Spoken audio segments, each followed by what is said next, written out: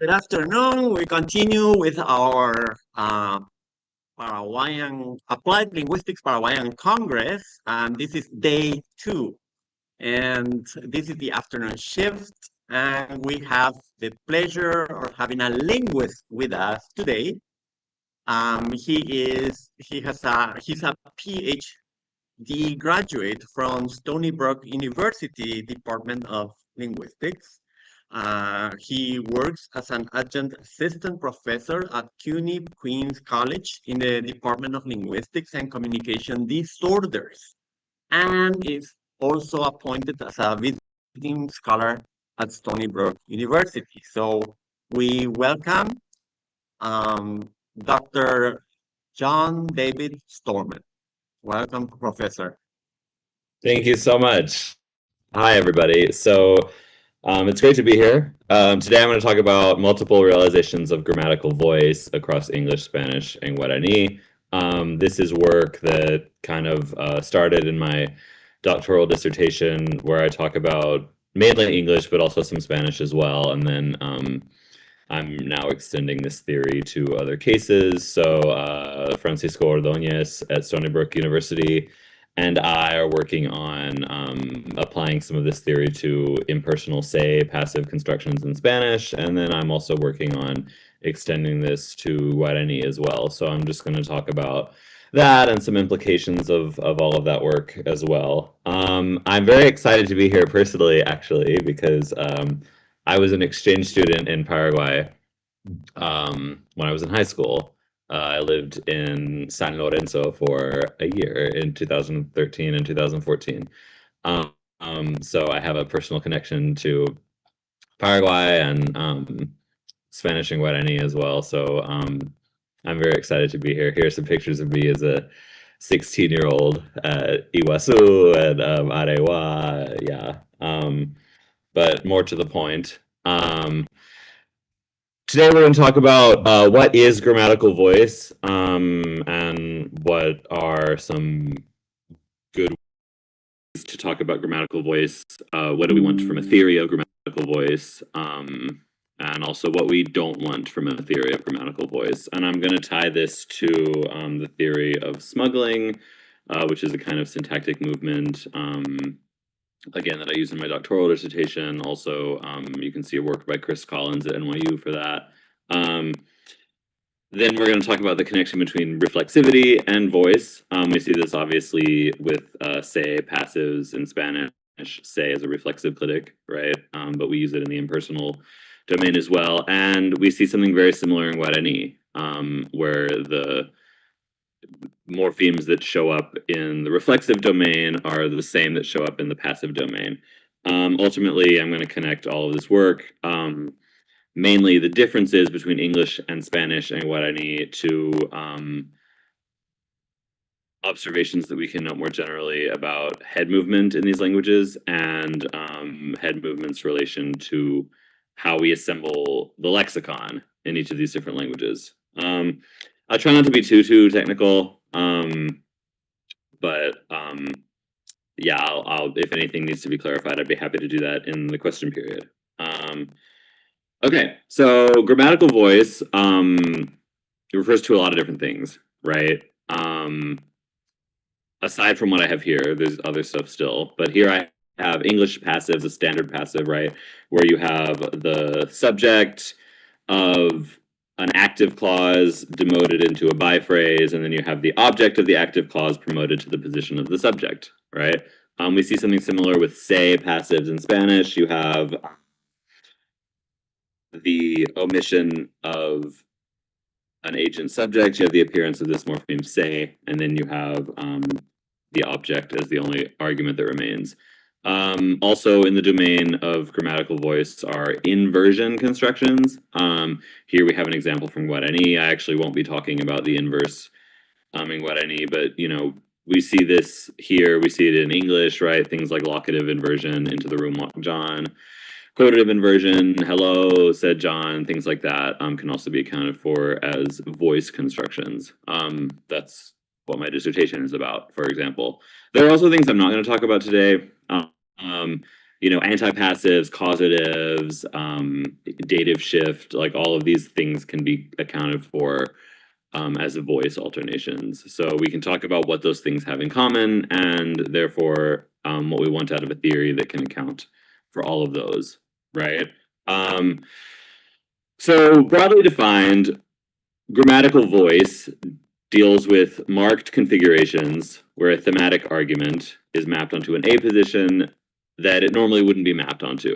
When I say A position, I'm referring to structural positions like subjects and objects, clause internal movement that has effects on things we see with binding, things we see with case assignment, things we see with verbal agreement, all of that, right? You can also see this definition from Will Oxford's work on voice alternations in Algonquian Native American languages, where he defines voice as a contrastive grammatically marked pattern for mapping the arguments of a predicate to syntactic roles. Syntactic roles being like subject, object, things like that.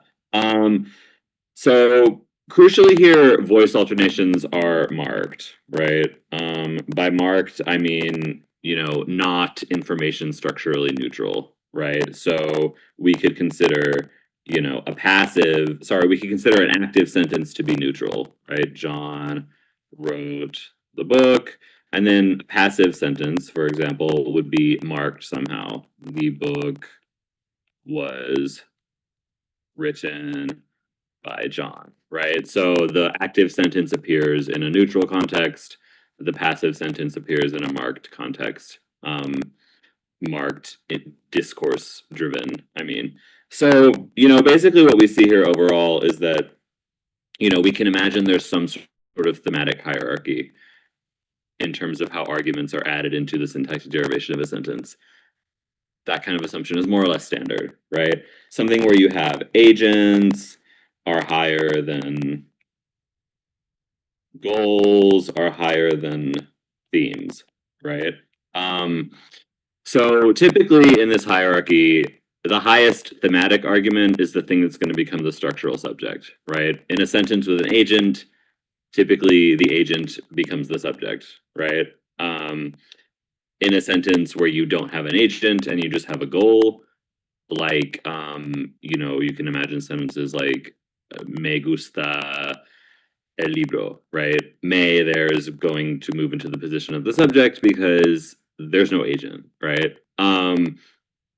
And then in sentences where there's no agent or goal and just a theme, the theme is going to be the thing that moves into the subject position. That's what we see with accusative verbs, right? So anytime we go against this hierarchy in terms of what is being mapped onto, say, the position of the subject. So if you have a theme that becomes the subject over an agent, like in passives, right? The book becomes the subject of the sentence which is the theme as opposed to the agent, John, right?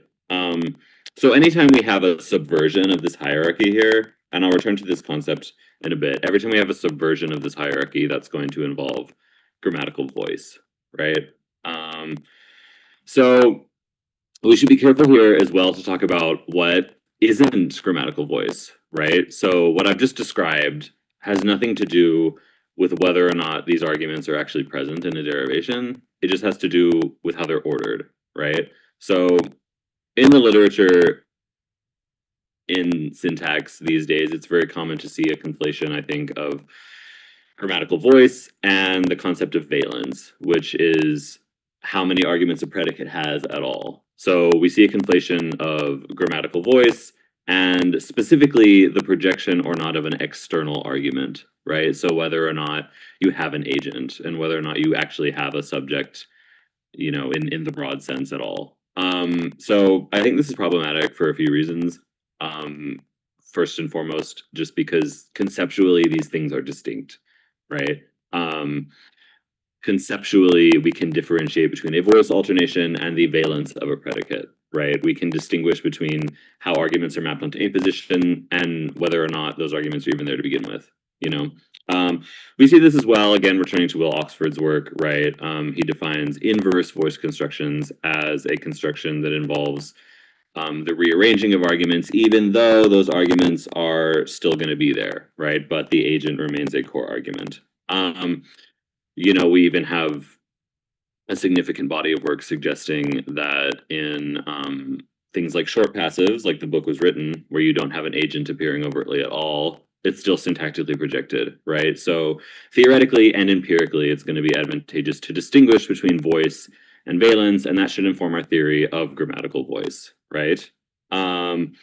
So the disadvantage of theories that tie grammatical voice to valence, or the projection onto the external argument, lose out on descriptive coverage, right? So if we're specifically talking about whether or not the agent is there, whether or not the external argument is there at all, then I don't see how we can relate grammatical voice to things like antipassives, which don't affect the agent at all, and things like inverse voice, like Will Oxford described here, the agent remains a core argument, even passives as well, right? So we have some descriptive literature on the typology of voice from the 1990s and earlier, where you see generalizations like this chart I have here, right? This table, I should say. So here, voice is going to affect the relative topicality, as it's called, between these different arguments, right? So active voice, otherwise known as perhaps the lack of voice. You have the agent appearing hierarchically above the patient, also known as the theme, which is exactly what I have in this hierarchy here, right? Inverse voice is going to involve flipping that topicality. In other words, the theme moves over the agent, just like I said before. We see that in passives as well. And then in antipassives, which I don't spend time talking about today, you see a demotion of the patient. We can also accomplish that with our theory of grammatical voice, so long as that isn't centered around whether or not you have an external argument, right? Because we're not talking about a transformation of an external argument when we talk about antipassives, right? So we can relate this, and we can relate this question at all of why would a language have these kinds of strategies, right? Like, why not just always map the highest argument onto the subject position? Why would we need some technology to do otherwise? Well, this is related to this idea of the duality of semantics, which is from Chomsky 2021. You can see related work in the Strong Minimalist thesis, right? External merge is associated with data roles, and internal merge is associated with discourse and information-related functions. So what this means is that the position where you introduce an argument, right? So again, take a very simple, VP structure, right? Let me move this over. Oh, sorry. Let me just redraw it, actually. So you can imagine a very simple VP shell where you have two arguments. Up here you have the agent, and down here you have the theme. So these are the positions in which these arguments are externally merged. These are the positions in which these arguments are added into the structure of the derivation, right? So the theme is a theme by virtue of being merged as the complement of big VP, right? And then the agent is the agent by virtue of being merged as the specifier of little VP, right? Internal merge, which is movement, is going to be associated with discourse information features, right? So say we have movement into the structural subject position, that is the specifier of TP, right? If the agent moves there via internal merge, you're going to get one sort of information structural pattern, right? That would be, say, the canonical active voice. If you have movement of the theme to that position, like you do in passives, that's going to be associated with yet another information structural pattern, which is exactly what we see, actually, with the difference between grammatical voice alternations, right? Like the difference between active and inverse, or the difference between active and passive, right? That's exactly what we see. So when building a theory of grammatical voice, we want to account for this fact. And we also want to have a theory in which we don't have to significantly modify our understanding of this first fact here, that external merge is associated with data roles. So we have a hierarchy of how arguments are added into a sentence. And I think it's an advantage of a theory of grammatical voice that doesn't significantly mess with that, if at all, right? So that's what I'm going to be doing here. So based on the structure I just gave on the previous slide, we have a bit of an issue, right? Which is that passives and inverse voice phenomena seem to represent a challenge for locality constraints such as relativized minimality. So typically we understand that you cannot move something like a theme over an agent if that agent is an intervener, right? So you have a probe here on T that says, okay, I'm looking for the thing that's going to become the subject of this sentence. Say I'm looking for anything with 5 features, right? Well, both the agent and the theme have 5 features, right? So if T goes and finds the agent, that's all well and good, because it's the closest thing to the probe that has 5 features. However, if we want to say that T finds the theme directly, that's going to be a problem. And that is because the theme is further away and it has this agent intervening. That's relativized minimality, right? So the problem for these derivations, like a passive, is that the internal argument is moving to an A position. It's moving to the subject position above the external argument.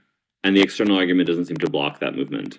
So while this initially seems like an issue, actually we can deal with it. And we can deal with it without modifying our understanding of how these arguments are uniformly projected, right? So that's smuggling. So I have a formal definition here. I'm not going to read it, but basically smuggling involves the movement of an argument within something else. So in order to move this theme, instead of moving it directly, we move a larger constituent containing the theme, such as the verb phrase, right? So we see this here with passives and also with quotative inversion. This passive tree here is coming to us from work by Collins, 2005, 2024.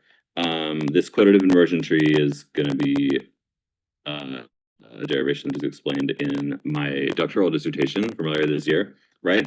So here, instead of moving the theme for passives directly to a position above the agent, you accomplish this by moving a maximal projection that contains the theme, right? Which is a verbal projection, you know?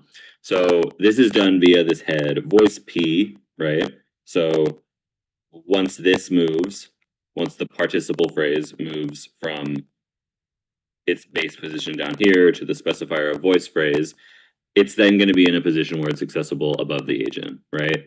Same thing here with quotative inversion, right? The VP moves from its base position below the agent to a position above the agent. And from there, we're able to extract the theme without having to have the agent intervene, right? So that's smuggling. So smuggling is going to account for these voice phenomena via internal merge, right? Via movement that we associate with information structure without modifying the way these arguments have been externally merged, right? So we can maintain this uniformity of theta role assignment, right? Which I brought up earlier. That isn't messed with in this theory at all. So yeah. Smuggling here specifically involves XP movement, that is movement of a maximal projection. So we're moving the entire verb phrase to a position above the agent. We're moving the entire participle phrase to a position above the agent, right? So that's XP movement, or phrasal movement, as we say, right? So sticking now with passives, right? The XP movement, or the maximal projection smuggling in a classic passive derivation like that of English, has several things associated with it, right? So we see promotion of the internal argument object to the position of the structural subject, right? I say object in quotes here because it's a relative notion, right? We also see verbal agreement with the internal argument, which is moved to the subject position, right? So the book was written by the authors, not the book were written by the authors, right? We also see, at least in English and Spanish, right, we see dedicated passive verbal morphology, right? So you specifically have in a passive, you have this be plus the participial form of a verb, right? That is dedicated passive verbal morphology, right? Not every language arguably has this, but for our purposes, it's something that we see consistently, right? And then also a characteristic of these classic passive derivations is the ability to overtly realize the agent in a post-verbal by phrase, right? Meaning you can say the book was written, and you can also add in by John, right? And that part is optional. But even if you don't have it, it's understood that the book was written by somebody, right? So I'm not going to go into the details exhaustively, but these properties all naturally follow from the smuggling analysis, right? The fact that the theme becomes the subject and that you have verbal agreement with it and that you have this dedicated verbal morphology all follows from this analysis here. Let me clean this up a bit, where you move the participial phrase to a position above the agent, and then out of there you extract the theme to the position of the subject, right? This also explains why the by phrase is in a post-verbal position, because if you look at the structure here, the whole verb phrase is actually moved into a position above the external argument agent, right? So that's why the by phrase is going to come post-verbally or at the end of the sentence, right?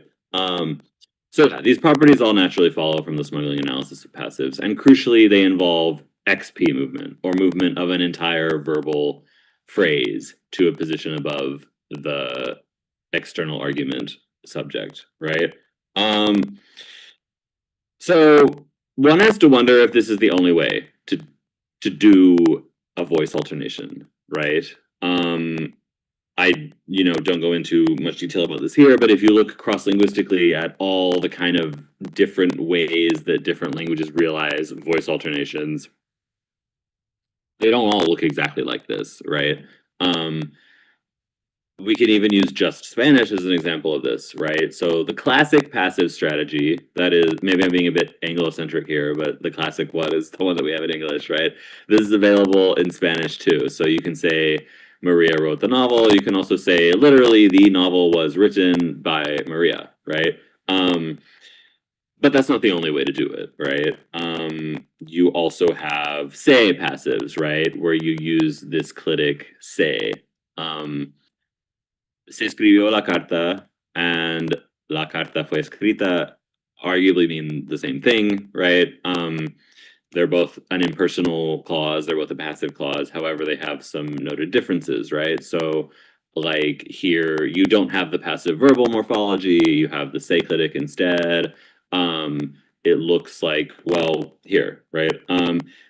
In Spanish, at least, the default word order is for the theme to remain post-verbal, right? So se escribió la carta is more information structurally neutral than to say la carta se escribió, right? That, although you can certainly say that, it's more marked, right? Verbal agreement is optional with the internal argument, right? So if you have a plural theme here, you can either get third person plural agreement or you can get third person singular agreement, right? Both seem to be equally accessible. So we don't see any such optional agreement with the classic passive, right? The passive auxiliary verbal morphology that is present in Spanish for a classic passive is crucially not present in the say passive. There are these weird examples where you can get both a say passive and a classic passive. I don't know enough about those examples, meaning I don't have a good analysis of them, so I'm not going to talk about them here, right? And usually it's not possible to realize an agent with a by phrase with say passives, usually. Sometimes you arguably can, to the degree that this example here is acceptable for people.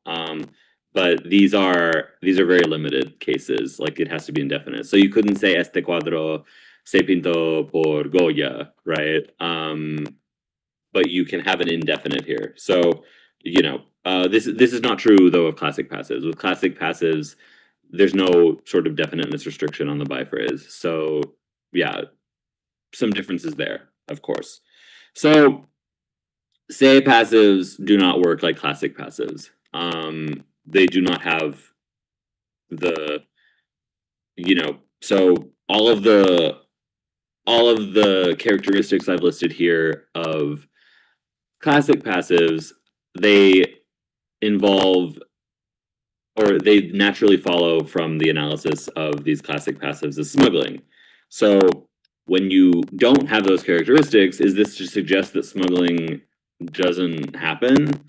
Well, the claim that I defend is that voice alternations are always driven by smuggling, right? Because if the definition of voice is one that involves some sort of subversion of a thematic hierarchy via a movement, and the only way to do that without violating relativized minimality is with something like smuggling, then we would expect smuggling to always be present in a voice alternation, right? So the question is if we can account for say passives with smuggling as well, despite the fact that they have all these different properties. And the answer is yes. But before I tell you how that works, we should have a better understanding of what say is doing in the first place in, you know, its, shall we say, arguably more canonical role as a reflexive clitic, right?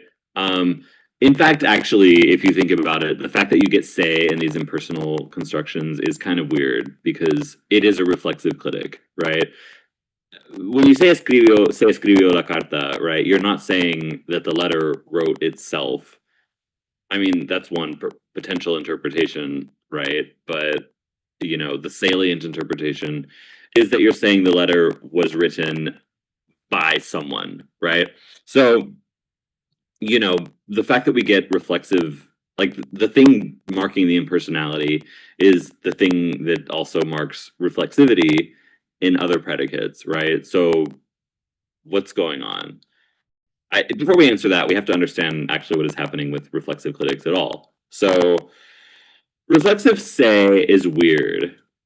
And when I say, I mean, you know, also me, te, nos, you know, but it is strange when you look at object clitics. So, for example, you don't have PCC effects with, say, for example, you know, when you have two direct object clitics, the second one can't be first person, so you can't say le me, but you can say se me just fine, right? The say clitic is in a higher position than the other object clitics, and it has obligatory co-reference with the subject, which you obviously don't have with non-reflexive clitics, right? So, you know, when you say se lavo las manos, right, se has to refer to the subject. It has to, right? There's simply no way around it, you know? So all of these facts can be captured. This is the work with me and Paco Ordóñez, right? All these facts can be captured by analyzing the reflexive clitic as a probe.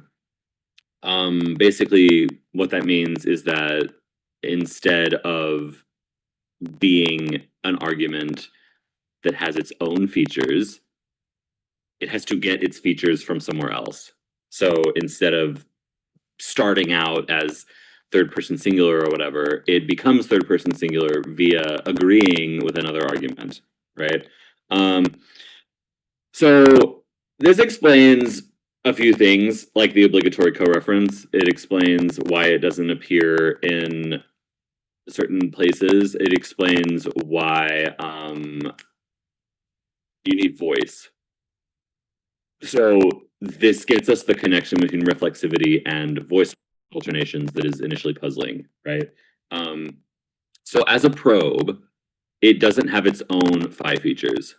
Since it doesn't have its own phi features, it's not licensed in its base position, right? So every argument needs case, for example, right?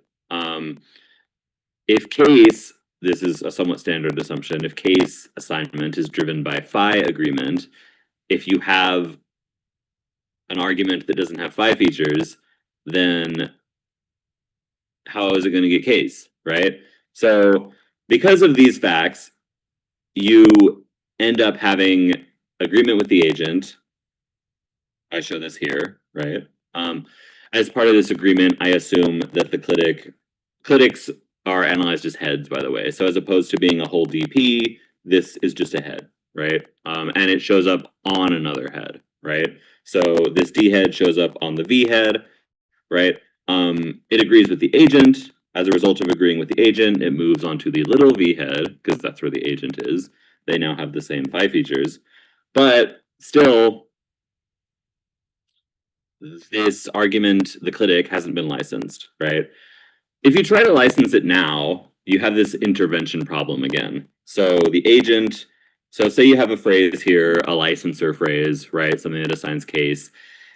If this head probes in the structure I have now, it's going to find the agent first, and therefore the theme is not going to be accessible to it, right? Because again, relativized minimality, right? You have an intervener. So the way around this is again with voice, right? However, here, instead of dealing with XPs, we're dealing with heads.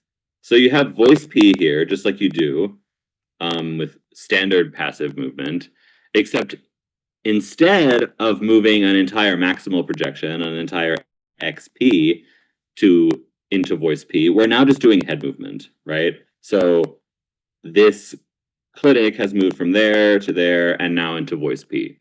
So now, when you have a licensor phrase that tries to probe, it's going to find the theme over the agent, which is exactly what we want. And then that frees up the agent to then undergo agreement with TP, right, and move into the position of the subject. So under this analysis, voice is present even in the reflexive domain as well. So this is all because the reflexive clitic actually is a probe. So like, this makes sense semantically as well, you know, like a reflexive predicate, you know, something like lavarse, right? Like that means the agent of this predicate washes him or herself, right? That's what that means. It doesn't mean like wash him and then somehow you get the reflexive interpretation later, right? This is captured if we understand that this clitic actually starts out as a probe. That is, it doesn't start out with any features of its own, right? So to summarize so far, voice manipulates the positions for the licensing of arguments, and it can do this in one of two ways, right? XP movement, like with classic passives, or head movement, like with reflexives. The alternative would be to be like English, right, and not have any clitics at all, and then you have to rely on some other strategy to license that thing, which I'm going to say is related to the fact that in English, you have this complex reflexive pronoun that's composed of the pronominal part plus self, right? In Spanish, there is no such thing, right? I mean, unless you have a full thing like a sí mismo, which is arguably comparable. But the point is, you don't have the clitic strategy available in English. You have to do something else, right? And I'll explain why that is in a minute. But yeah, so reflexive say and voice P serve two purposes, right? Reflexive identification, that is identifying that the reflexive is co-referent with the subject, and also reflexive licensing, meaning that reflexive probe, like I said, is not licensed in its base position, and it has to be licensed elsewhere. So we can identify these same purposes with say passives as well. So instead of reflexive, you have impersonal identification and impersonal licensing, right? So you have an ultra indefinite agent interpretation when you say something like se escribió la carta. There's an understood agent there. You're just simply not commenting on any aspect of the agent, right? You can't. And this agent is incompatible with becoming the subject in Spanish, right? So you cannot say escribió la carta to mean se escribió la carta. You just cannot, right? That's not true in every Romance language, but it's certainly true in Spanish, right? And the pronominal eclitic associated with the agent, that is se, can itself indirectly license that ultra indefinite argument that can't be licensed by T. Again, this is the work with Paco Ordóñez and I. For the sake of time, I'm not going to go into the details exhaustively, but the point is, right, in Spanish, we have two strategies for forming a passive. We have the classic passive that is smuggling via XP movement, and we have the se passive, which is smuggling via head movement, right? Both of these involve voice P, both of these involve smuggling. It's just the thing that gets smuggled is different. Is it a maximal projection, an XP, or is it a minimal projection, a head?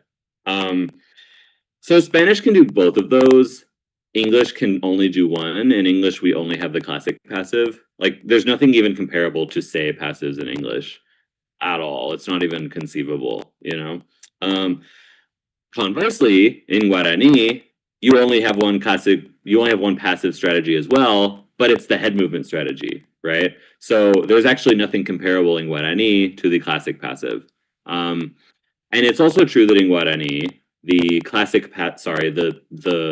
head movement, like, or let's just say the passive and the reflexive also share a form, right? So here you have a passive in 7. Here you have a sentence that is ambiguous, right? This sentence here, which is second person singular agreement, passive morpheme, verb, can either mean you shot yourself or it can mean you were shot. It's ambiguous. So that looks a lot like a say passive that can also be ambiguous in that way as well, right? So crucially, in Guarani, you only have this thing that looks like a say passive, and you do not have the classic passive strategy that's available only in English and also in Spanish along with the say passive, right? I won't go into the details here, but it seems like the Guarani passive and reflexive can be analyzed in the same way that we handled it in Spanish. Although I would say that this passive/reflexive particle J looks like maybe it's not a pronoun itself, but maybe it's like the realization of the voice head. I say that because J doesn't inflect like se does in Spanish. So, you know, él se lava, yo me lavo, tú te lavas, right? That doesn't happen with J. It's always J, right? Regardless of if it's third person or second person, you know? Which is weird because Guarani is a highly inflectional language. But, you know, Guarani is also a very pro-droppy language. Like, you can drop a lot of pronouns. So that's why I would say that this is actually the voice head. So J would be spelled out, you know, assuming that this is the structure, J would be spelled out here on voice instead of as a, like, this would be null, right? And then you would put J here in this head. So yeah, the other thing is that in Spanish, obviously, se moves to a high position. Like, you don't say el lavase, which you can in other Romance languages, right? And even in Old Spanish, that's what you would have said. That doesn't happen in Guarani, though. In Guarani, you can see pretty clearly that the passive morpheme appears in a position below where phi agreement happens, right? So for that reason, I would say that this is a small difference, right? But yeah, essentially we end up with something like this, right? Where you have XP smuggling is characteristic of English, head smuggling is characteristic of Guarani, and in Spanish you end up with both. So why, right? Why would this be a thing? How does a language determine which voice movement strategy to have? That is XP versus head movement. I think this comes down to whether or not head movement is a valid strategy for manipulating arguments at all in the language. So if you think about English, English doesn't have clitics. English doesn't do head movement in the same way that Spanish does, right? Like, when, like, you know, the clitics, for example, undergo head movement to a preverbal position in Spanish. That just doesn't happen with arguments at all in English, right? In Guarani, on the other hand, it seems like we could say that all arguments actually are functionally cliticized, right? We see this because of the robust agreement morphology. We see this because of the robust head incorporation that happens with Guarani, which we don't really see in English. So, like, basically, is head movement a valid strategy for manipulating arguments in a language? English is no, right? Guarani is yes, and then Spanish is somewhere in the middle, right? For Spanish, we have something like yes and, right? So yeah, this correlates with other phenomena in the language, right? So like English is pretty analytic, relatively. We have a low morpheme to word ratio. Guarani, however, is a highly agglutinating. They have a high morpheme to word ratio. And then Spanish is like somewhere in between, right? So what I would connect this to, not yet, what I would connect this to is the fact that in a language like English, your lexical items kind of just come fully assembled, right? Like in English, your word love, that's the root, and it's also just the verb, right? Your word dog is just dog, and then it can also be the root, right? In Guarani, that doesn't happen so much, right? So verbs are highly inflected, and indeed they have to be, right? So you could have a root like aihu, which means love in Guarani, but you can't, like, that's not just a form that exists on its own, right? You have to add a bunch of other morphemes to it. Like when you say I love you, you get ro hai hu, right? So Spanish is somewhere in the middle here, right? Because it's also true in Spanish that, like, take the word dog, right? Like you have a root per, which you actually can't pronounce on its own. You have to add other stuff to it, like gender and number suffixes, right? Take a verb like the root kid, right? You can't just pronounce that on its own. You have to have your theme vowel, and you have to have your infinitival marker or your phi agreement suffixes or whatever. So with these lexical items in Spanish, right, it looks like you have a root that you then have to add stuff to via morphology, via head movement, whereas in English you have no such thing. So this is correlated with the fact that head movement is a valid strategy for not only manipulating arguments, but creating lexical items, right? Head movement and agglutination is built into the lexicons of Spanish and Guarani in a way that it's not in English. And this is associated with the fact that in Spanish and Guarani, you have a passive formation strategy that involves head movement. Well, you have no such thing in English, right? I believe that this is connected to other work of mine, namely that which involves emojis as lexical items. So in English, an emoji can function as a word, and you can add affixes to it, right? Because here, love is a fully formed word on its own, right? In Spanish, you can't do this with verbal agreement affixes, right? You cannot write this. If you were to write this, you would say just something like this without the affix on it, of course. Like, this looks terrible. No Spanish speaker would ever write this, ever, ever, ever, And this is because this root here, that's not a word on its own. That's not lexically represented, Therefore, you cannot target it with an emoji like this. Now, I haven't tested this for Guarani. I'd be very curious to. If there's any native Guarani speaker here, please reach out to me. Talk to me about these examples of the emojis. I don't know, but these look like they shouldn't be possible, right? Like, you shouldn't be able to say Rohaihu like this, right? You shouldn't be able to say the book was written like this, where you have an emoji standing in for the word right? Like, these are probably not good. And the reason for this is because you're actually not inserting the emoji at the level of a lexical item. You're inserting it in some root that is not like a fully formed lexical item, because those lexical items haven't been derived via affixation and head movement yet. So these data as well show the connection between head movement and the lexicon, which allows Spanish and Guarani to have say type passives, which are not possible in English, right? So yeah, to conclude, we have so far a unified theory of grammatical voice, right? We can explain classic passives, we can explain say passives, all with the same technology, which is smuggling. The difference is going to come down to whether or not you do smuggling with XP movement or smuggling with head movement. And we see this reflected typologically, right? A language like English just has XP movement. A language like Guarani only has head movement. And then a language like Spanish, which is somewhere in the middle, has both, right? And we also see that head movement smuggling is associated with other aspects of head movement that we see across the language, right? We see this in terms of agglutinativity. We see this in terms of how lexical items are assembled, which we then see reflected with emojis, actually, which I've only included because that is another domain which I'm very familiar, but there's certainly connection there. So, all right. Thank you.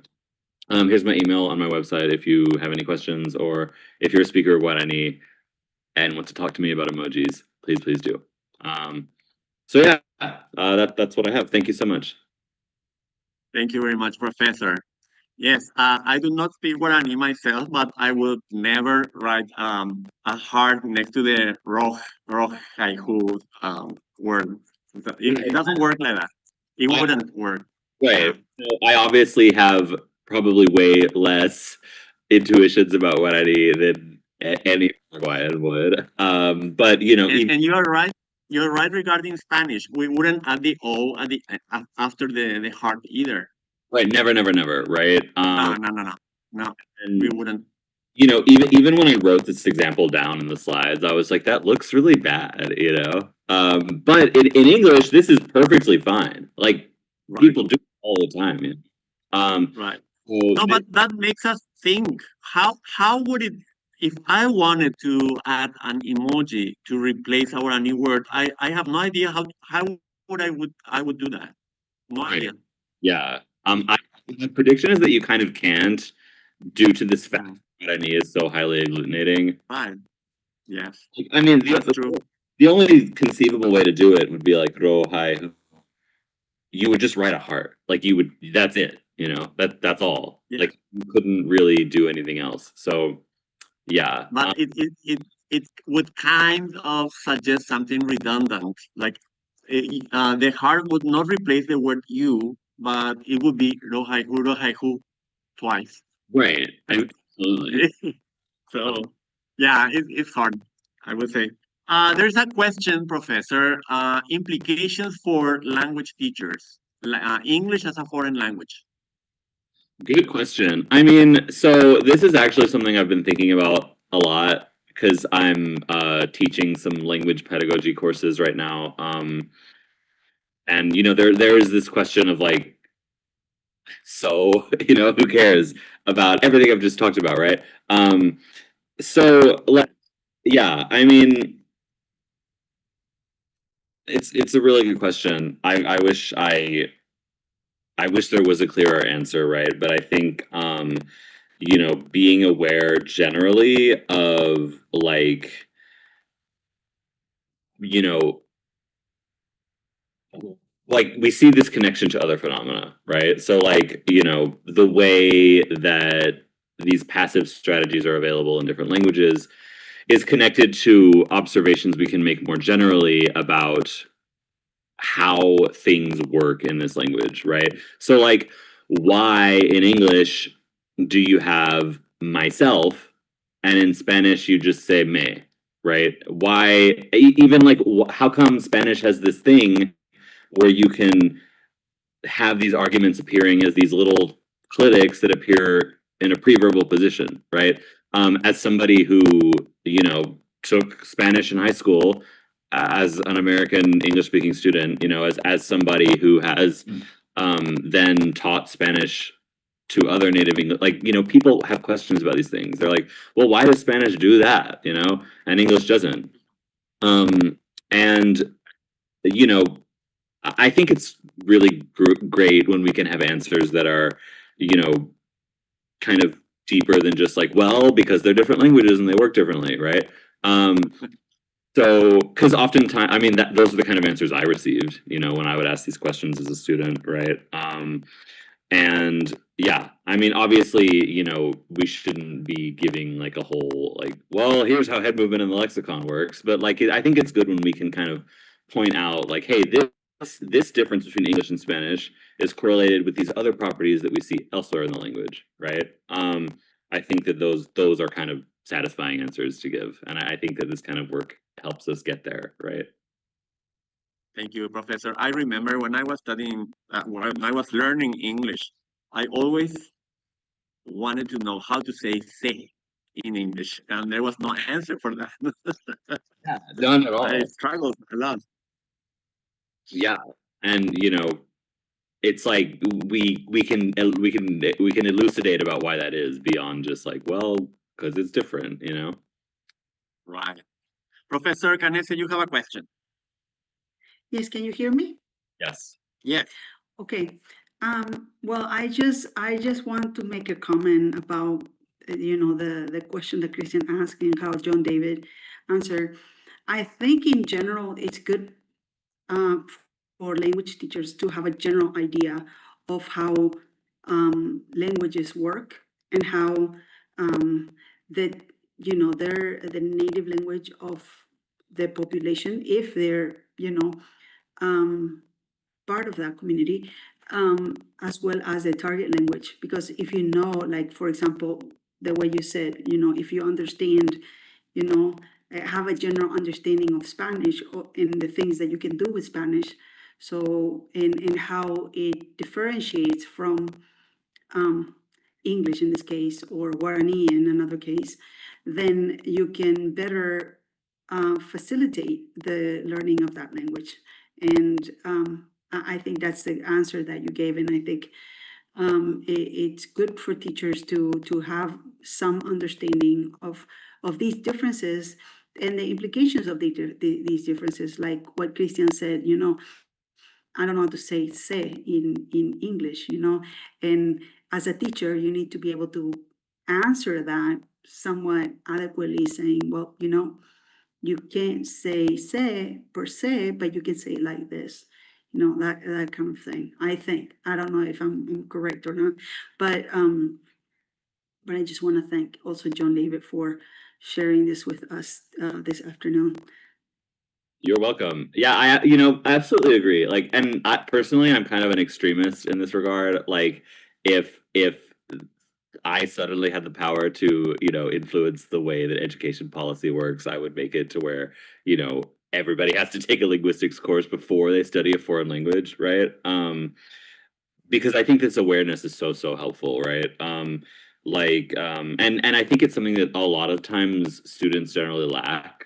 I mean, for example, I was teaching high schoolers Spanish here in the United States last week, actually, and us they asked about like you say you know no veo a nadie, so you have the double negation, but you say nadie me ve. You don't say nadie no me ve, right?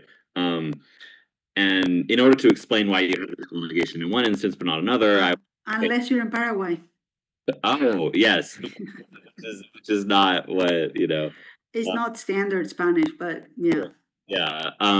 But yeah, so I in order to explain this concept, I was like, okay, y'all know about like subject versus predicate, right? Like the subject and then the predicate of a sentence. And they all said, oh well, we learned about that in English, but not in Spanish. And it's like, to us, it may seem obvious that, obviously if English has subjects and predicates, then so does Spanish, but this isn't like, we can't take that kind of knowledge for granted, right? And so, in my experience, not only as an instructor, but also as somebody who has made attempts at acquiring, languages as an adult via classroom study, like I can personally attest to how powerful it is to like with some sort of linguistic knowledge already. Like I think it can only ever be helpful, right? So yeah, absolutely. But there's a thing of like how much, like, is it realistic to expect students to all be like theoretical syntax experts? Of course not. So it's like, okay, where's the happy middle ground, Thank you. Thank you very much, Professor. Yeah. Yes. Okay, this has been the presentation of Dr. John David Storment. We enjoyed a pass through syntax, semantics, language typology, grammar in general. And we really thank you for your presentation and for bringing this information, and also for being available for us, like you're providing with your email address and your contact information. Thank you very much again. Yes, thank you all so much. Sure. Have a good day. Have a good day today. This has been conference number 5. Now we're going into conference number 6, and I'm going the microphone to Lourdes Morel, conferencia número 6, Lourdes, en unos minutos. Muchas gracias. Nos vemos en unos minutos.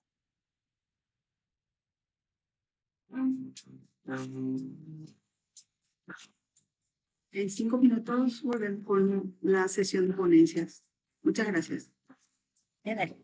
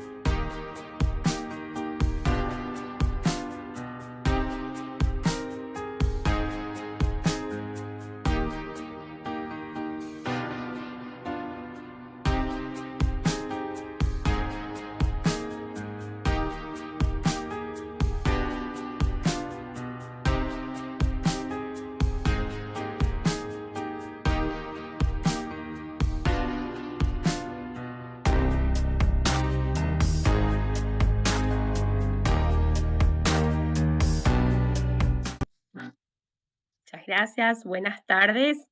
Estamos ya aquí iniciando con las ponencias número 6 de esta tarde.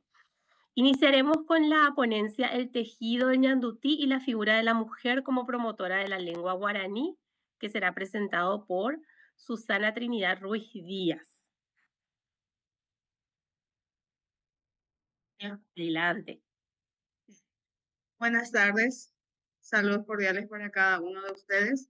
Agradezco a los organizadores, a la doctora Valentina, las buenas atenciones que siempre estuvieron pendientes de nosotros. Si es que teníamos alguna dificultad, lo resolvían pronto. Entonces, agradezco bastante eso. Y también a las personas que se interesan en el Congreso y en escuchar también las diferentes presentaciones. En este caso, quiero hablar sobre el tejido ñandutí, la figura de la mujer como promotora de la lengua guaraní. Más que nada es como una experiencia en homenaje a mi mamá, quien está en la foto, a cada una de las artesanas paraguayas, las artesanas itagüeñas, que desde la existencia del ñandutí han dejado su legado, porque así como lo podemos ver en pantalla, como lo define DLE, el ñandutí es un encaje originario de Paraguay, porque muchas veces hay dudas, hasta ahora hay dudas acerca del origen, la versión de cada uno, tenemos libros publicados y cada quien con su versión, porque sí se conoce también otra, otro encaje parecido que se tiene en España, que serían las rosetas que también se elaboran en Tenerife.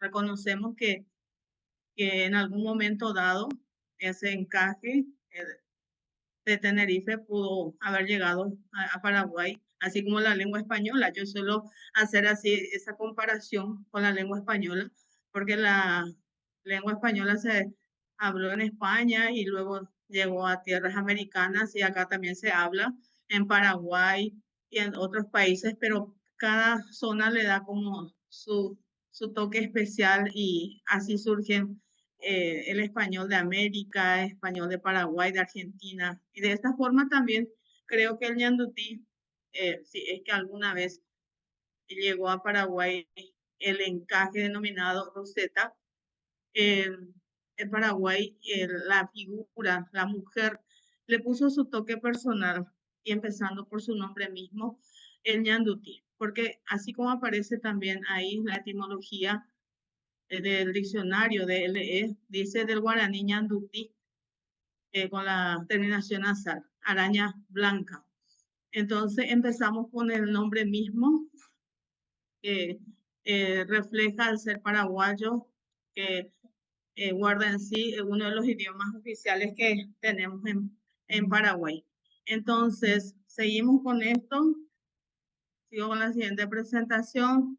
Y como había dicho, tomé esa referencia del diccionario de LE y me gustó mucho porque es verdad que las palabras hay que documentar y hay que justificar de dónde realmente se puede confirmar, porque como había dicho, mucha gente cree que afirma, inclusive dice, el ñandutí viene de España. No, el ñandutí es nuestro, así como dice el diccionario. Y el diccionario, sabemos que cada una de las palabras registra y documenta. Y acá tenemos algunas documentaciones que figuran en los bancos de datos. Solo tomé algunos ejemplos. Esto tomé de Corde. Ustedes pueden consultar en el banco de datos del español. Esto apareció en la obra de Rivarola Mato, de Huipora, en donde se menciona la palabra ñandutí. Ahí dice, allí Sotelo con la camisa desprendida fumaba beatífico, echando la ceniza en un platillo de barro puesto sobre una mesita de mimbre con carpeta de ñandutí deshilachada. No los ejemplos.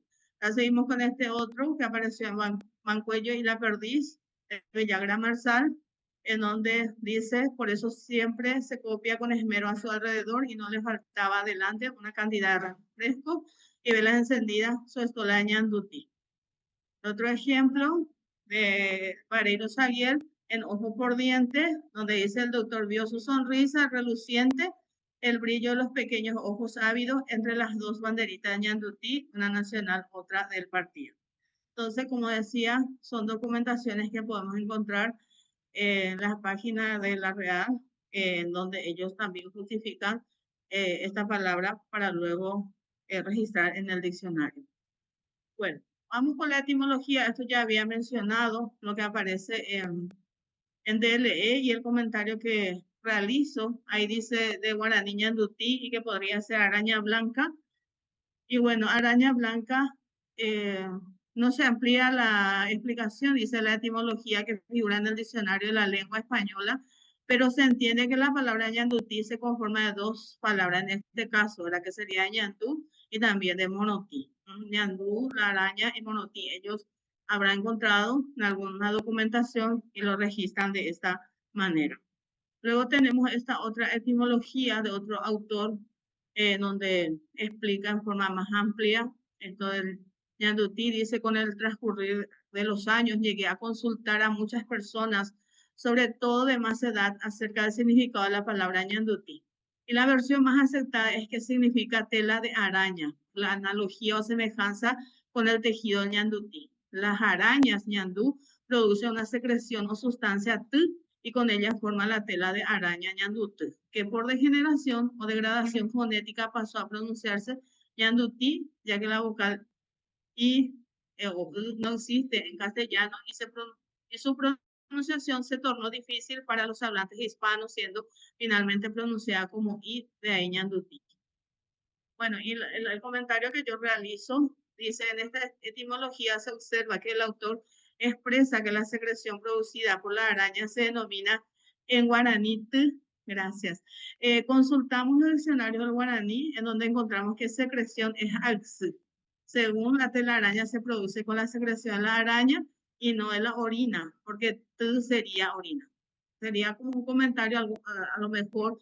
Como siempre digo, etimología es un poco más complicado. Esta es la versión de un autor y podría mejorarse de esta forma entonces esa etimología. Luego tenemos esta otra etimología que yo sugerí en una publicación que figura en Última Hora, el trabajo que lleva como título El ñandutí, reflejo de dos culturas, donde expreso en guaraní el trabajo hecho por el ñandú araña se denomina ñandure nimbo y el color blanco recibe la denominación monotí.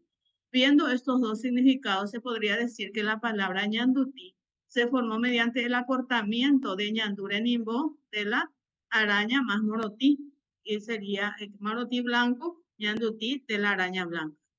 Entonces sería como una sugerencia si es que alguna vez se puede mejorar la etimología, porque el trabajo del ñandú realmente se denomina ñandú renim.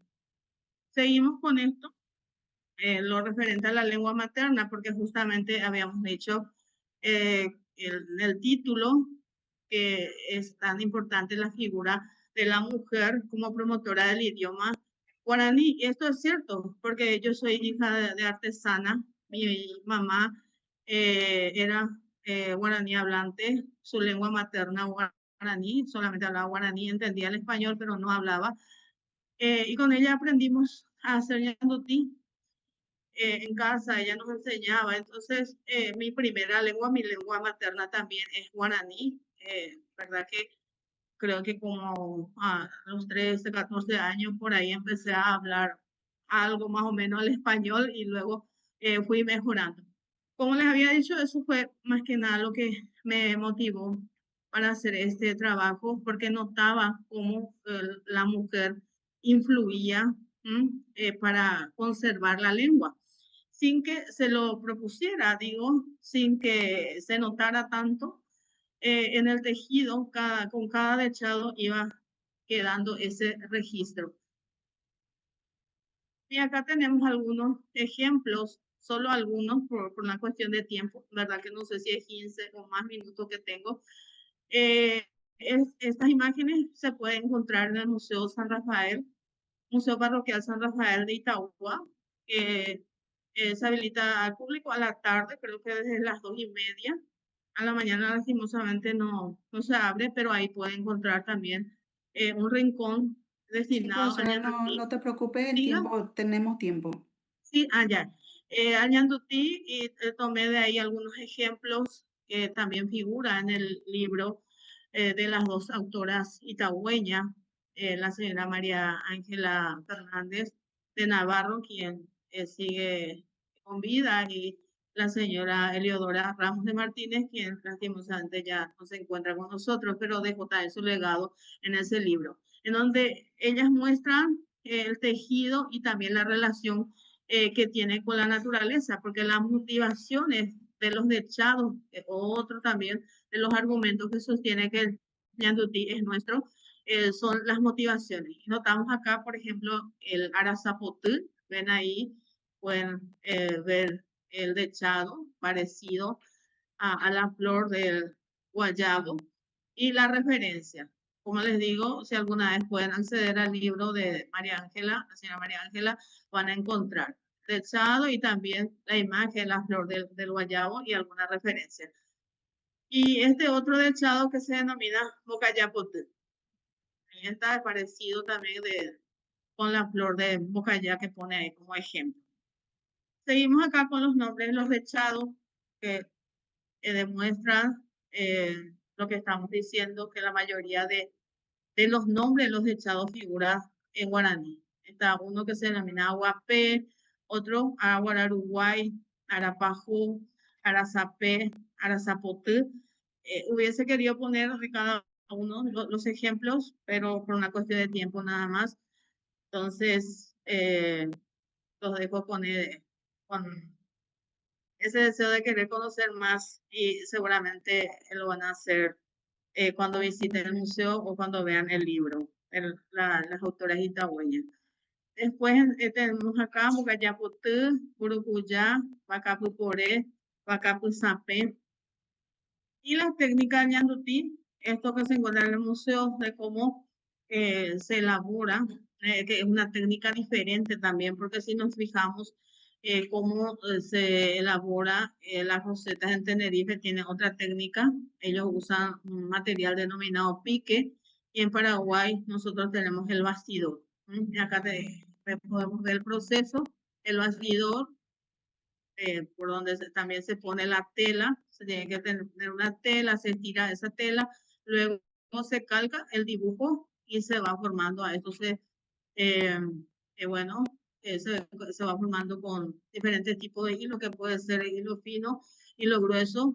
Había preguntado a algunas artesanas y habían dicho que por una cuestión de precio, porque mucha gente no quiere pagar por el ñandutí hecho con hilo fino, entonces se ha popularizado más el uso de hilo grueso. Entonces, tenemos acá el ejemplo de cómo se va formando y después ya se va tejiendo los diferentes dechados. Cada uno de los dibujos que tiene el ñandutí se denomina dechado.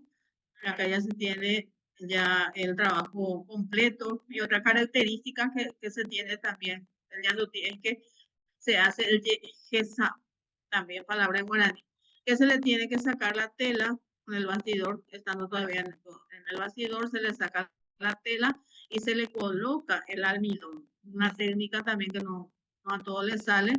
Y una vez que se le coloca el almidón, después se expone al sol, o bueno, generalmente al sol, por eso antes, cerca de la ruta principal, al llegar a Itagüí, ya se veía los bastidores cerca de la ruta. Y bueno, y después ya se tendría el encaje mismo, que se saca del bastidor y que se puede usar como aplique en ropa. Hoy en día ya se ve no solo en ropa, también en otros elementos. La necesidad ahora, siguiente comentario que quiero hacer es sobre la necesidad de conservar la técnica. En el ejemplo anterior había mencionado esto de la técnica, de cómo se elabora ñandutí, y vemos acá a una persona más adulta que está haciendo ñandutí, y es necesario, en verdad que se nota, y yo felicito también a a la gente que se encarga de promocionar Ñandutí en Itagua, en otros rincones. En Itagua, por ejemplo, tenemos el Día Nacional Ñandutí. Cada año se realiza diferentes tipos de actividades, entre esas, por ejemplo, de tratar de conservar la técnica con algunos concursos. También se tiene el Instituto Paraguayo de Arte, que suele ofrecer cursos de Ñandutí, otras instituciones más. En las instituciones el Ministerio de Educación, en las escuelas y colegios también se suele enseñar. Entonces sería bueno, así como dice acá, que como paraguayos tenemos ese compromiso de promover y conservar la técnica, porque solemos ver también equivocaciones. Las personas sabemos que queremos innovar. Las innovaciones son interesantes, son importantes las innovaciones, pero no se debe dejar de lado lo que es nuestro, porque yo suelo ver trabajo muy parecido a las rosetas, a la forma de elaboración de las rosetas de Tenerife. Y eso se expone como Ñandutí de Paraguay. Entonces la gente confunde. Entonces tendríamos que nosotros siempre mostrar cómo es lo nuestro, que sería, por ejemplo, con el bastidor. Es lo que mencionó también acá, que es importante las innovaciones, pero no se debe perder la originalidad, porque somos nosotros quienes tenemos que conservar y tratar de también que las nuevas generaciones conozcan esas técnicas y también intensificar las documentaciones, porque yo recuerdo que algunas artesanas me decían, de pareja ya el papa guareo y me yo voy a peaje ya puedo después amo pequeña de ella igual a pea ya puedo después que eran oír y ese la mayoría de los trabajos. El año pasado conversé con una artesana quien ese año ya tenía 95 años. Ella me dijo que desde los 10 años ella hacía Ñandutí, pero que no tenía registro en ninguno de los trabajos. Gracias a Dios y gracias también a que yo propuse su nombre y la organización del Día Nacional Ñandutí la reconoció como reliquia viviente. Le habían dado ese reconocimiento, pero registro de su trabajo ella no tiene. Entonces sería bueno que se pueda registrar este trabajo es de tal artesana, de modo que se pueda conocer. Y luego, esto que ya había mencionado, mayor visibilidad de las artesanas, porque muchas veces son las casas comerciales quienes se lucen más con los trabajos. Llegan los turistas, llegan a las casas comerciales, pero no conocen a las verdaderas artesanas. Por eso cuando ven a Itagua, es bueno que lleguen a las casas comerciales, pero también si tienen la posibilidad sería bueno irse más en las compañías donde están las artesanas que no son tan visibles. Y esto, los argumentos que sostienen la originalidad del Ñandutí, sería que el Ñandutí es originario de Paraguay porque tiene una técnica propia, su nombre guaraní refleja el ser paraguayo, las motivaciones de los deseados se originan en la fauna, flora de Paraguay, los nombres de los deseados en su mayoría se encuentran en guaraní. Y bueno, donde se habla más guaraní, sabemos que este idioma también se conoce en otros países fronterizos, pero en donde es lengua oficial es en Paraguay, entonces nos identificamos bastante con nuestra lengua. Y las elaboraciones finales, el tejido ñandutí es originario de Paraguay porque en sus echados refleja al ser paraguayo, ese ser que se identifica profundamente con su lengua nativa, compenetrado con su tierra, con su esencia. Si alguna vez algún tejido parecido ha llegado a nuestras tierras, su nombre ni su técnica no ha prosperado, porque hoy en día si nosotros buscamos, tiene rosetas, nadie conoce las rosetas en Paraguay, pero si decimos conoce Ñandutí o tiene Ñandutí, sí se conoce.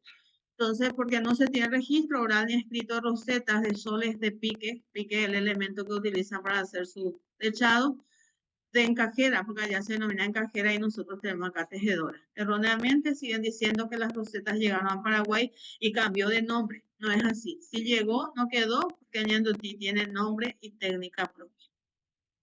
Muchas gracias. Hasta ahí la presentación entonces.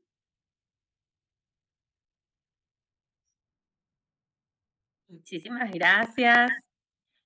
Sí. Vamos a pasar a la siguiente ponencia y luego dejamos el espacio para ver si hay preguntas o algo más para compartir. ¿Está bien? Sí. Bueno, está Muchísimas bien. gracias. Y esto tengo que dejar de compartir. Sí, por favor. Bueno, ahora pasamos a la ponencia.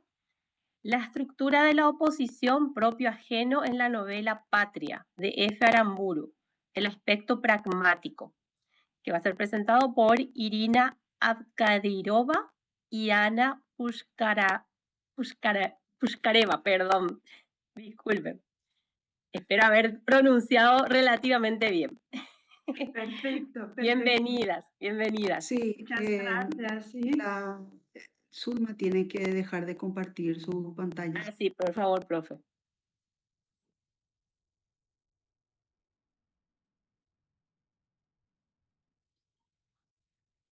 Un momentito que ya deja de compartir la profesora para que puedan compartir ustedes. Ajá. Se ve mi pantalla, ¿no? Voy a Ya se ve. Buenas tardes, muy buenas. En primer lugar, quisiera agradecer a los organizadores por la posibilidad de compartir con ustedes, con público tan destacado, nuestros resultados de nuestra investigación. Entonces, Muchas gracias. ah, Mira, faltaría presentar totalmente. ajá. Ah, Ahí está, perfecto. ¿se ve? Sí. Ajá. Muy bien, excelente, muchas gracias. Si no van a cambiar las diapositivas, por favor avísame, sí, porque yo Sí, sé sin problema, sin problema. suceda. Sucede. Entonces, hoy voy a hablar acerca de la oposición propio-ajeno, cómo se refleja en la literatura artística, en primer lugar en la novela española Patria. Entonces, en las condiciones socioculturales modernas, como consecuencias de los procesos de globalización y unificación, se agudizan las cuestiones de autodeterminación de las culturas y de las personas. La comprensión de uno mismo y de lo propio se produce, claro, mediante el entender los límites y la esencia de lo ajeno. Y entre los términos que actualmente ahora se usan para hablar acerca de esta oposición, figuran tanto categoría como subcategoría, como categoría conceptual, la dicotomía y también oposición. En nuestra ponencia vamos a usar la palabra oposición y categoría. Entonces, en relación con esto, la oposición propio o ajeno, como herramienta fundamental de categorizar el mundo, recibe distintas interpretaciones dependiendo de los métodos del ámbito científico en que se analiza dicha oposición. Lingüística, psicología, etnología, sociología, ciencias políticas, estudios literarios, etcétera, etcétera. Y se analiza teniendo en cuenta los logros de la ciencia contemporánea, incluyendo los instrumentos de la lingüística cognitiva y en la filología, la categoría propio-ajeno se investiga principalmente desde la perspectiva del estudio de los recursos lingüísticos en los que se expresa, así como desde el punto de vista de su capacidad de generar evaluación en el texto. Dentro de la filosofía, con frecuencia se analiza la categoría yo, otro, en lugar de la oposición propio-ajeno. Cuando se estudia directamente la oposición propio-ajena, los investigadores abordan aspectos como los tipos de confrontaciones entre lo propio y lo ajeno, las formas de encuentro con el otro, las cuestiones relacionadas con la tolerancia.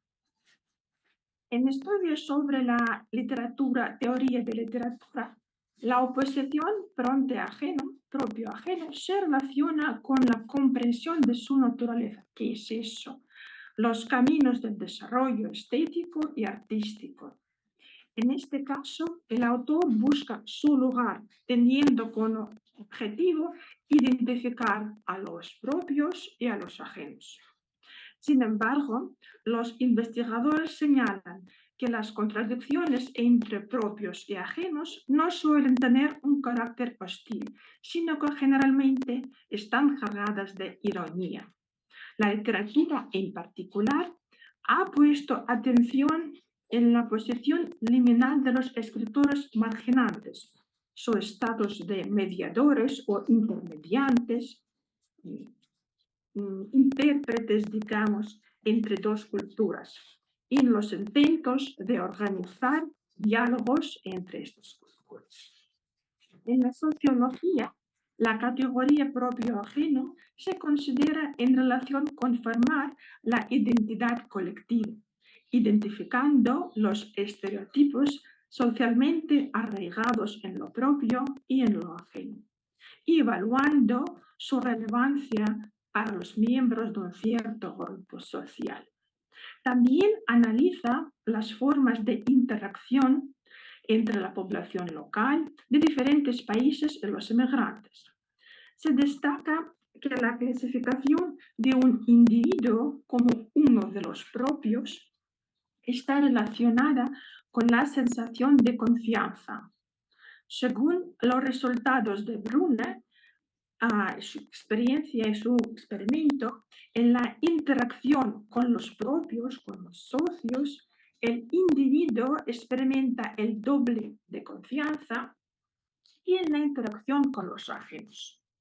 Además, esta oposición se analiza en el marco de la teoría de la identidad social, donde se señala que bajo ciertas circunstancias el estatus del ajeno puede acarrear consecuencias negativas. Es interesante que los resultados de las investigaciones muestran que los ajenos pertenecientes a los grupos étnicos no relacionados con el propio tienden a generar asociaciones negativas en los individuos, algo que no sucede en interacciones entre ajenos de grupos étnicos cercanos. Y es de importancia principal para el análisis de nuestra obra. Desde una interpretación psicolingüística, la oposición propio-ajeno se manifiesta al menos en tres niveles interrelacionados. El nivel de la realidad objetiva, que presupone que el fenómeno sucede en la realidad objetiva, realmente sucede algo.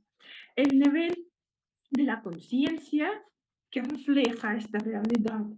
Y el nivel lingüístico, la lengua, que representa la oposición y sus componentes en forma del contenido de unidades lingüísticas. Además, se destacan marcadores de distanciamiento del ajeno, como el comportamiento diferente, diversas prácticas comunicativas, sociales, culturales, la percepción espacial, el factor lingüístico, los valores culturales. En la actualización del propio ajeno participan medios lingüísticos de todos los niveles: léxico, morfológico, sintáctico, fonético, acento, por ejemplo. Muchos consideran enemigo o otro como rasgo conceptual que forman parte del concepto ajeno, pudiendo actualizarse cualquiera de ellos dependiendo del contexto. Estos rasgos son complementarios al central no como yo, que siempre se activa durante la actualización de la oposición. La oposición o la categoría propio-ajeno sigue siendo relevante para los países de habla española. Actualidad.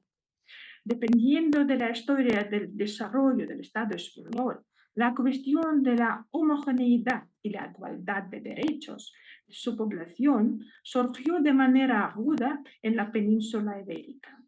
En la etapa contemporánea, una de las últimas consecuencias a gran escala de ese desarrollo se considera el conflicto vasco, es decir, la lucha de los nacionalistas del País Vasco por la independencia de España. La causa de esta aspiración separatista puede atribuirse a la sensación de ajeneidad inherente a la población vasca respecto a la población de otras regiones de España. Entonces, con el propósito de convertir un tema tan complejo, tan agradable y estimulante, elegimos el texto de la novela Patria de Fernando Amamburo, que retrata la complejidad humana de 9 personajes dentro de una sangrienta historia de los últimos 30 años del País Vasco, a través de 2 amigas, Mireille y Vittori, y de sus familias separadas por el asesinato de un marido de una de ellas a manos de ETA, organización nacionalista, patriótica o terrorista, depende del punto de vista. El argumento se explica con facilidad. 2 familias residentes en un pueblo vasco mantienen una estrecha amistad durante toda la vida, de hacer vacaciones juntos, de que los hijos se quieran como primos o como hermanos. Uno de los muchachos entra en esa organización, en ETA nacionalista, y pasa a formar parte de un comando. Casi al mismo tiempo, el padre de otra familia, dueño de una pequeña empresa de transporte, recibe la petición de impuesto, digamos, revolucionario. Tiene que pagar 2 veces. Y meses después empieza el acoso. Pintadas amenazantes, vecinos del pueblo que dejan de saludarle, miradas torvas, etcétera, etcétera. Y un día es asesinado cuando sale de su casa para ir a la empresa. Las relaciones entre ambas familias ya se habían deteriorado por entonces, pero en aquel momento se rompen de todo. La novela fue nombrada mejor libro del año 2019, recibió una serie de prestigiosos premios, el Premio Nacional de Literatura de España, el Premio Nacional de la Crítica, el Premio Estrella, el Premio...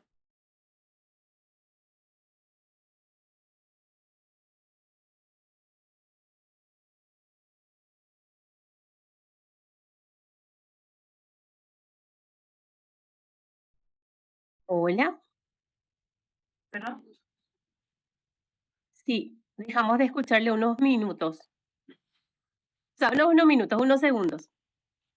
¿No se oye o se oye? Ahora sí de nuevo, ahora sí de nuevo. Se colgó un momentito el internet.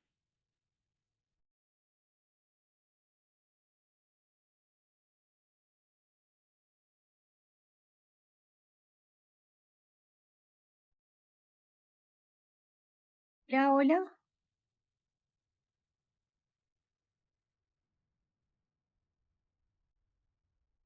No me quedo congelada.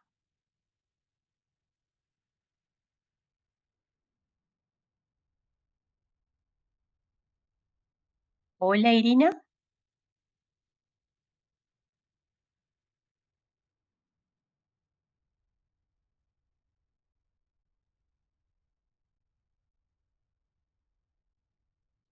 Hola. Oye, ¿se oye o no se oye? Ahora de nuevo sí. Ajá. Quedó 2 veces congelada. Creo que hay problemas Ahora de nuevo sí se la escucha con el bien. internet, ajá. Entonces, espero que se ve la diapositiva lengua, comenzaba la conversación, ¿es así? Sí, se ve.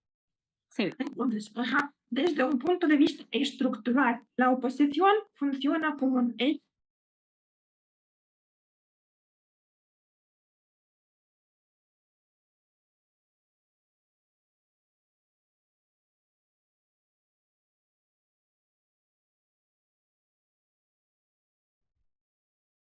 Perdón, pero de nuevo se congeló.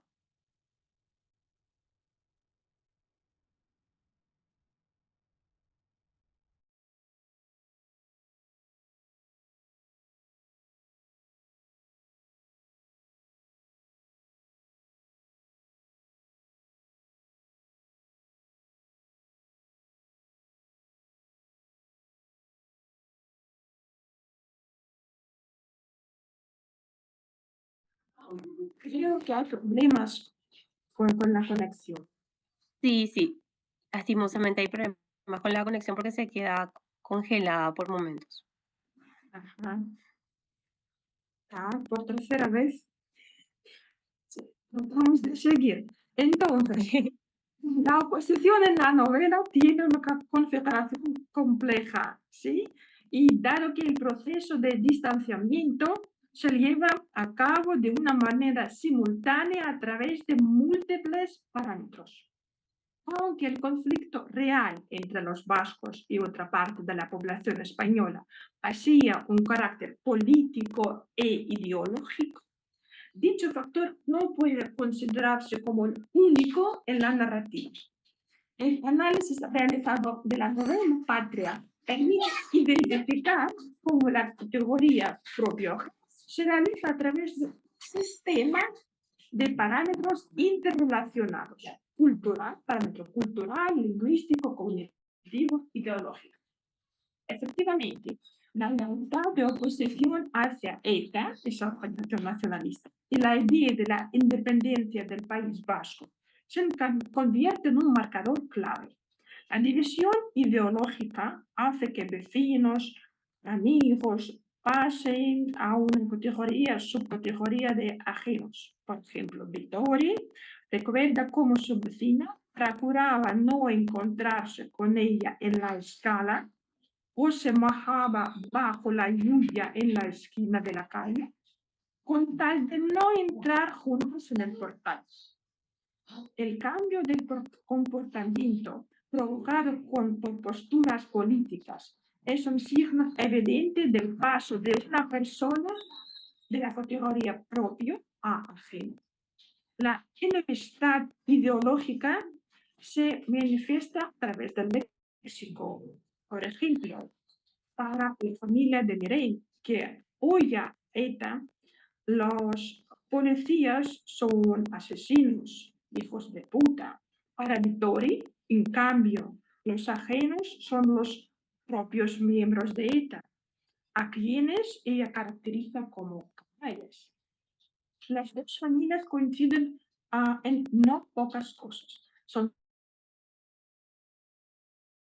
nacionalistas, tienen hijos simpatizantes de la izquierda vasca, otros que se enamoran más o menos de inmigrantes, comparten en líneas generales la misma visión del mundo, pero en esencia los componentes de la identidad nacional constituyen la base del distanciamiento.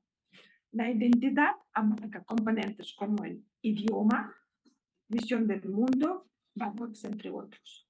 En cuanto a la lengua, euskera vasca actúa no solo como medio de comunicación en la novela, sino también como un poderoso marcador de identidad cultural, lingüística. Para los protagonistas, en el pasado era natural hablar en dos lenguas. Comenzaban la conversación en euskera, pasaban al español, luego otra vez al euskera. Sin embargo, en el contexto de conflicto, la lengua se convierte en el instrumento político. Por ejemplo, los activistas callejeros insultan a la policía en euskera, hablan euskera entre sí. La lengua vasca también puede ser base a la inclusión en la subcategoría de propios. Por ejemplo, Gorka, uno de los personajes, no comparte las posturas ideológicas y políticas de los nacionalistas, por lo que su posición en la comunidad es bastante inestable, es frágil. Sin embargo, gracias a su excelente dominio del euskera, a nadie en el pueblo se le ocurre excluirlo. El conocimiento de la lengua protege a Gorka. Incluso personas nacionalistas se acercan a él para que él revise la ortografía de los pancartas en euskera o les enseñe algunas frases en ese idioma. El análisis muestra ejemplo de alguna que otra vez, etc. El análisis muestra que en la novela Patria la oposición propio-ajeno aparece o desarrolla, mejor decir, en diferentes niveles: el personal, el familiar, el social, político-ideológico. Por ejemplo, la figura de Vittori y su compañero enfrentados por las heridas del conflicto, presentan en algunos casos la tensión entre lo que se considera propio, la familia, el territorio, la cultura, frente a lo ajeno, el adversario ideológico, el terrorismo. Entre los recursos lingüísticos empleados para expresar oposición en la novela, destacan los adjetivos y pronombres posesivos, de tipo este, esa, por ejemplo, uno de los capítulos, ¿sí? Incluso la vuelta de eso, o así, ¿sí? Otros ejemplos están en la pantalla. La categoría en la novela no es estática. Los personajes pueden transitar de la subcategoría propio a ajeno mediante el cambio en alguno de sus parámetros. Y estos parámetros poseen distinto peso, es decir, que al modificar solo uno, manteniendo los demás, los personajes pueden pasar a ser considerados ajenos o al revés, propios. En particular, la aparición en la pared de la casa, amenazas como chato, pim pam pum, que es una onomatopeya, ¿sí? Que imita el sonido, el tiro de una pistola, pim pam pum. Entonces, esa frase en la pared de la casa lleva a que los vecinos dejan de saludarse al protagonista, con quien habían convivido, trabajado durante muchos años. Justifican al asesinato de una persona en nombre de la libertad del propio pueblo. El parámetro cognitivo refleja los procesos internos de percepción y categorización del mundo por parte de los personajes. Un ejemplo evidente es cómo, tras el asesinato del chato, los vecinos dejaron de mencionarlo en las conversaciones como si nunca hubiera existido ningún chato. El acto cognitivo de eliminar a una persona de la memoria, de quitarlos de una memoria colectiva, constituye una forma de convertir a esa persona del propio, del vecino, a un otro, a un absoluto ajeno que no existía. Basándose en el material lingüístico, es imposible decidir el propio autor de la novela, qué lado, digamos, tiene, apoye o no apoye el trabajo de ETA como organización nacionalista. Solamente es puede deducir que las mismas personas en algunos contextos son propios para él, en otros contextos son ajenos. Entonces, terminando, el análisis realizado confirma que la oposición propio-ajeno en la novela es, primero, multidimensional, ya que se realiza a través de un sistema complicado de diferentes parámetros. También la oposición es dinámica, porque los personajes y comunidades enteras pueden migrar de una categoría propia a la subcategoría ajeno y viceversa, dependiendo de la acción ideológica y de las circunstancias. La categoría, claro, que es lingüísticamente marcada, se realiza mediante léxico valorativo, también a través de diferentes metáforas, se revela en monólogos internos en el cambio del código lingüístico, por ejemplo, del español al euskera y viceversa, en el uso de pronombres posesivos, demostrativos, etcétera, etcétera. El estudio de las diferencias interculturales que encuentran su reflejo en el comportamiento lingüístico, la visión del mundo y la conciencia, se convierte en una de las direcciones más actuales de la lingüística psicolingüística y pragmática contemporánea, y claro que puede continuarse. Muchas gracias por su atención. Yo temo de trabajar con cámara, ¿sí? Por un poco de poca calidad de internet, sí, por eso mil perdón que no pueden ver ahora mi cara, sí, es. No, tranquila, tranquila. Pudimos escuchar muy bien. Muchísimas gracias por la presentación. Pudimos salvar el problema y solucionar, así que no te preocupes. Bueno, ahora damos un espacio también si quieren aportar algo más, tenemos unos minutitos más. O si hay alguna pregunta también, estuve fijándome en las redes, no hay por el momento allí alguna pregunta de los que están mirando el Congreso, pero igual aquí entre los que estamos conectados, si desean aportar algo, dejamos un breve espacio para eso. Sí, yo no sé, Lourdes, si podés dejar de presentar la pantalla de la profesora. Oh, no. ¿Quién está presentando? La profesora que presentó la Susana. primera, Ah, Susana. Sí, sigo de nuevo ahí.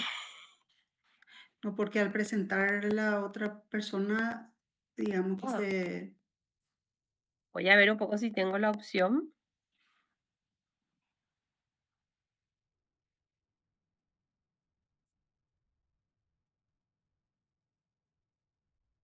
Como anfitrión, ahí está. Ahí está.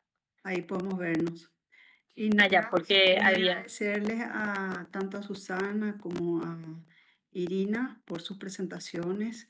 Realmente apreciamos mucho que puedan estar aquí. Yo quisiera hacerle una pregunta primero a Susana y después a Irina, ya que este congreso es de lingüística aplicada. Una pregunta muy general y amplia, ¿verdad? ¿Cuáles serían para ustedes las implicancias de los trabajos que presentaron para la enseñanza de lengua en nuestros medios? Primero Susana y después Irina.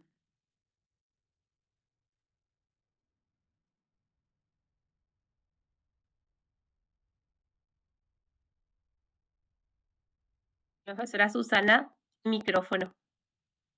Sí, buenas tardes.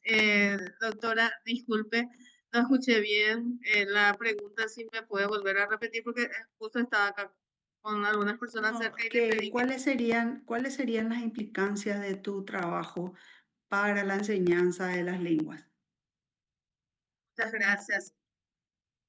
Yo creo, doctora, que así como había mencionado, el tejido ñandutí se ha buscado implementar su enseñanza en las instituciones educativas, por ejemplo, en los colegios, en las escuelas.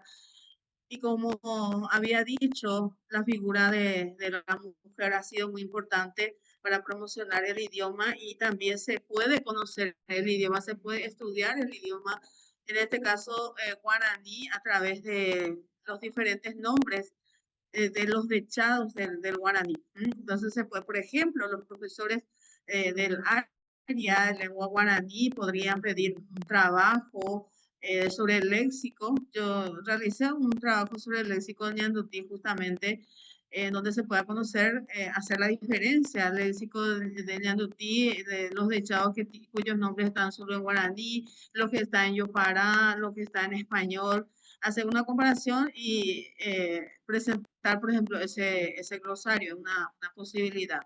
O que también ellos puedan transmitir el conocimiento de las técnicas de Tutí en ambas lenguas oficiales de Paraguay. yo creo que ya dependería mucho de la creatividad de los docentes, de los alumnos. Y hemos realmente tenido esa experiencia. En mi caso, por ejemplo, hemos tenido esa experiencia este año con el proyecto Ñeri del MED. Con mis alumnos, yo les dije, vamos a leer, tenemos un libro en Itagua, un libro que han hecho dos autoras itagüeñas. Ellos leyeron totalmente el material, analizamos, conocieron, porque no conocían ese libro. Luego tuvimos un encuentro con esa autora, le hemos rendido homenaje. Entonces yo creo que es una forma de hacer conocer el tejido y también las lenguas oficiales que tenemos en Paraguay. Gracias. Muchas gracias. ¿Sí? Irina, ¿Alguien? ¿Sí? y compañera.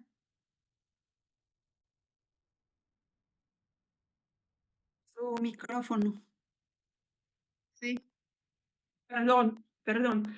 Sí, en cuanto al uso, digamos, práctico, así como mi tema puede dividirse en dos subtemas, porque por un lado es categoría del propio ajeno, por otro lado es estudio de una obra literaria, yo puedo indicar dos maneras, dos caminos muy concretas. Por un lado, como novela es pseudohistórica, ¿sí? Nos enseña algún episodio concreto, corto, 30 años, del Estado español. Entonces, si mis alumnos lo leen, ¿sí? Lo conocieran a través de las hojas del escritor. Por otro lado, y creo que es un poquito más complicado, no un poquito más complicado, pero más útil, es el estudio de la categoría. Porque cuando enseñamos la lengua española o cualquier lengua extranjera, yo sé que se ve mi gato, perdón, también participa, sí, y cuando nuestros alumnos hablan para que no tengan problemas, para que sean reciben, digamos, más salario, todas esas cosas buenas, necesitan hablar como los propios. Si hablan como los ajenos, en cuanto a fonética, que es la cosa más fácil en esta situación, ¿sí? En cuanto a la elección del vocabulario, de las estructuras sintácticas, que es lo más complicado, ¿sí? Es bastante difícil. Soñar como el nativo, yo no puedo decir que es casi imposible, pero es bastante complicado, digamos. Y por eso, para hablar como los propios, sino enfrentar las consecuencias de ser ajeno, hay que estudiar la categoría del propio ajeno, incluyendo su reflejo en la literatura. Muchas gracias. Muchas gracias. Sí, está muy bien. Muchísimas gracias. Usted, la profesora Estela Mari Peralta, creo que tenía una... Tenía una consulta. Sí, Sí. era para Susana. De hecho, estuve escuchando su exposición, ¿verdad? Y bueno, vi como hay una propuesta léxica que ahí dijiste que ya la planteaste, la recogiste. Y pensaba si no pensás tener un material un poco más amplio al respecto y ahí proponer las actividades para que sean aprovechadas, porque a veces la gente, si es que no le das el modelo, no se ilustran, ¿verdad? Entonces, ya que tenés ese conocimiento y ese recorrido histórico y la relación con Itagua y todo lo demás, no tenés un trabajo ya más ampliado en cuanto a la recolección del léxico y también con no sé, los relatos de estas personas y tener después como un estudio de estas narrativas para tener varias cuestiones no vistas con solo recuperar esa práctica a través de libros o de conversaciones no tan registradas o recopiladas como un corpus oral de estos relatos de las tejedoras. No sé si te planteaste esto, pero sería interesante, ya que tenés el tema, traer la propuesta léxica y también recuperar un poco más la historia ya que estaba señalando hoy la importancia de las mujeres y de estas, sobre todo en cuanto al encaje, en cuanto a la historia y también el hacer de la artesanía nacional, ¿verdad? Muchas gracias, Estela. Muy grato realmente verte. Felicitaciones de paso por el premio que recibiste. Sí, en verdad que no sos la única persona que me ha hecho esa pregunta y en verdad que lo voy tomando así como para hacerlo alguna vez. Sí tengo los materiales, sí tengo mi trabajo, pero todavía no he publicado, así como en libros, en otros. Siempre así conferencias. He dado conferencias en Perú, en Bolivia, en Itagua 2 veces. Lastimosamente, el año pasado di una conferencia sobre Introducción al Estudio Antropológico en Itagua. Se había grabado, estaba colgado en un sitio, pero después se perdió. Me dijeron que Facebook eliminó de esa persona. Lastimosamente se perdió ese trabajo, entonces otra persona me había dicho, Susana, vos tenés que crear tu canal o tu sitio donde vos puedas hablar sobre estos temas y que no se borre, que algo que ya se habló y que se pierde ese trabajo. La verdad que sí me gustaría, tengo y alguna vez ampliar esto y exponer, así como estás diciendo, en algún sitio para que otras personas puedan conocer y se puedan sumar. Y recuerdo también a mi querida amiga Liliana Street de Colombia, quien alguna vez había dicho, Susana, en Paraguay falta bastante investigación sobre etnografía, ustedes tienen mucha información, pero que no se nota. Entonces, en esta ocasión yo hablé sobre el ñandutí, pero falta muchísimo. El léxico de, por ejemplo, el Aupoí, de Encajeyú, de otras artesanías. Y como había dicho la doctora, es una propuesta también para que, por ejemplo, si es que por ahí algunas instituciones educativas, algunos directivos, supervisores están escuchando esto, se podría tener como propuesta de trabajo a través de las instituciones educativas, me parece. Bien, gracias Susana. Acá estamos también para ayudar en caso de que te interese o por lo menos publicar el artículo y ahí ya tenemos el registro. Muchísimas gracias. Muchísimas gracias. ¿Sí? Muchas gracias a todos. Hemos terminado puntualmente a las 4 de la tarde, así que les agradecemos mucho la participación. Ahora damos lugar a la profesora Eliodora, que va a ser moderadora del siguiente grupo de ponencias. Bueno, muchas gracias. Gracias a ustedes.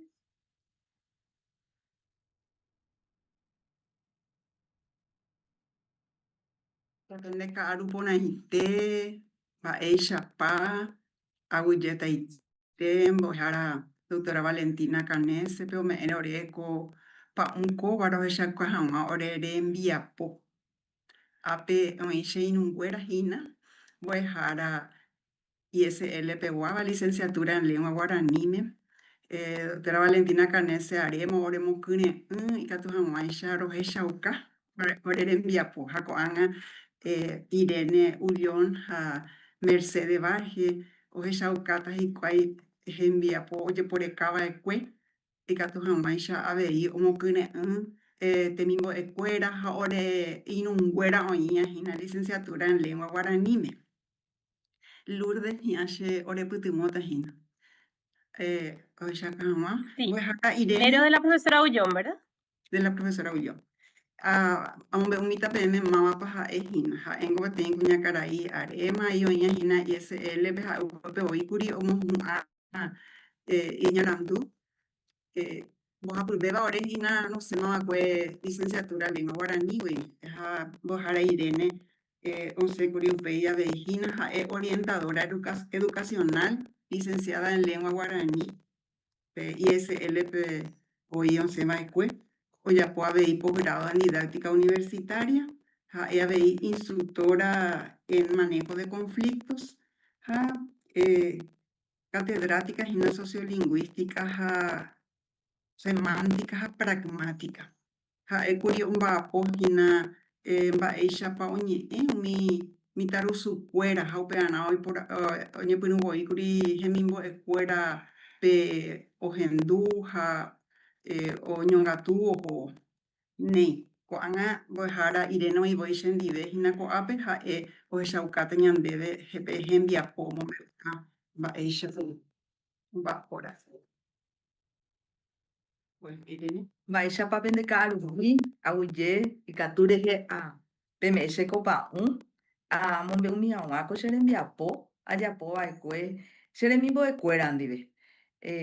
Justamente he'íhina péa mba'éichapa oñe'ẽ mitãrusukuéra mitãkuña ha mitãkuimba'ekuéra Guarani ha ambue ñe'ẽme Castellanope ajépa. Upevarãkuri che ahecha mokõi amba'apo mokõi mbo'ehao ndive. Mbo'ehao Cristo Rey ha mbo'ehao técnico Javier ndive.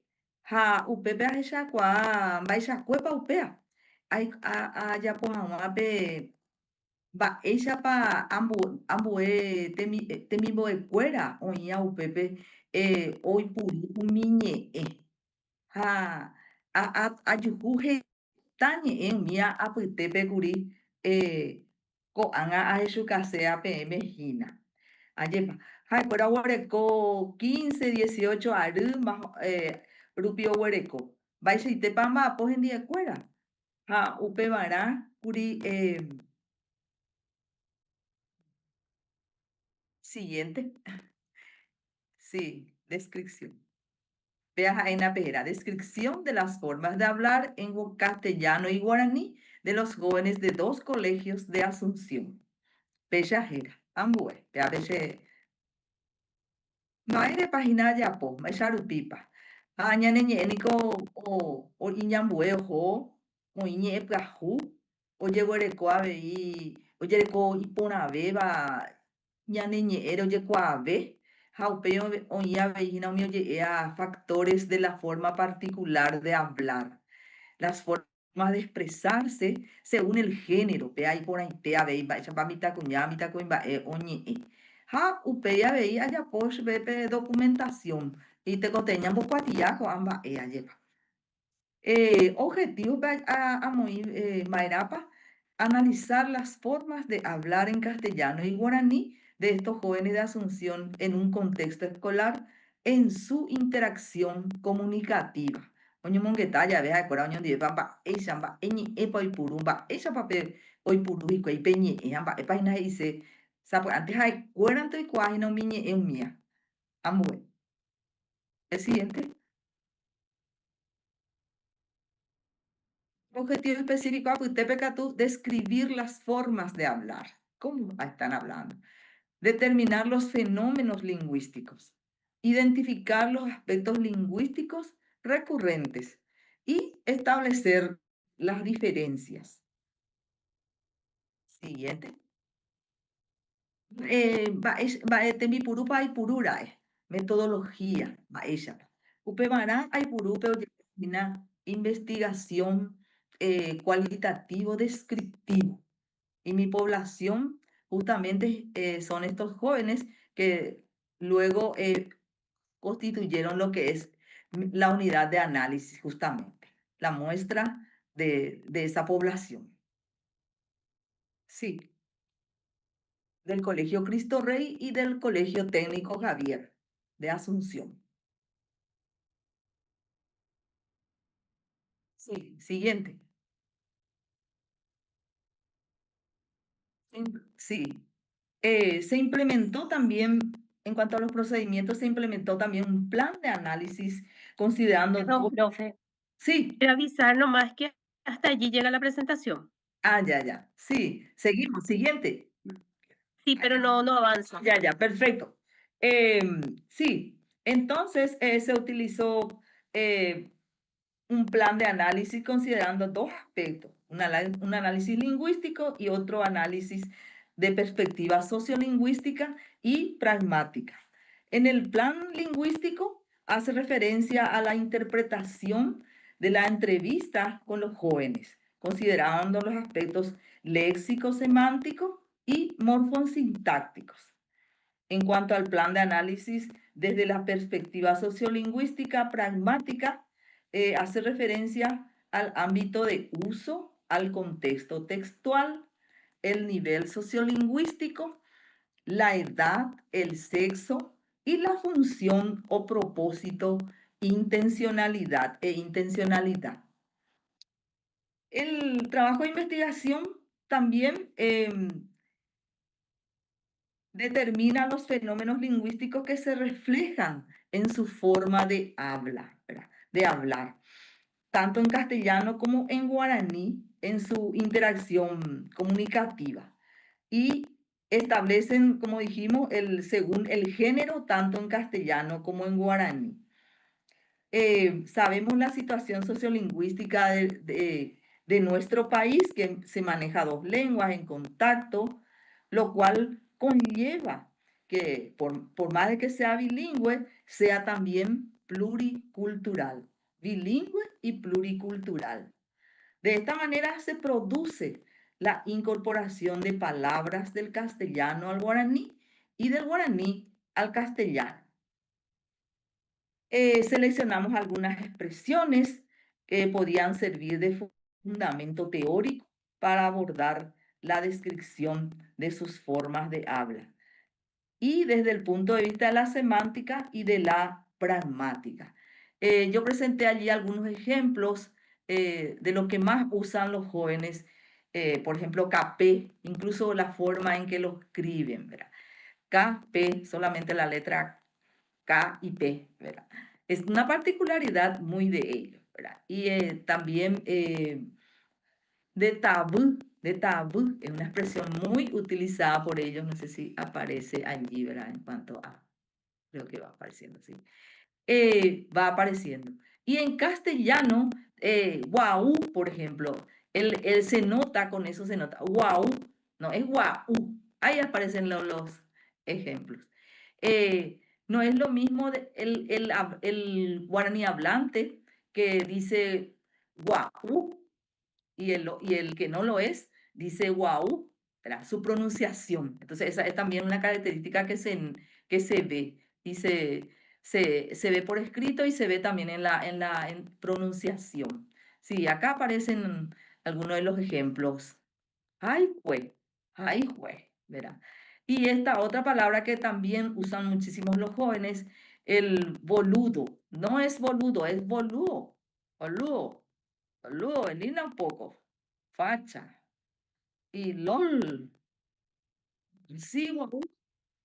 Son expresiones y tiene que ver mucho con lo que es el contexto social del cual provienen también. Y el sexo, sí.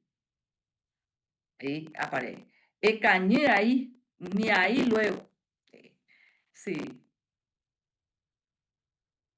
Oh my God. También es una expresión muy utilizada entre ellos. Y moopio, va epio, va etea. Sí, seguimos con el otro si se puede. Las formas de escribir corena, core, chore, dera, chore, dera. El tono con que lo pronuncian tiene toda una connotación y una denotación, ¿verdad? Que es lo que hablábamos desde el punto de vista semántico, ¿verdad? Justamente. Y así van apareciendo más ejemplos de lo que fui encontrando con ellos, ¿verdad? Entonces, por esa razón es que amerita documentar todos estos temas, ¿verdad? Los jóvenes tienen una forma particular de hablar y que solo ellos lo manejan entre pares.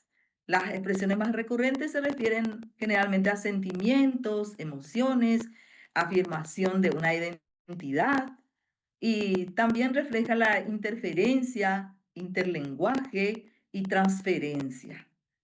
Y según el género, existen expresiones que son propias y otras que utilizan en forma común. Sí, como recomendación, propondría propiciar otros trabajos de investigación con estudiantes, como esto yo lo hice con estudiantes de la secundaria, también con estudiantes universitarios. Por supuesto, estoy trabajando con mis alumnos del ISL, con estas pequeñas investigaciones para ampliar justamente, y estamos encontrando bastante de lo que fue aquella vez esta investigación. y seguir generando, por supuesto, los ámbitos de investigación lingüística como futura fuente de consulta para otras investigaciones de lo que ya estuvimos hablando, ¿verdad? Entonces, mi próximo trabajo justamente va a hablar de lo que es un safari lingüístico, ¿verdad? Capturar las expresiones, carteles en la calle, ¿verdad? De carteles, pasacalle, grafitis, escritos así en la muralla de alguien, de alguna casa. Ya heshaña ina oinjave y pecha ñe oye jaía. Ko amba eniko hina hueshuka, ba esa página ko anga peñande ñande sociedad, ba esa página ba epoñe ñandu hina, ba epaiko hina, umi erupi ya esa kwa ave. Upea amoñeta anga upei ambue penvia pope.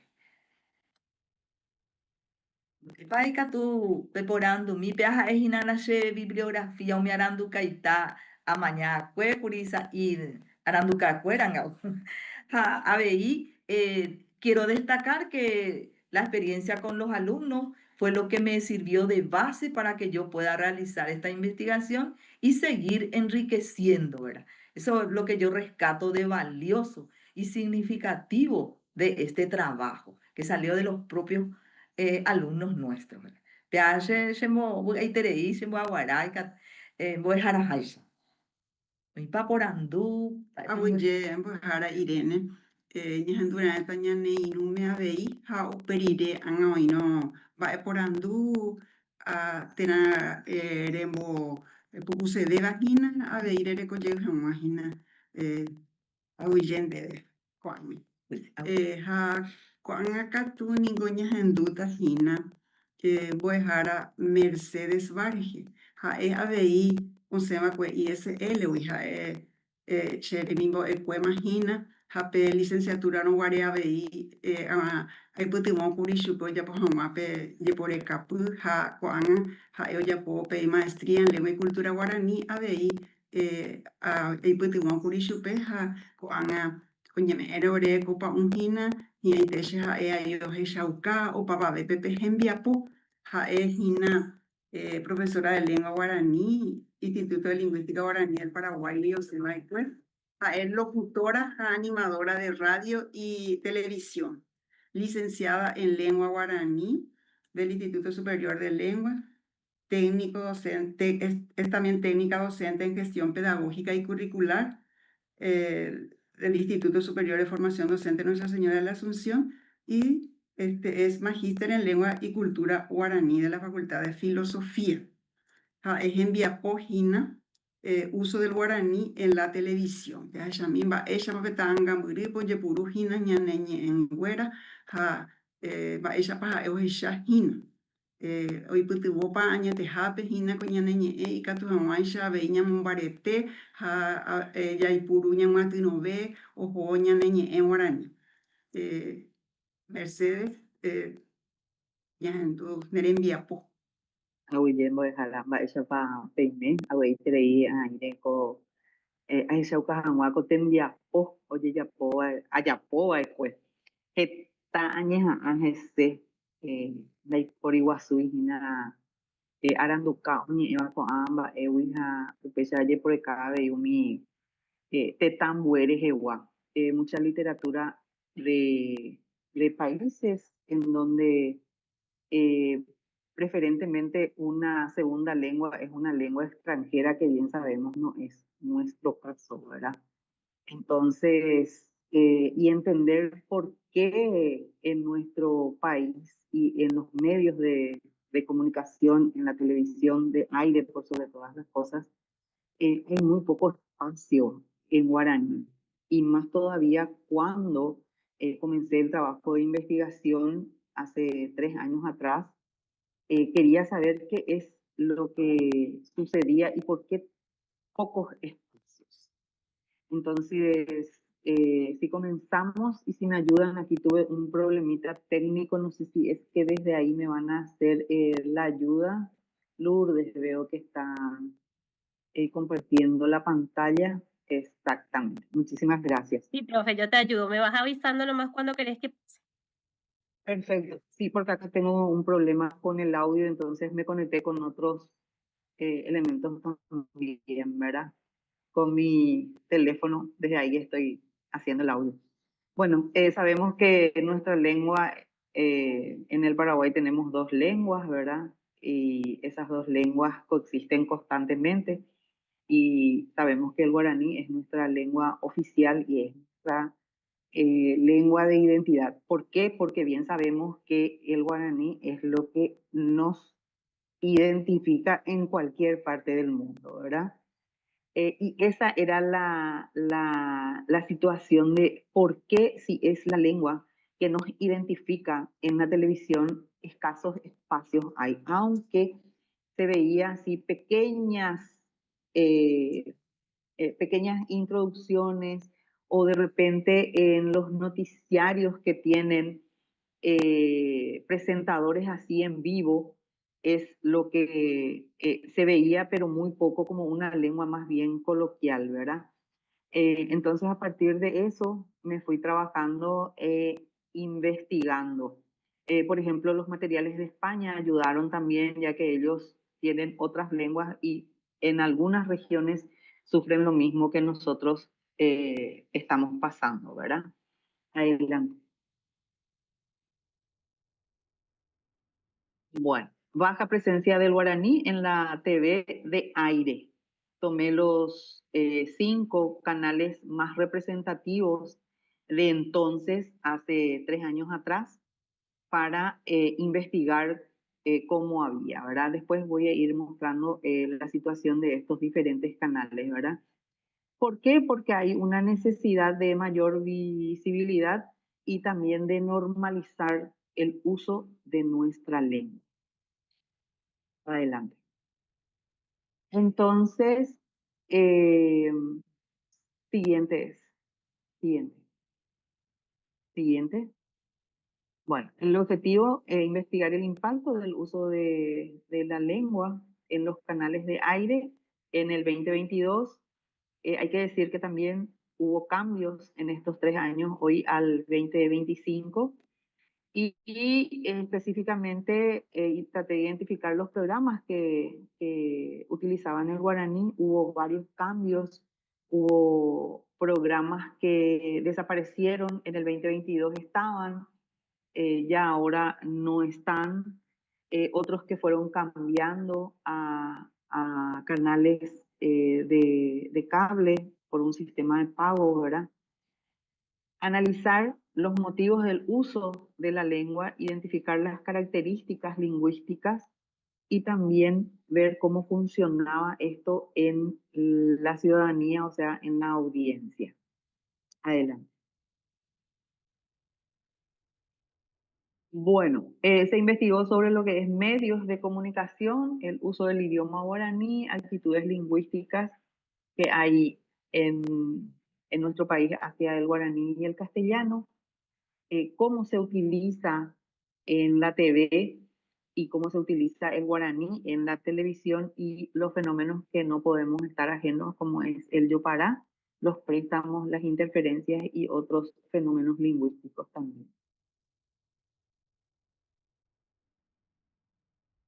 Las leyes a las que pude llegar, la Constitución Nacional, sabemos que ahí nos habla de las lenguas oficiales, yendo ya al ámbito de normativizar también la Carta de Asunción, que es del Mercosur, en donde habla de que es un idioma del Mercosur, la ley de la enseñanza de idiomas nacionales, que es la número 28 de 1992. ¿Por qué? Porque atendiendo el tiempo, quienes hoy están al frente de esos programas de televisión seguramente ya fueron escolarizados con esta nueva disposición, ¿verdad? Después la ley de lenguas, que es del 2011, la 4251, y también la ley de telecomunicaciones por el hecho de que es en la televisión, y hay que decir que no hay ninguna ley en lo que hace a la transmisión de los programas de qué tipo de o cuáles son los idiomas que se tiene que utilizar. Entonces, en las telecomunicaciones no hay ninguna ley donde hable específicamente del idioma, ni siquiera en la 642.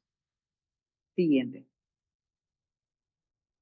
Bueno, como les había anticipado, comenzó esto en el 2022, 5 canales de aire investigados, el SNT como primer canal de aire de nuestro país, después Canal 13, que ha venido cambiando también de nombres, así como el SNT, al comienzo era Canal 9, Cerro Corá, Sistema Nacional de Televisión, fue cambiando de nombres, lo mismo que el 13, Teledifusora Paraguay, fue cambiando eso. Paraguay TV, que se considera el canal del Estado en donde hacen a nuestro país y a lo que es la versión oficial de lo que es el Estado paraguayo. Después la tele como canal de aire también y Telefuturo como uno también de los canales de más prestigio en nuestro país. Siguiente. Tenemos el SNT haciendo un análisis, el programa que utiliza el guaraní y todos conocemos de hace de 30 años, es Calpujape, comenzó mantiene más o menos el mismo horario, utiliza, y en un principio utilizaba un guaraní bastante académico, estudiado, era una mezcla y mucho guaraní. ¿Qué hacen en este programa? Como todos sabemos, van presentando informaciones, artistas, y todo esto se hace en idioma guaraní. Ya saben, desde el nombre hasta la despedida del programa, y bien sabemos que es Boejara Jinape Oyapoa a Omoñempunuba pues o Tembiapo Calduja. Siguiente. Paraguay TV como canal estatal, tenemos que decir que es uno de los mayores en utilizar la lengua guaraní. Tiene programas y es el único canal que tiene un informativo que es Marandú, totalmente guaraní. También en los blogs, tiene bloques en los noticiarios, tiene bloques totalmente en guaraní, incluso subtitulados como en guaraní las imágenes, por ejemplo. Hay mucha programación en guaraní, algunos muy académicos y otros en el ámbito coloquial. Siguiente. El canal 13 es uno de los canales también más antiguos, pero no tiene ningún programa totalmente en guaraní. Sí, pequeñas intervenciones, y eso lo que yo llegué a ver es más en el programa Tercer Tiempo, en donde utilizan en chistes, para un lenguaje coloquial y a modo de joda en ese espacio de programación. Siguiente. En Telefuturo hay un programa que se hace también totalmente en guaraní, Maranduco en Bolvé. Este programa también fue cambiando de canal de aire al canal por cable. Hay que decir que también se presenta con un guaraní bastante estructurado, y sí se puede decir que hay, en los últimos tiempos de la investigación se vio la utilización de mucho guaraní en los programas, incluso por parte de algunos cronistas que sí se animan a hablar incluso con la gente en la calle cuando ellos necesitan hacer sus entrevistas. Por la mañana bien conocemos el programa que hacen Óscar Acosta y María Teresa López, ellos también van haciendo una conversación en Yopará, en Yegueá, guaraní, castellano. Siguiente. La tele tiene contenido bastante enlatado, su programación. Hay un programa que se llama Carupona, acá tu no Guasuy, PPP, ni guaraní, una P, era acá tu pone intereía. Siguiente. Bueno, y para poder constatar lo que yo veía, apliqué también una encuesta y ahí se refleja perfectamente los datos de los televidentes, de qué canal es el que más se ve y da Telefuturo, que es uno de los canales que más utiliza la lengua guaraní. Le sigue Canal 9, que también sufre lo mismo que Telefuturo, incluso en estos últimos tiempos sus cronistas van hablando en guaraní, de repente cuando se dan cuenta de que en la calle el interlocutor no puede llevar una conversación muy fluida en castellano. Siguiente.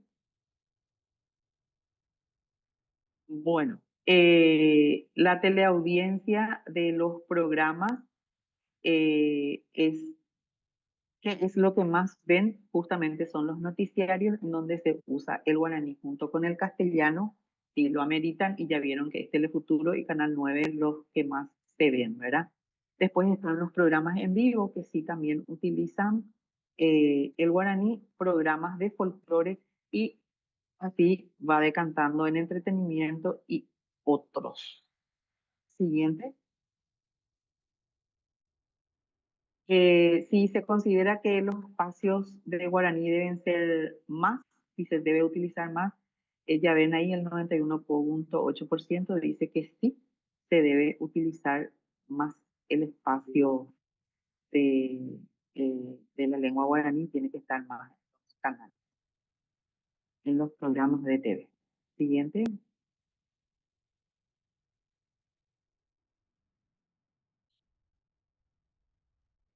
Bueno, utilizan la lengua. Dice sí, es 50% y 50%. La edad de los encuestados fueron desde 15 años a personas de 50 años de edad. Eh, no podemos decir si esto es lo que refleja, ¿verdad?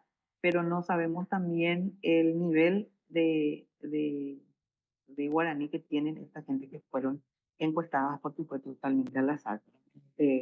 Google Form, que fue repartiendo por los grupos y así llegué a 133 participantes. Siguiente. Bueno, ¿qué es lo que encontré? En cuanto a la fonética, armonización nasal, omisiones, así como CAI, por ejemplo, en vez de CAI, ¿verdad? La omisión del puso es muy frecuente. Interferencias que hacen, por ejemplo, oupora en vez de oupona, ¿verdad? En algunos casos, también de armonización nasal como coe, porá en vez de coeponá o ñandé, ñandembae. Esas son los hallazgos que tuve, ¿verdad? Y otros más. En cuanto a la morfosintaxis, el yopará, los calcos, las interferencias, mucho uso de la en el léxico. Muchos creen que al agregarle el artículo del castellano la ya están guaranizando. Y expresiones típicas como lo que más se utiliza, moopio, araca y ese tipo de vocablos. Siguiente. Bueno, también entrevisté a 3 personas, Patricia Vargas, que es conductora, Emiliano Miranda, que es presentador, es productor, y Gerardo Barrios es productor. ¿Acerca de qué? Siguiente. De cómo, quién, por ejemplo, dice en qué idioma se va a hablar. Y los 3 dicen que es decisión de quienes están al frente de los programas el utilizar la lengua que ellos quieren, que nunca tuvieron, que nadie les dijo a ellos, bueno, o solamente se basa en castellano o solamente en guaraní. También respuesta a la pregunta de si es que se debe utilizar más el guaraní, hay mucha disparidad. Algunos dicen que sí, porque es una lengua nuestra. Otros dicen que no hace falta, que van a confundir si es que uno habla en castellano, otro habla en guaraní, que se debe utilizar uno solo. Y también dicen que sí tiene que haber más espacio y más todavía cuando son programas nacionales. Tengo que decir que estuve también mirando y fue de gran apoyo la serie Marilina por Telefuturo. A partir de la serie Marilina hubo un giro en la utilización de la lengua en la televisión. Parece que la gente se animó más a utilizar, o sea que de gran aporte fue la serie Marilina para la utilización del guaraní. Bueno, y esto se basó en la TV, refleja la coexistencia de dos lenguas oficiales. Sabemos que mediante la televisión, ya que es un medio masivo, llega a la mayoría de los hogares y no a todos, hace que estén las dos lenguas. Y el guaraní aparece sobre todo en contextos informales y de humor, que es lo que les había anticipado ya. Siguiente. El tema. Y el guaraní en la TV revitaliza la lengua, así como les comenté, a partir de la serie Marilina, por ejemplo, se vio otro tipo de ánimo con respecto al guaraní. Indiscutiblemente refuerza nuestra identidad nacional, sabemos eso. Enriquece el aprendizaje no formal. Hoy, si nosotros miramos otras plataformas que va desplazando también a la televisión, podemos ver que hay muchos influencers, como hoy le llaman, que están utilizando la lengua guaraní. Y promueve esto la inclusión social de aquellos que creen que porque utilizan el guaraní son menos. ¿Verdad? Sabemos del estatus cuando conviven dos lenguas. Bueno, siguiente. Un poquito de agua. La recomendación es que se utilice más el guaraní. Soy purube, soy ave. Hay mucha gente que habla y no se anima.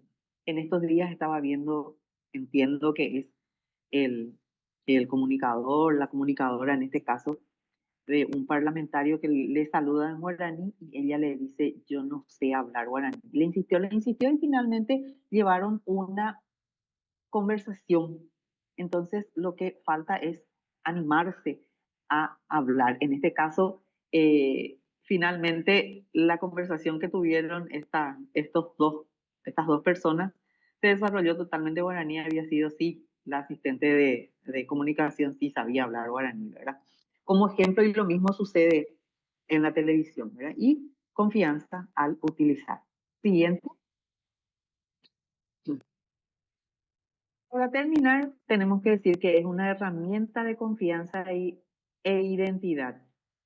¿Qué es esa herramienta? El guaraní y su utilización en los medios de comunicación. Siguiente, terminamos con esto. Y cualquier cosita ahí tienen mi correo, me pueden escribir. AbuyeBTPM. Alguna consulta, ya estoy disponible, como la propia también. Oye, Mercedes. Gracias. Amañana ko artículo por Andures anda yo huishen de cuando yo cuainde pa haka tu oñi mañana en día ahí na cosa la dos peca tu abei comba por andu apen dejar a Celia. Muy interesante los dos trabajos presentados. Mis felicitaciones. Hina ñande. Hapecha voy PM curi ingo ko anga hina orea de iro moñamo arandu hina pe duare hewa. Ni importante terei pe epañande ñañandu. Upeare shea por andu CPM. En Guajara Irene Penaemba, ella para niñandun deco te envía por ella poareja co angare ella ucarea de hina, ñane inunguera peja o pava bepe, ko nerembia por ejemplo. Aniñandu por ahí tereínico che ome echepe confianza ome echepe agua y capture he ayukupa ayukahamwa da ipe putante a pepe hina ha y por ahí tereínico ra eja echepe che inungura peñi che allá por agüesa pesa ese ave ya que ya pues ha ani que na pe que yete ko anga ya anda que mi vetri pero are y se ve allí. Utilicemos estos espacios, usemos estos espacios que se nos está brindando y animémonos a realmente a mostrar nuestros trabajos, porque de hecho todos tenemos algún trabajo que hemos hecho, ¿verdad? Que hemos presentado.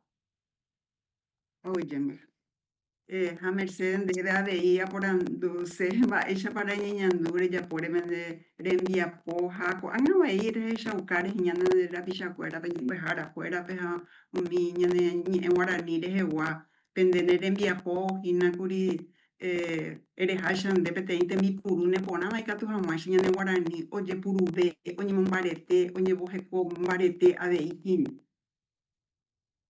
Añe Durango ya kuyen te va hoy. Me ama la juga ya ya pohangwa ya. Anga tu shehe ta aiko tawi pe oni eva pe televisión de hewa. Añe Durango ya por el caje se amba venda y por el pea se muacanas y purija de como algo. Pero de que tu añe pero llega ya po ese. Y una vez que uno le toma el hilo, ya uno va viendo que hay más cosas que uno puede ir sacando. Ay, esto había sido, esto es mi realidad, ¿verdad? Esto puede suceder acá, esto no puede suceder, ¿verdad? Entonces, ir viendo cómo se va desarrollando la coexistencia de dos lenguas en una herramienta tan importante como es la televisión, y uno de repente dice, ¿cómo hay gente que en otras partes igual habla y acá nosotros no podemos hacer el uso, ¿verdad? Entonces, eso fue lo que me animó y creo que hoy, si hoy se actualiza este trabajo, hay una gran diferencia. A lo mejor habría que tomar también en otros trabajos las otras plataformas como Twitter o X hoy es, ¿verdad? Instagram hoy que se utiliza como para promocionar a ella ya oye voy a dejar a guaraní hamba eika tu ya oye ya oye poru oye chaucape ya ya pape guaraní o ingina ñande querete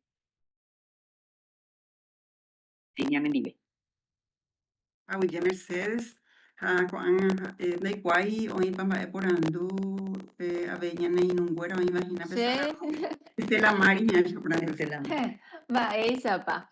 Bien, yo quisiera felicitarlas a ambas y justamente ellas están reflejando el temor a presentar algo de arribar a un terreno desconocido, pero creo que esto ya se desvaneció, ¿verdad? Entonces, felicitarlas por el trabajo y también ahora creo que se dan cuenta de las limitaciones, de las perspectivas también de ampliación del propio trabajo y eso es lo que propicia este tipo de espacio, ¿verdad? Crecer, conocer, aventurarse, atreverse a presentar, porque sabemos tanto y si no sabemos también es bueno porque hay que buscar el conocimiento de esa manera. Entonces, felicito a ambas y bueno, nos vemos el año que viene. Muchas gracias.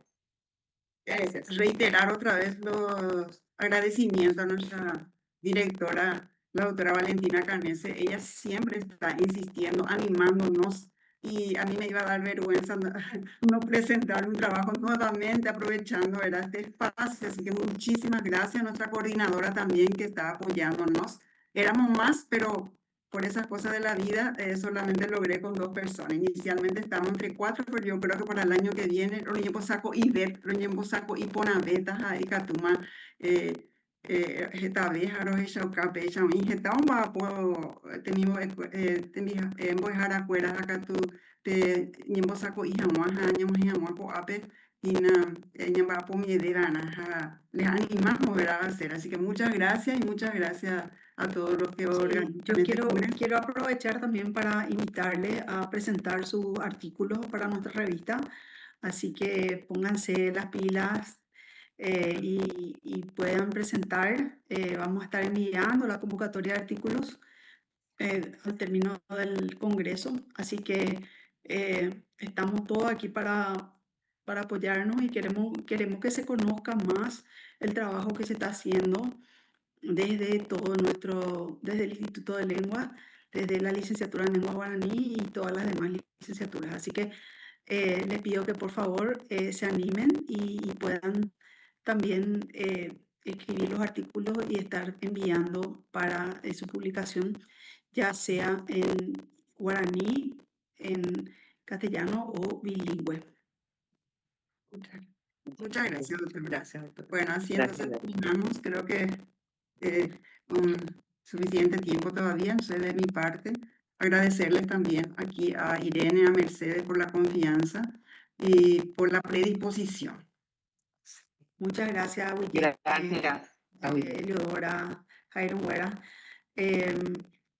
Vamos a estar ahora en un receso hasta el próximo ítem en nuestro programa 17:30. 17:30, que vamos a estar con la profesora Estela Mari Peralta, quien tiene a la doctora Daniela Lauria y luego a Mar Campos Soto. Así que vamos a estar expectantes de eso. Bien.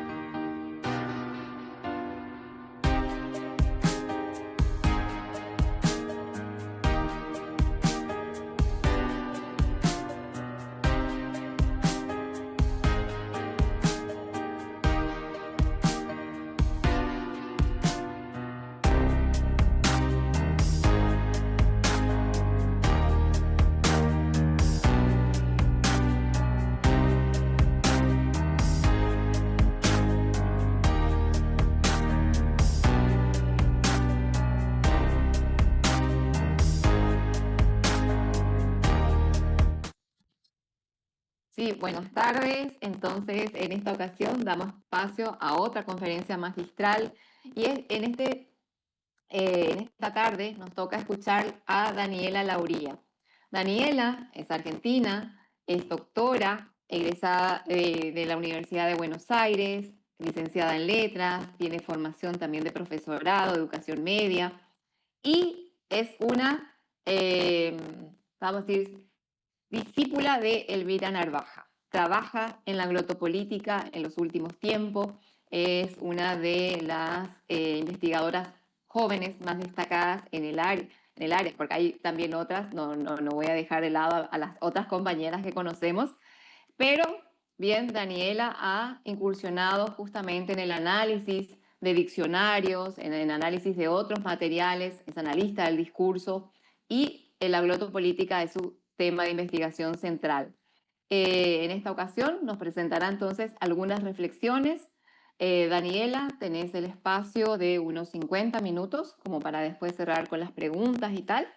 Y te doy el micrófono. Adelante, Dani. Bueno, buenas tardes a todas y a todos. Gracias por la invitación a la Asociación Paraguaya de Lingüística Aplicada que organizó el Congreso.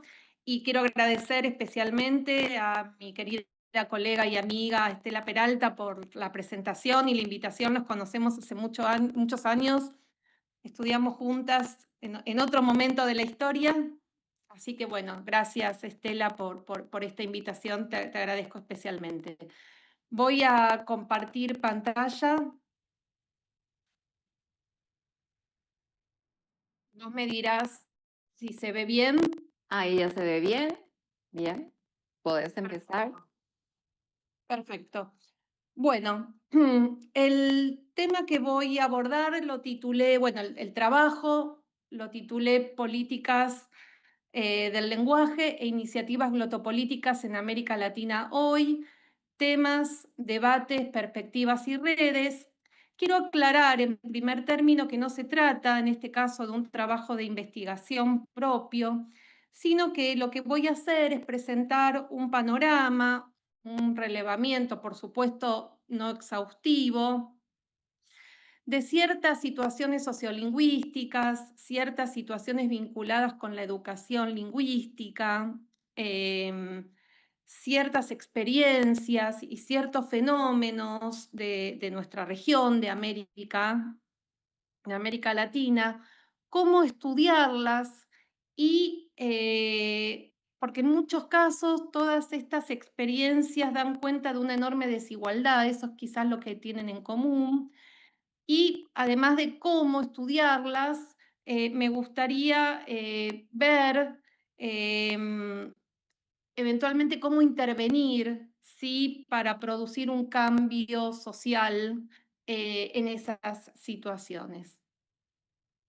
Las ideas, las experiencias, los fenómenos e incluso la bibliografía que voy a mencionar en esta presentación es resultado de proyectos de investigación en los que participo, que son trabajos en equipo que llevo adelante hace muchos años y quiero dedicarle unos minutitos a mencionarlo porque me parece importante nombrar estos proyectos y las instituciones que por el momento financian y promocionan estos proyectos. En primer lugar, yo soy directora del proyecto Lenguaje, Educación y Etnografía, un análisis sociolingüístico crítico de las prácticas áulicas de nivel secundario y formación docente. Este proyecto se desarrolla en la Universidad Pedagógica Nacional de la Argentina.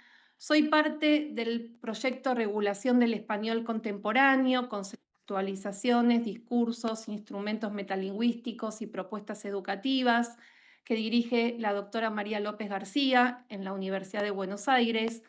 Y también formo parte del proyecto El Derecho a la Palabra, estudio glotopolítico de las desigualdades diferencias, que dirige la doctora Mariana Di Stefano, también en la Universidad de Buenos Aires. Además, participo en algunos proyectos de alcance internacional, como por ejemplo el proyecto Hispanagrama, que tiene una dimensión histórica, sí, pero que permite también ver cómo enseñamos y cómo se enseña gramática del español en nuestro caso. El proyecto tiene un subtítulo que es La gramatización del español en la América del Sur hispánica, 1800-1950, focos, series, textuales y canon, y sus directores son Alfonso Zamorano Aguilar, de la Universidad de Córdoba de España, y Esteban Montoro del Arco, de la Universidad de Granada. Y últimamente me incorporé a dos proyectos, uno también financiado por el Ministerio de Educación de España, que se llama El discurso público sobre la lengua en España y América, desde los años 50 a la actualidad, estrategias discursivas e imaginarios sobre el idioma, que dirige la doctora Carmen Marimón Llorca de la Universidad de Alicante. Y por último, el proyecto Repertorios Sociolingüísticos y Funcionamientos Discursivos en la sala, en el aula, Reproducción, Resistencia y Transformación de Desigualdades Sociales, que coordina el doctor Fabio Araújo Oliveira de la Universidad Estadual de Bahía.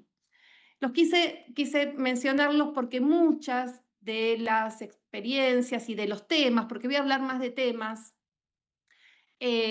son resultado y son tópicos y son objetos de estudio de estos proyectos. Bueno, la presentación va a seguir el orden de exposición que ven ahí en pantalla. Primero voy a hablar sobre la relación entre lengua, lenguaje, sociedad y políticas. Luego me voy a referir a temas y cuáles son los temas y los debates actuales, ¿sí? Desde este enfoque que articula estos tres conceptos, perspectivas, proyecciones para el futuro. Luego voy a mencionar algunas redes de trabajo, voy a hacer unas reflexiones de cierre y finalmente voy a presentar la bibliografía. Así que comienzo. Respecto del primer punto, lengua o lenguaje, sociedad y política, bueno, hay tres enfoques, tres disciplinas, hay otras más, por supuesto, que trabajan en estos temas que, como les digo, articulan esos conceptos. Está la política lingüística, la política del lenguaje y la glotopolítica. Estos son los tres en los que yo me voy a detener en los próximos slides.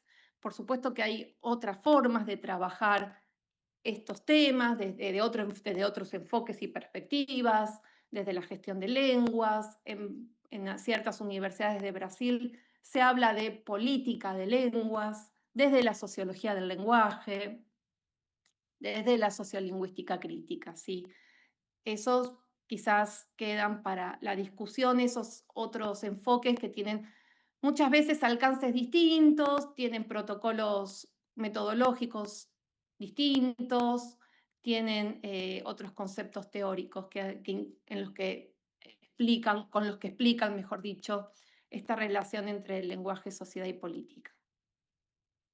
Bien, la política y la planificación lingüísticas en sentido más tradicional, ¿sí?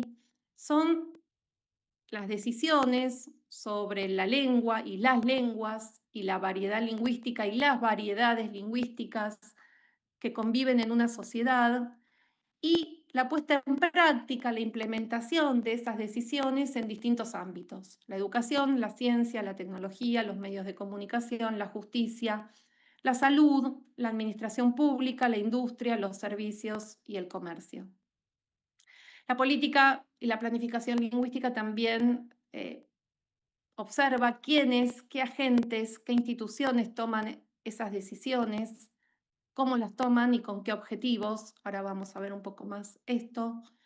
En general, para la política lingüística entendida en un sentido tradicional, es el Estado, las distintas dependencias del Estado, ¿sí? Los ministerios, los municipios, las provincias, quienes toman estas decisiones. Otra variable que se tiene en cuenta es a raíz de qué diagnósticos sociolingüísticos, qué se hace previo a la toma de decisiones, ¿no? Y cómo las creencias, las representaciones y las ideologías lingüísticas influyen en la decisión de alguna, en el diseño, mejor dicho, de alguna política lingüística y en su puesta en práctica. ¿Qué tipo de políticas lingüísticas se ejecutan? Sí, práctica, es decir, una política que resuelve algún problema de comunicación en determinado territorio, o simbólica, por ejemplo, la defensa de una lengua por cuestiones nacionalistas. Si la política lingüística se diseña in vivo o in vitro, es decir, en una situación real, en territorio, para resolver una situación sociolingüística determinada, o se diseña, se piensa, se elabora en una oficina, así, en un laboratorio, y luego se quiere implementar en la sociedad. Por último, la política lingüística también ha reflexionado sobre con qué herramientas se implementa ese plan de acción, y fundamentalmente si es el Estado, el agente que diseña una política lingüística, la herramienta, el instrumento va a ser la legislación lingüística, que puede ser la Constitución, que puede ser una resolución, un decreto, ¿sí? Un informe. Y también, en algunos casos, los llamados instrumentos metalingüísticos, por ejemplo, si se quiere estandarizar una lengua, bueno, va a ser producto de la política lingüística el diseño de, sobre todo, los instrumentos lingüísticos más canónicos, diccionarios, gramáticas y ortografías, textos escolares, entre otros. La política lingüística, bueno, hay algunas referentes de la política lingüística entendida en sentido tradicional. En primer lugar, quiero mencionar a un sociolingüista recientemente fallecido, Louis Jean Calvet, que tiene un manual, se llama justamente Las políticas lingüísticas. En la Argentina quiero mencionar a los investigadores Roberto Bain y Lía Varela. Y bueno, ellos definen la política lingüística como un conjunto de decisiones y acciones promovidas por el poder público, ¿sí? Que puede ser el Estado nacional, provincial, municipal, pero también organismos supraestatales, como por ejemplo el Mercosur o la Unión Europea, que tiene por objeto principal una o más lenguas de su órbita y está orientada hacia objetivos, y esto es importante, que son tanto objetivos lingüísticos como objetivos no lingüísticos. En esta definición la comparten estos tres autores que estoy mencionando. Para objetivos lingüísticos, entonces, se hace referencia a una serie de acciones sobre el corpus de la lengua, es decir, sobre la forma de la lengua, sobre el estatuto de la lengua y su adquisición, ¿sí? Sobre todo en el sistema educativo, aunque no solo. Son ejemplos de acciones lingüísticas con objetivos lingüísticos: instituir una lengua como oficial o, llegado el caso, como oficial, y en ese caso, bueno, la aplicación de un principio de personalidad o de territorialidad, ¿no? En determinados lugares, en determinados estados de un país hay cooficialidad y en otros no. Dotar de escritura una lengua ágrafa, ordenar una reforma ortográfica, fijar una terminología científica o médica para prescribir medicamentos, para realizar diagnósticos, para redactar prospectos de remedios, de medicamentos, implantar normas referidas al uso de las lenguas en la industria y al comercio, rotular los productos, redactar los instructivos de los productos que nosotros compramos, proteger las lenguas minoritarias y o minorizadas, establecer qué lenguas extranjeras se deben enseñar en el sistema escolar público, velar por la edición de libros para personas no videntes, instituir la traducción a lengua de señas en eventos públicos y privados, garantizarle a alguien que no conoce la lengua oficial un intérprete en los juzgados y en los servicios de salud, obligar a los locutores y periodistas de radio y televisión a usar la norma estándar, entre otras muchas acciones que puede diseñar e implementar un Estado-nación, un Estado provincial, un Estado municipal, ¿sí? Ahora bien, también hay objetivos no lingüísticos, ¿sí?, que tienen estas políticas lingüísticas, que acarrean, que implican estas políticas lingüísticas. Algunos de ellos, incrementar la cohesión social cuando se reconocen y se comprenden las diferencias lingüísticas y se respetan los derechos de las minorías. Acceder a la ciudadanía cuando determinado grupo, hasta entonces excluido, obtiene herramientas para desenvolverse en la cultura escrita, pero también en el espacio público en general. Afirmar la identidad nacional que se persigue mediante la defensa y el impulso a la producción cultural, literaria, científica o tecnológica en una lengua que puede ser la lengua oficial de ese Estado-nación o la lengua nacional. Y consolidar también la integración regional a través del conocimiento de las lenguas y culturas vecinas. Entonces, hasta acá vemos que la política lingüística tiene objetivos de índole lingüística y también objetivos de índole no lingüística. Otro sintagma es el de políticas del lenguaje, ¿no? Y yo considero que políticas del lenguaje en lugar de políticas lingüísticas es más abarcador. Primero porque cuando se trabaja a partir del concepto de política lingüística, son lenguas discretas, ¿sí? Digamos, interviene sobre el corpus o sobre el estatuto de determinada lengua, el español, el portugués, el inglés, el guaraní, el quechua, ¿sí? Elementos discretos. El concepto del lenguaje, como lo usamos desde el enfoque glotopolítico, que es donde yo me voy a inscribir, es más amplio, ¿sí? Porque es considerado como una práctica social situada que se despliega en el tiempo y en el espacio. Por lo tanto, cuando nos referimos a políticas del lenguaje, incluimos distintas prácticas lingüísticas y discursivas. Primero, incluimos prácticas justamente, ya no la lengua como esa entidad discreta, sino prácticas lingüísticas y discursivas, por ejemplo, modos de leer, modos de escribir, modos de hablar. E incluso también cuando hablamos de políticas del lenguaje podemos dar cuenta de fenómenos como la alfabetización, la intercomprensión o la educación intercultural, entre otros fenómenos. Y por último, en este primer punto está el tema de la glotopolítica, ¿no? La glotopolítica, la política lingüística, la política del lenguaje.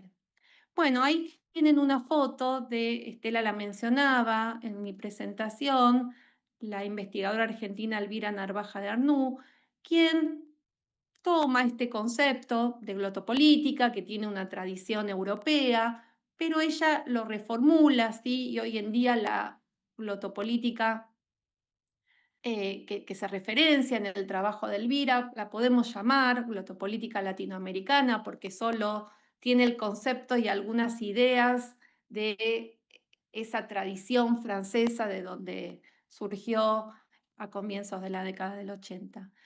Elvira Narvaja de Arnoux, entonces, en varios de sus textos, ella todo el tiempo está reformulando el alcance del enfoque, de las perspectivas glotopolíticas. Yo tomo esta definición, que es una de las más citadas. Dice Elvira, entonces, la glotopolítica, a la que le seguimos reconociendo una dimensión aplicada, y quiero subrayar, ¿no?, esto de la dimensión aplicada de la glotopolítica. Ella lo denomina el planeamiento lingüístico. Estudia entonces las ideologías lingüísticas y las intervenciones en el espacio público del lenguaje, asociándolas con posiciones sociales y espacios institucionales, e indagando en los modos en que aquellas, es decir, las ideologías y las intervenciones, participan en la instauración, reproducción o transformación de entidades políticas, relaciones sociales y estructuras de poder tanto en el ámbito local o nacional como regional o planetario. Esta definición de Elvira es muy interesante, no solo porque resalta la dimensión aplicada de la glotopolítica, sino también porque queda claro que el espacio público, el espacio del lenguaje es un espacio público, en principio no tiene dueños, con lo cual todos podemos intervenir, ¿sí? No solo el Estado, también distintos sectores de la sociedad civil. Y el otro aspecto que me parece relevante resaltar es esta relación entre que esas intervenciones siempre expresan posiciones sociales, ¿no? Entonces, dependiendo del tipo de intervención, vamos a ver si esa intervención, esa acción, lo que hace es instaurar un determinado tipo de sociedad o reproducir relaciones sociales quizás desiguales o transformar ese tipo de sociedad, ¿sí? Las distintas intervenciones entonces van a tener un impacto en lo social. Esto es indisociable para este enfoque. Por otro lado, también dentro del enfoque glotopolítico, ahí tienen una foto del investigador José del Valle, que él utiliza el término glotopolítica, pero también habla de la dimensión política del lenguaje, ¿no? Y es interesante esta cita que ahora voy a compartir de su último libro, del capítulo 1 de su último libro, donde compara la política lingüística y la glotopolítica, ¿no? Dice, entiendo por política lingüística, aceptando su acepción clásica, la intervención planificada sobre las lenguas, su forma y su estatus en una comunidad.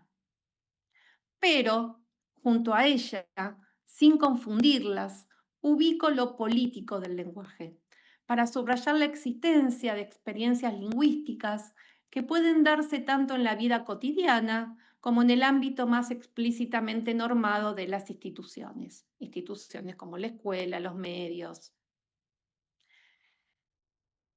en que se ponen en juego de manera ya sea cooperativa o conflictiva identidades sociales que participan en las luchas en torno al poder.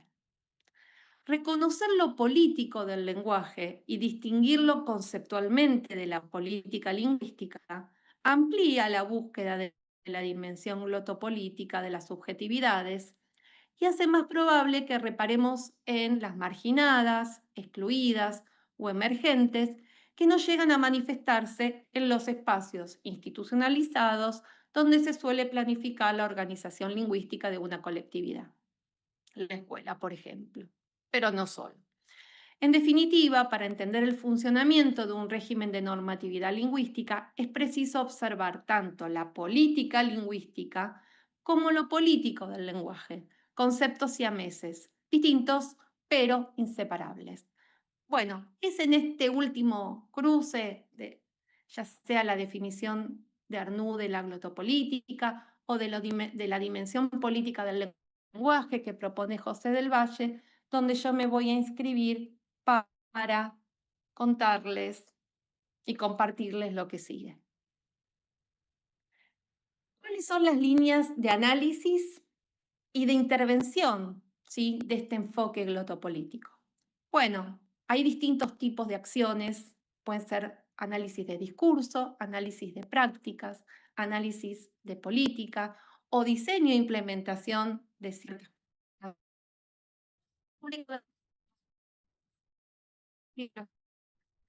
cuando por ejemplo, un diccionario que es una acción política, vemos qué ideología lingüística circula en esa obra. Por supuesto, vinculadas, hay que hacer todo un análisis de las condiciones de producción de esta obra.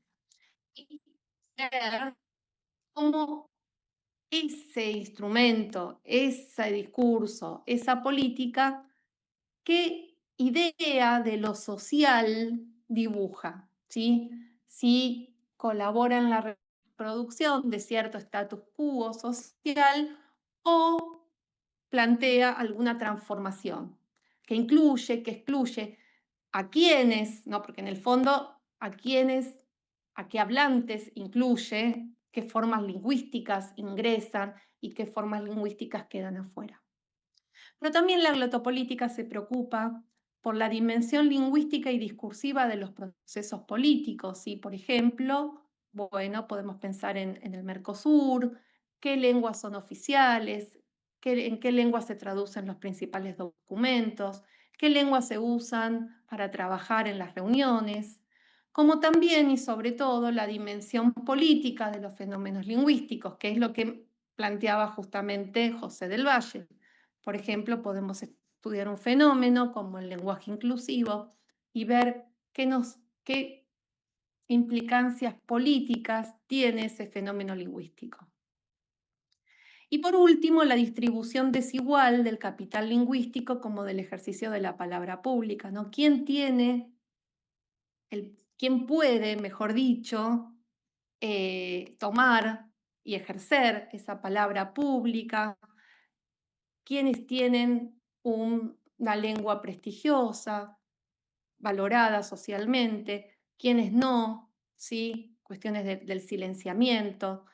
Estos son los temas entonces que aborda como grandes temas, grandes conjuntos de temas que aborda la glotopolítica. ¿Qué preguntas nos hacemos quienes investigamos desde el enfoque glotopolítico? Bueno, primero es un enfoque interdisciplinario, tenemos que leer de ciencias políticas, de historia, además de cuestiones vinculadas con la sociolingüística y las lenguas en general. Es transdisciplinario porque atraviesa disciplinas y en ocasiones es un poco indisciplinado porque, bueno, no queda claro bien si es un trabajo de historia de la lengua o de dialectología, porque la glotopolítica es el modo en que se enfoca esos problemas. Es crítico, tiene una mirada crítica, una mirada transformadora y siempre situado. Y tenemos un objetivo, un horizonte emancipador en las conclusiones a las que llegamos. Tenemos que tener en cuenta factores históricos en el sentido de históricos del pasado, pero también contextuales, ¿no? Este tema del el anclaje coyuntural de dónde surgen esas intervenciones, esos fenómenos. Políticos, pero puede ser de políticos nacional, regional, geopolíticos, geoeconómicos, sociales, culturales, educativos, demográficos, del sistema productivo y del mercado laboral, últimamente de las tecnologías. Todos estos factores influyen en las intervenciones sobre el lenguaje. Es decir, hay acciones sobre el lenguaje que responden a estos factores. Por eso es que van cambiando, ¿sí? A lo largo de la historia. Por eso en algún momento el latín fue la lengua franca, entre comillas, y hoy es otra, ¿sí? Porque esto va cambiando. Y también el papel de las lenguas históricas, el inglés, el francés, el español, el guaraní, y de las variedades geográficas y sociales y del lenguaje en general, de estos modos de hablar, de escribir y de leer, cómo construyen subjetividades, cómo construyen modelos de ciudadanía, cómo construyen proyectos de sociedad. Estas son entonces las preguntas, las variables, por decirlo de algún modo, que tenemos en cuenta cuando hacemos un análisis glotopolítico, que puede tener después una propuesta o no, ¿sí? Si tiene una propuesta, si hay una dimensión aplicada, primero hay que comprender y explicar las bases estructurales de la desigualdad lingüística, ¿sí? Cuando se quiere transformar una situación, ¿sí? Que tiene una base, donde se observa desigualdad de base lingüística. Yo considero que en principio la explicación de esta desigualdad lingüística en América Latina tiene que ver con la Constitución, por supuesto con el proceso de colonización, pero también, y yo me voy a centrar a partir del siglo XIX, con la constitución de los estados nacionales y que se erigieron sobre la base de un sistema de dominación múltiple, que era capitalista, que era colonial, incluso de colonialismo interno, urbano, clasista, racista, heteropatriarcal, monolingüe y monoglósico. Así con estas características se constituyeron los estados-nación. Y esto es lo que va a explicar la desigualdad, ¿sí? Y la desigualdad social y la desigualdad lingüística. Frente a eso hay que proponer políticas e iniciativas para revertir los efectos de la desigualdad lingüística que respondan a las demandas de hablantes de lenguas y de variedades minorizadas que tienen serias dificultades para acceder a servicios de información y comunicación, educación, salud, justicia, trabajo y vivienda, ¿sí? La diferencia entre las políticas implementadas por los estados, las iniciativas glotopolíticas que desarrollan o que surgen de la sociedad civil, de activismos, de distintos sectores de la sociedad civil, constituyen un campo de conflicto constante, en el que tienen lugar dinámicas de poder, por supuesto, que algunas reproducen las relaciones sociales, pero otras son gestos de resistencia. No todos los diccionarios, como en algún momento pensé, lo que hacían era reproducir la desigualdad. Hay diccionarios que buscan resistir, ¿sí? Que buscan una contrahegemonía para afrontar esas desigualdades. Quizás son los menos, pero no hay que dejar de estudiarlos y sobre todo de proponer esos gestos glotopolíticos. ¿Cuáles son los temas y debates actuales? Bueno, hay muchos, sí, algunos, la enseñanza de las lenguas mayoritarias, el español, el portugués, como lengua materna, segunda y extranjera, como lengua extranjera, todo el tema de la certificación, de los materiales didácticos, la formación de profesores. Respecto de la lengua materna, uso, funciones y valoraciones de las distintas variedades lingüísticas en las prácticas educativas, el reconocimiento, el respeto y la promoción de la diversidad, la educación intercultural y otros programas curriculares pedagógicos, su implementación y su alcance, ¿sí? A las lenguas indígenas, a las mayoritarias, a las minoritarias, a las variedades de contacto y de frontera. ¿Cuáles son los usos, las funciones y las valoraciones del bilingüismo y del plurilingüismo? Políticas respecto de la lectura, la escritura y la oralidad en los diferentes niveles educativos, pero también de la enseñanza de la lectura, la escritura y la oralidad, y todo lo que tiene que ver con las políticas lingüísticas y la internacionalización de la educación superior. Esto en el ámbito educativo. Otros temas por fuera del ámbito educativo, pero que algunos tienen también un impacto, son los modelos normativos de las lenguas mayoritarias. Por ejemplo, en el español contemporáneo hay paradigmas en disputa respecto de cuál es la norma del español, ¿sí? Algunos la llaman panhispánica, pluricéntrica, monocéntrica, el español general, el español neutro, el español latino, el español latinoamericano, el español argentino. ¿Cómo impacta eso en las industrias culturales, del entretenimiento, ¿sí? En los subtítulos, en las traducciones? La confección de instrumentos lingüísticos como gramáticas, diccionarios, ortografías, atlas, que se han hecho en los propios lugares y que sean endonormativos y que no se hagan en otro lugar y se quieran luego imponer. ¿Qué pasa con los instrumentos actuales que nos regulan nuestra forma de hablar y de escribir y de leer? ¿Sí? Cuando usamos un celular, los simplificadores y estos anticipadores que ya nos adelantan, nos anticipan justamente lo que vamos a escribir o la respuesta que vamos a dar en un mail. Los debates en torno a las lenguas hegemónicas en las ciencias, todo el tema del inglés como lengua franca, como lengua global. Y la implementación de estos movimientos, de estas campañas llamadas lenguaje claro y lectura fácil en la justicia y en la administración pública, aunque no solo en estos ámbitos, y estas campañas realmente empoderan a los ciudadanos o hay otros intereses, ver dónde surgió, quiénes la quieren implementar, por qué, si son requisitos y exigencias que impone alguien, ¿sí? Alguien externo.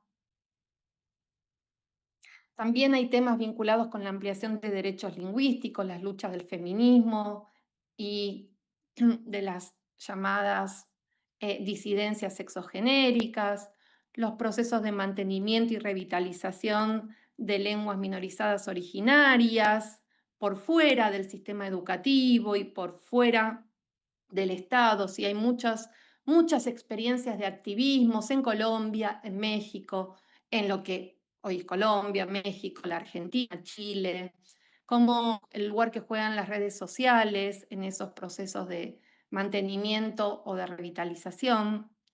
¿Y qué pasa con las comunidades migrantes, de diásporas y de refugiados políticos en un mundo de movilidad acelerada? ¿Sí? ¿Cuáles son las funciones y los usos de sus lenguas en la sociedad? Estos son todos temas que abordamos. Algunas perspectivas rápidamente.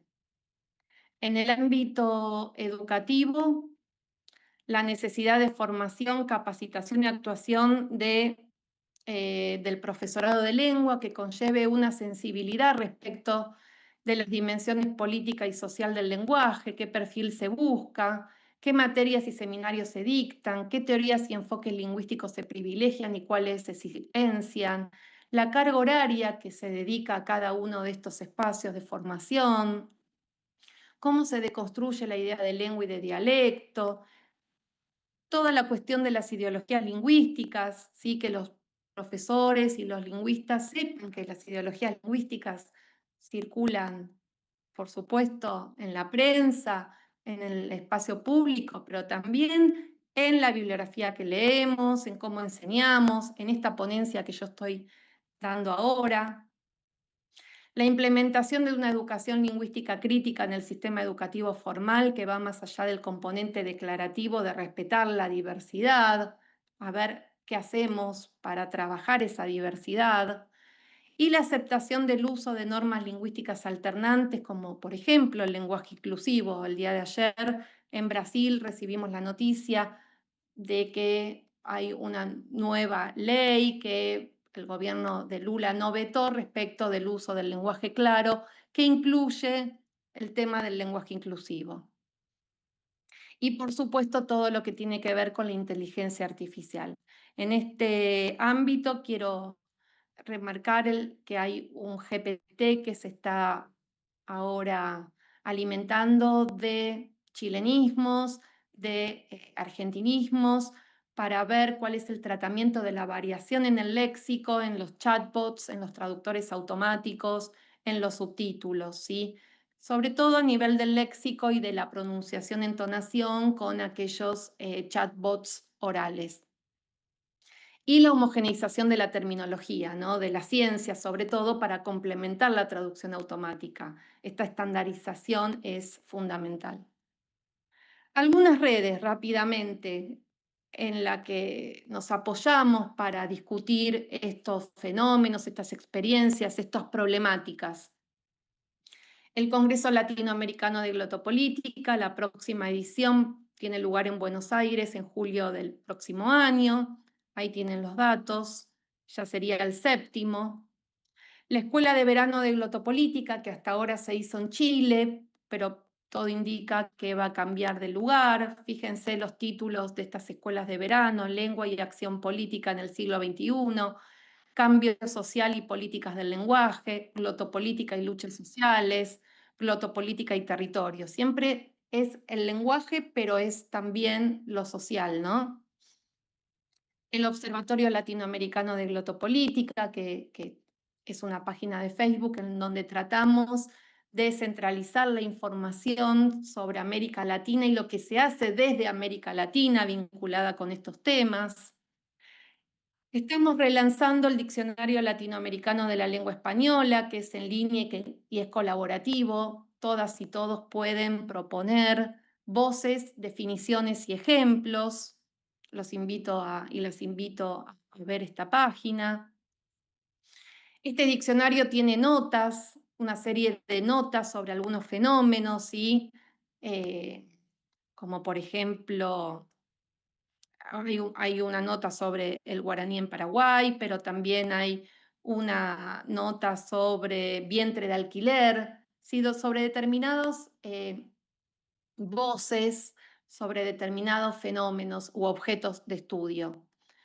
Los invito también a leer el Anuario de Glotopolítica, que tiene una página donde se suben noticias qué pasó, por ejemplo, ahí estoy leyendo qué pasó con el lenguaje inclusivo, debates, prohibiciones y futuro en la educación y en la política, una nota que se publicó en un diario argentino, o FICA Español, cuando la sociedad civil asume la política lingüística. Este es un movimiento que tiene lugar en Brasil para, de algún modo, restituir la enseñanza del español como lengua extranjera en las escuelas de ese país.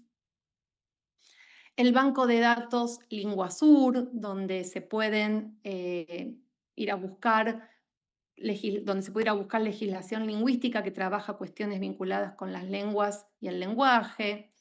La página Diversidad Lingüística, donde hay material educativo para abordar la diversidad en el aula. Un canal de YouTube que se llama El Derecho a la Palabra, que son producciones audiovisuales donde se relevan desigualdades ancladas en diferencias de distinto tipo, ¿sí? Es muy interesante, hay una serie de videos hechos en la Argentina, en Chile y en México, y ahora se están sumando videos hechos en Brasil. La Cátedra UNESCO para la Lectura y la Escritura en América Latina, que cumple 30 años el próximo 2026, que tiene una serie de posgrados, ¿sí? Donde se trabajan estas problemáticas. Y finalmente el proyecto 8, que se llama Políticas del Lenguaje en América Latina, justamente, que coordina el investigador Rainer Enrique Hamel de la Universidad Autónoma de México, que bueno, es el proyecto 8 del ALFAL.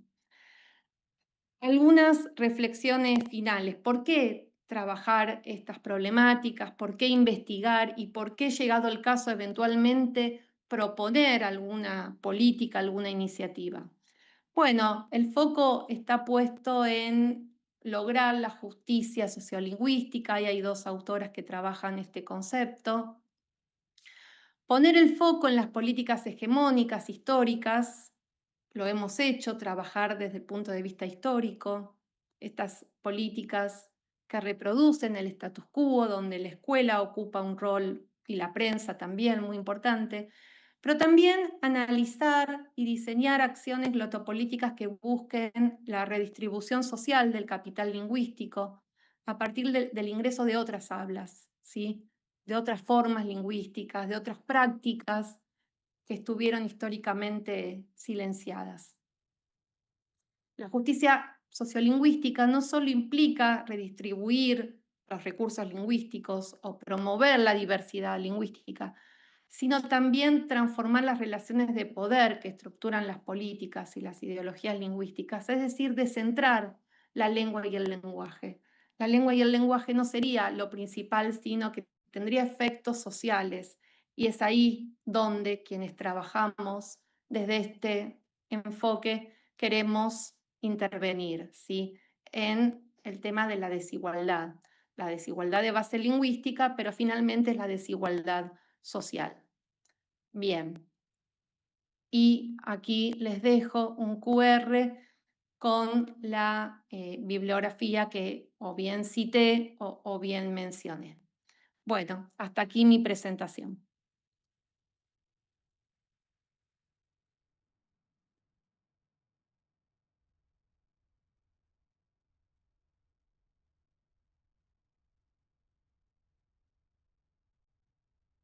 No te escucho, Estela. Muchísimas gracias, Daniel. Soy ya la que quedó muda. Bien, te agradezco por estas reflexiones, por este panorama justamente de la situación. Y ahí justamente está Lirian, que te manda unos saludos, ¿sí? Y te felicita por la conferencia. Gracias, Lirian. Saludos. Hay un público acá conocido. Bien, entonces, me parece interesante. Ahora una consulta, sobre todo en el ámbito educativo. ¿Qué se está haciendo en cuanto al uso de las variedades lingüísticas a nivel Argentina, verdad? O si tienen, bueno, aparte de los trabajos de Maggie y otros que existen al respecto, ¿verdad? ¿Cuál es la posición o cuáles son los estudios recientes al respecto? Bueno, en ese caso reenvío justamente a la página que se llama Diversidad Lingüística. Esa página es el proyecto que dirige María López García, Maggie López García, como la conocemos, y ahí se está trabajando el tema de la diversidad, y hay tanto actividades para hacer en el aula, no solo de respeto por la diversidad, sino actividades concretas, por un lado, y también se trabaja en el tema de la formación docente, ¿no? De sensibilizar a quienes están haciendo las carreras docentes con estas temáticas y con estas categorías de ideología lingüística, de no solo respetar la diversidad, sino de llevarla al aula. Hay actividades, hay toda una, bueno, en este momento una corriente de trabajo metalingüístico en el aula, ¿no? No solo de esto de repetir, sino de trabajar la diversidad no solo con, dice Maggie, y acá la cito, como un contenido del orden de la valoración actitudinal, sino como un contenido. Bueno, ver qué lenguas circulan en esta. Por supuesto, las aulas de la ciudad de Buenos Aires, de la provincia de Buenos Aires, son multilingües por justamente todo este movimiento migratorio que hay, ¿no? Entonces, bueno, en esas páginas hay algunas propuestas. Yo no soy la mayor especialista en esos temas, por eso indico esa página para revisar esas cuestiones, pero se está haciendo mucho desde el proyecto que dirige Maggie López García. Y no solo con las lenguas originarias, con el contacto, sino con otras lenguas también, ¿no? Claro.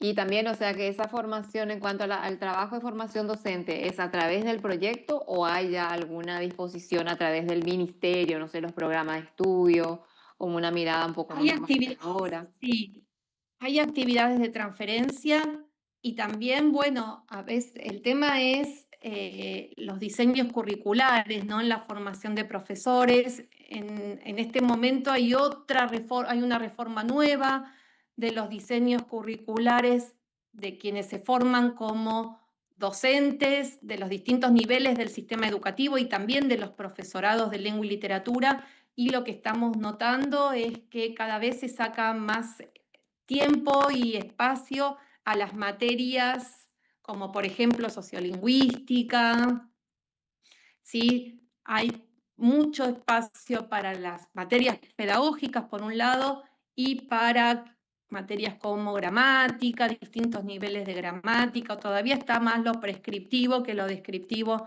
en los diseños curriculares, ¿sí?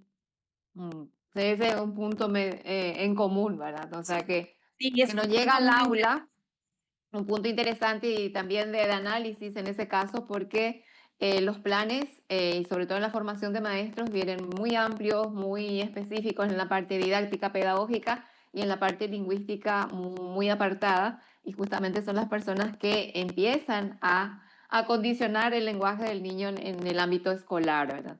Sí, no hay formación específica en este momento, por ejemplo, como profesores de lengua segunda, sí hay para lengua extranjera, pero ya el perfil del destinatario es otro, ¿no? Como todo el tema en la Argentina en este momento de la educación intercultural bilingüe está en pausa. ¿También está en pausa eso? Sí. Bien, entonces.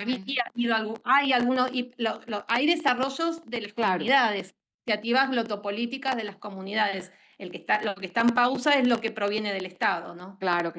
Entonces, prácticas por un lado, disposiciones por otro, y nunca terminan por ponerse de acuerdo, ¿verdad? O encontrarse. Esa es la reflexión grande. Y en cuanto a los materiales, o sea, que como a los dispositivos, como instrumentos lingüísticos, gramáticas, diccionarios, en cuanto a esto, ¿hay alguna reflexión nueva a partir de todo lo que se ha venido haciendo o sigue siendo lo mismo y tenemos la reflexión grande desde arriba y tomamos esto como única verdad? Sí, desde arriba y desde afuera, ¿no? Desde la Real Academia Española. No, en este momento, bueno, ahora queremos relanzar el Diccionario Latinoamericano de la Lengua Española, que es una iniciativa que surgió hace unos años en la Universidad Nacional de 3 de Febrero, que es un diccionario colaborativo, participativo, donde todas y todos podemos participar, intervenir, proponer. Vamos a ver si el año que viene hacemos un gran lanzamiento. Ese sería, dentro de lo que conozco como instrumento lingüístico, en este momento sería el único de parte del Estado, no hay nada en proceso de realización en este momento. En este momento, bueno, todo lo que tiene que ver con la educación, con la investigación y la educación en la Argentina está en pausa por decisión política, ¿no? Pero sí conozco diccionarios que se están haciendo. Compartí hace poco, en el mes de agosto, un seminario con una profesora del sur de Brasil y se están haciendo diccionarios, muchos en escolares en la frontera. Ahí hay mucho trabajo de recopilación del léxico y de armar diccionarios escolares con ilustraciones. Eso está avanzando. Pero son iniciativas glotopolíticas, ¿no? Esto bueno, que son muy interesantes. Pero otra vez individuales o de grupos más pequeños que también a veces... Locales, comunitarias, locales, exactamente. Sí, Ya. sí.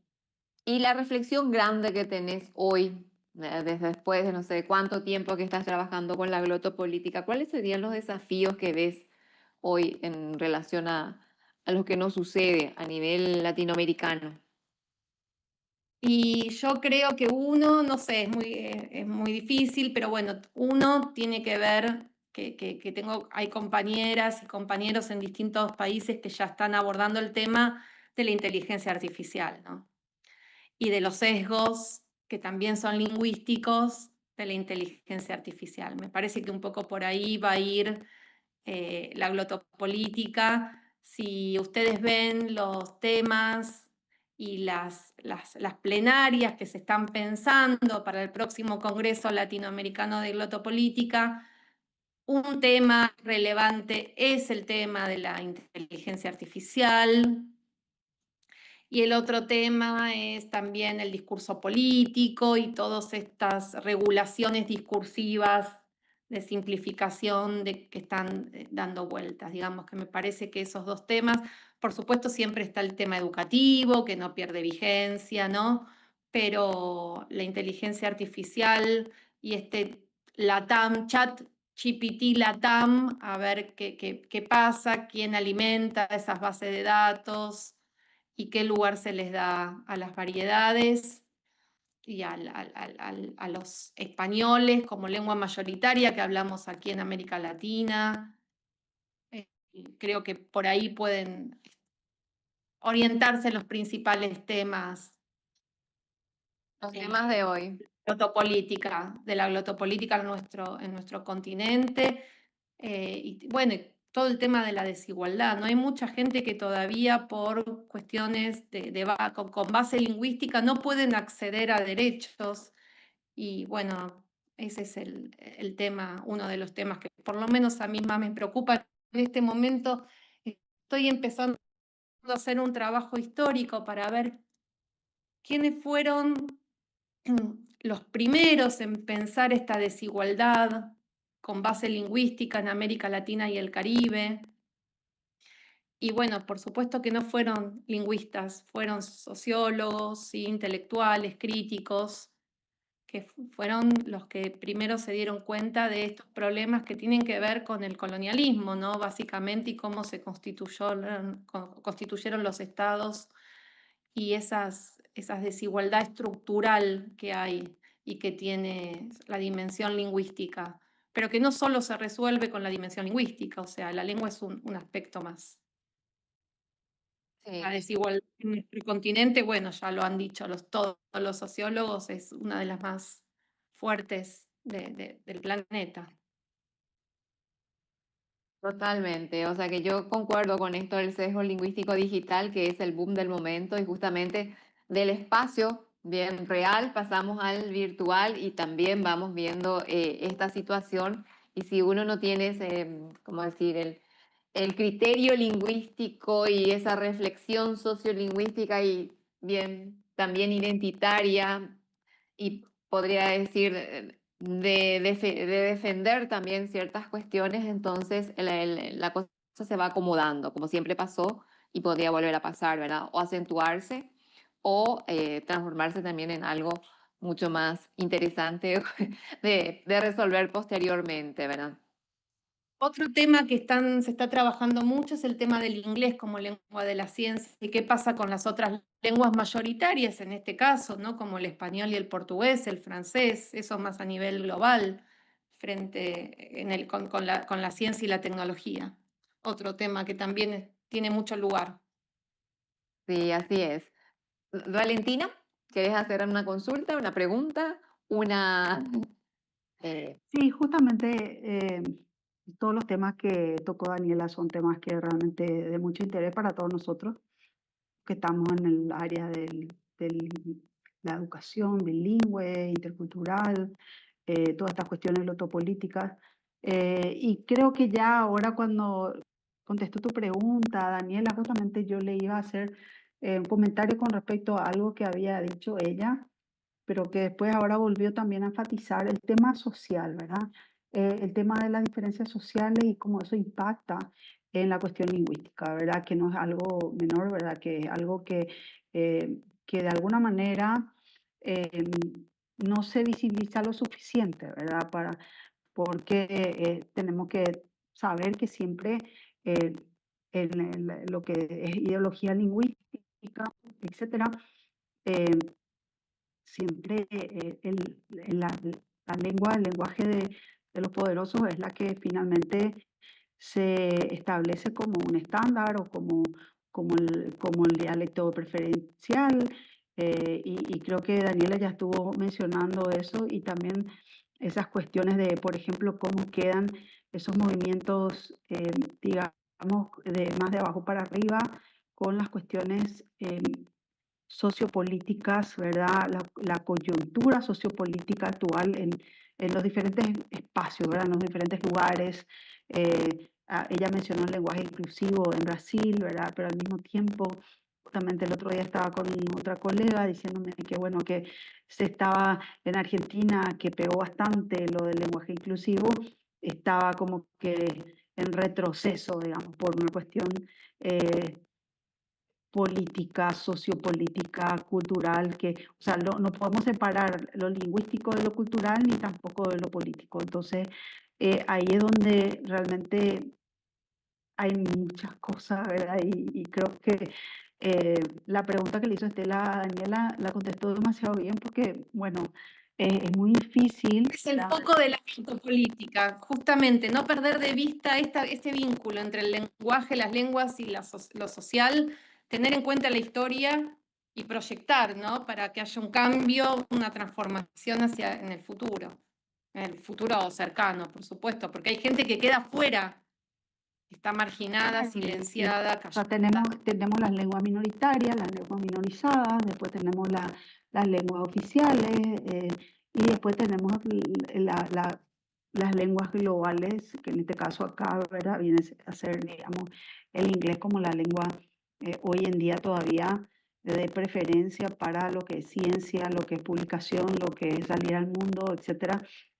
Y digamos lo que también tiene más marketing, ¿verdad? Entonces, acá en Paraguay tenemos una ley, ¿verdad? Que obliga a la enseñanza de inglés desde preescolar hace 12 años y no se puede llevar, no se puede poner en práctica porque no hay las condiciones para que eso se dé, ¿verdad?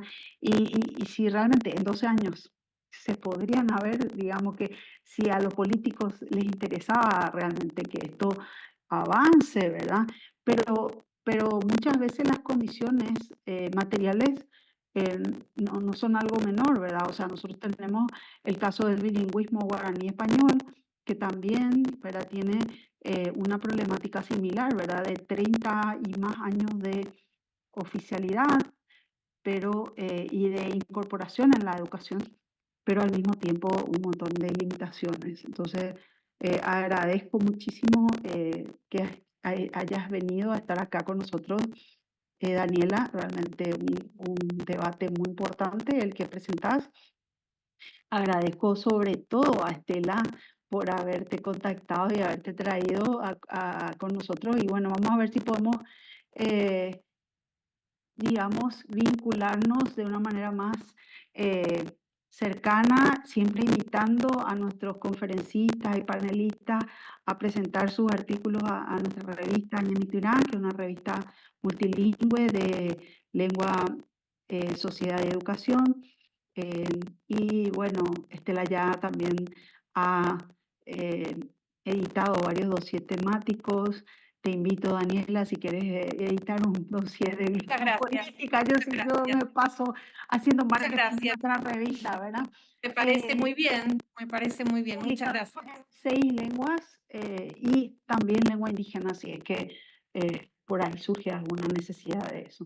Así que Muchas muchas gracias y bueno, yo sé que Estela es muy estricta con el tiempo, así Estamos en hora, sí. sí. Dale, gracias. Bueno, gracias, muchísimas gracias, Daniela, por acompañarnos. Bien, ya tenés abierta la puerta para la próxima ocasión y lo mismo para cuestiones que manejamos después en cuanto a producción del conocimiento, actividades conjuntas y como te dije, Paraguay te espera. Hay planes, Hay planes, sí, ahí venimos. Muchísimas gracias, Dani. Gracias a ustedes, gracias, Estela, por la invitación nuevamente. Dale. Bueno, dale, Daniela, gracias. Bueno, pasando a la otra conferencia, en este caso es una conferencia que vamos a presentar ya de manera grabada por la profesora Mar Campos Souto, quien no pudo estar en esta ocasión de manera sincrónica. Bien, la doctora Mar es profesora titular de la Universidad Santiago de Compostela, es licenciada en Filología Hispánica, egresada de la Universidad de La Coruña y tiene el estudio de doctorado en Filología Hispánica justamente también de esta universidad. Se destaca justamente por el trabajo en la lexicografía histórica, coordinó justamente el equipo de lexicografía del Diccionario Histórico de la Lengua Española y es en la morfología léxica diacrónica donde se desenvuelve mayormente. Y a la vez es codirectora de la revista de lexicografía de la Universidad de La Coruña. Entonces, vamos a poner la grabación de la conferencia de la profesora Mar en este caso y luego yo haré algún comentario y también si hay alguna pregunta, alguna cuestión, se la haremos llegar posteriormente. Quiero transmitirles un cálido y afectuoso saludo, así como mi profundísimo agradecimiento por haberme invitado a participar en el 6º Congreso Paraguayo de Lingüística Aplicada.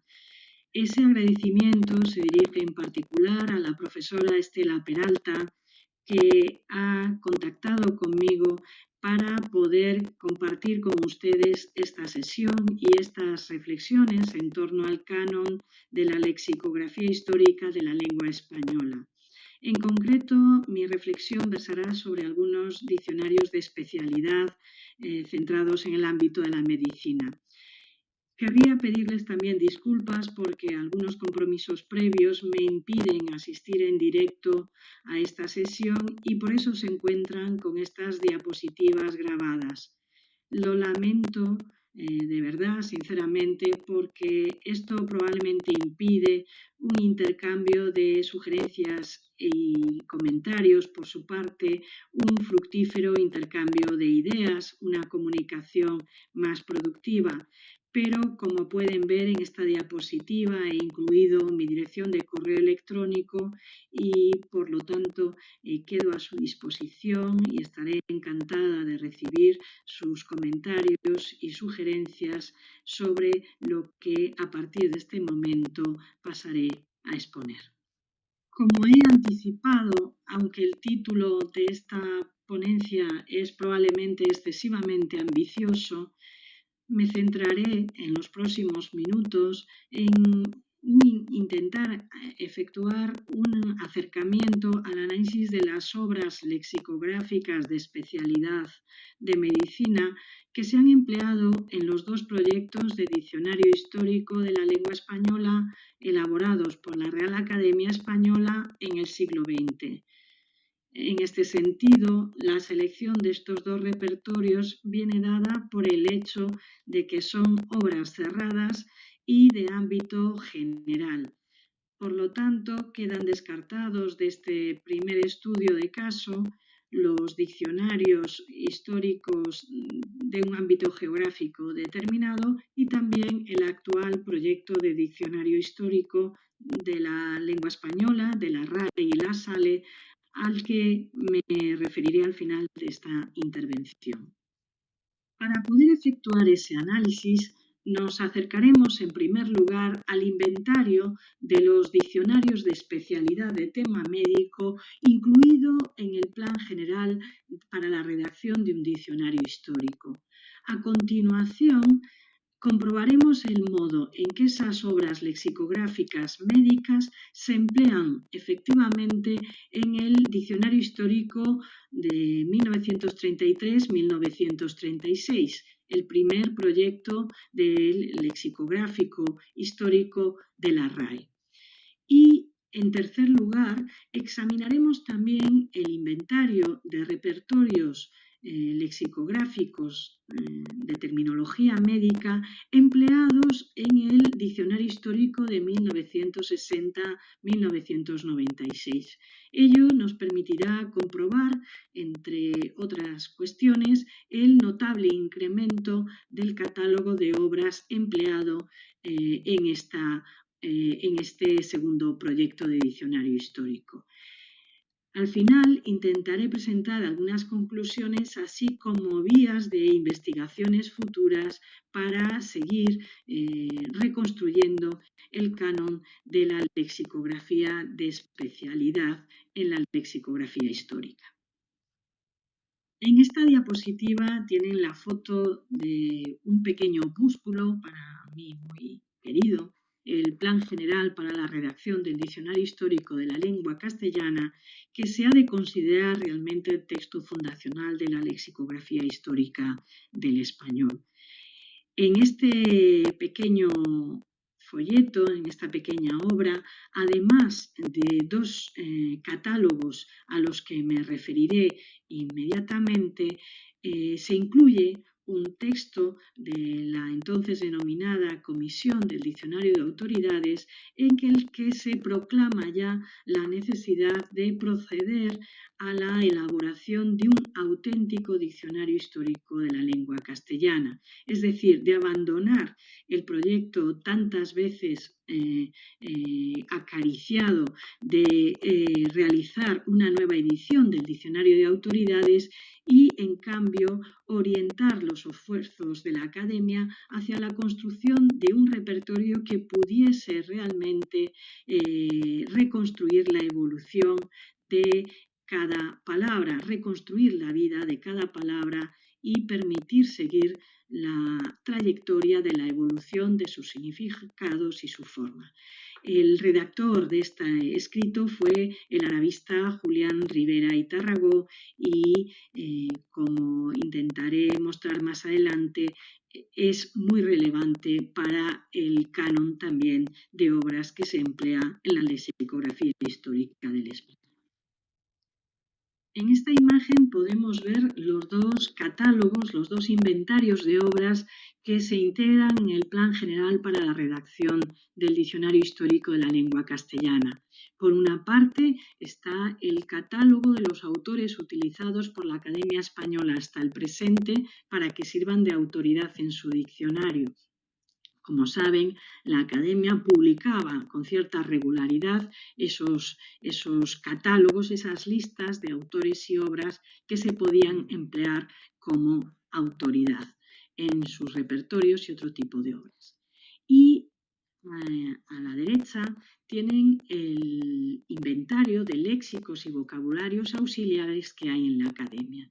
Es precisamente esta segunda nómina la que nos interesa en este momento porque en ella está encerrado el germen de ese canon lexicográfico que va a estar presente en los diccionarios históricos elaborados por la Corporación en el siglo XX. En esta imagen se han recogido las 4 obras que se podrían encuadrar en el grupo de los repertorios especializados de tema médico incluidos en la sección de léxicos y vocabularios auxiliares del Plan General. Como verán, se han destacado 2 títulos, el Diccionario Tecnológico de las Ciencias Médicas de Caballero y Villar y el Vocabulario Tecnológico de Medicina de Cuesta, 2 obras del siglo XIX. Además, se han anotado otras 2, si bien no podemos considerar que en puridad forman parte del canon de obras especializadas empleadas en el primer diccionario histórico de la lengua española, porque en efecto se cita a Fontecha, pero no como en la parte del vocabulario incluido en esta obra, no por lo tanto como diccionario, como repertorio lexicográfico, y por lo que respecta al nuevo diccionario de Agricultura Teórico-Práctica y Económica y de Medicina Doméstica y Veterinaria, no se menciona en ningún caso como repertorio lexicográfico de medicina, sino que se emplea para voces, por ejemplo, de la agricultura. Por lo tanto, podríamos decir que son 2 las obras fundamentales que, como veremos, se emplearán en el primer proyecto de diccionario histórico de la Academia por lo que se refiere a la terminología médica. El tesoro de los diccionarios históricos de la lengua española es un recurso que permite efectuar la búsqueda conjunta de todos los diccionarios históricos generales o parciales que se han elaborado o se están elaborando sobre el español. En el caso del actual diccionario histórico no están incluidos todos los artículos. El diccionario histórico actual supera los 12.000 artículos y están cargados en esta aplicación poco más de 7.500, se irá actualizando. Pero si consultamos, por ejemplo, la voz acromatismo, veremos que podemos acceder tanto al PDF del diccionario histórico del 33-36 como a la versión electrónica del diccionario histórico del 60-96. Y ya esta consulta nos permite comprobar que se emplea efectivamente como fuente de documentación el diccionario de Cuesta al que nos hemos referido previamente.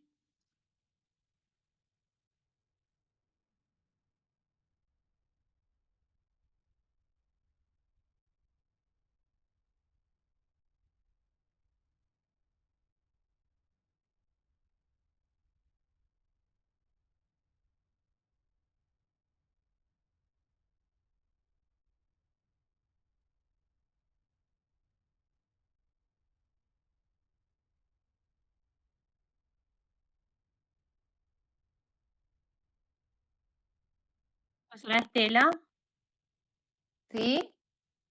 No se el escucha. video se quedó sin audio. ¿Se cortó? Sí, estoy avanzando para ver si se vuelve a escuchar, pero no. En su poca Ahí está. atención Sí. al léxico del siglo XX. Sin embargo, entre la nómina de textos citados se puede mencionar el Diccionario Terminológico de Ciencias Médicas dirigido por León Cardenal. Como podemos apreciar en esta diapositiva, el diccionario de Cardenal se emplea en los artículos de bronquitis, ácido y por los resultados que hemos podido obtener en al menos otros 2 artículos más.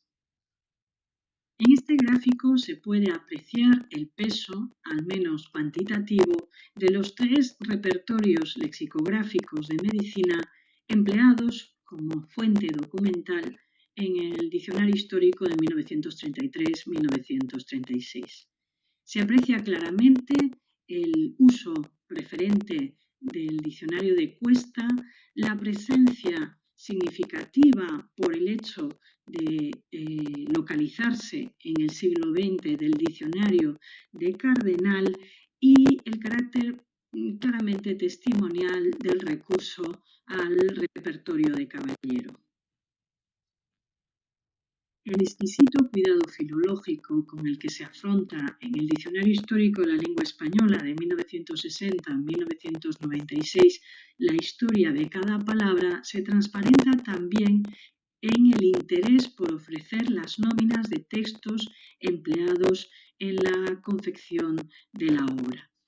Esas nóminas, esos catálogos, se incluyen en los fascículos desde el primer momento, se van completando con los nuevos títulos que se emplean por vez primera en cada nuevo fascículo, y ahora podemos acceder a un catálogo unificado, a un inventario unificado de esas fuentes en la reedición que este mismo año, en 2025, han hecho la RAE y la SALE de esos fascículos en los 3 primeros tomos del Diccionario Histórico de la Lengua Española, avance publicados por la editorial Espasa. La existencia de esta nómina facilita enormemente el conocimiento del canon lexicográfico de especialidad presente en el Diccionario Histórico de 1960-1996. Para el análisis de las obras lexicográficas centradas en el ámbito médico, hemos decidido descartar, en primer lugar, aquellos textos que corresponden en realidad a repertorios generales de terminología científica, como el vocabulario científico y técnico de la Real Academia de Ciencias Exactas, Físicas y Naturales.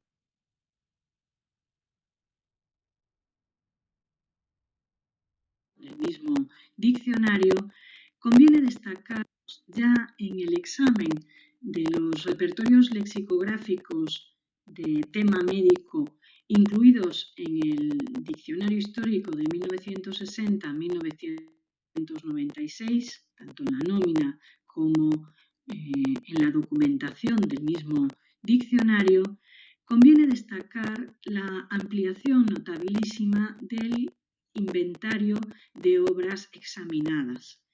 En la diapositiva pueden comprobar que, por lo que respecta al siglo XIX, además de las obras de Caballero y Cuesta, que ya conocíamos, se incluyen otras como las de Hernández de Gregorio y, fundamentalmente, el Diccionario de Medicina y Cirugía de Antonio Bayano, que desempeñará, como veremos enseguida, un papel muy relevante en este repertorio y en este ámbito.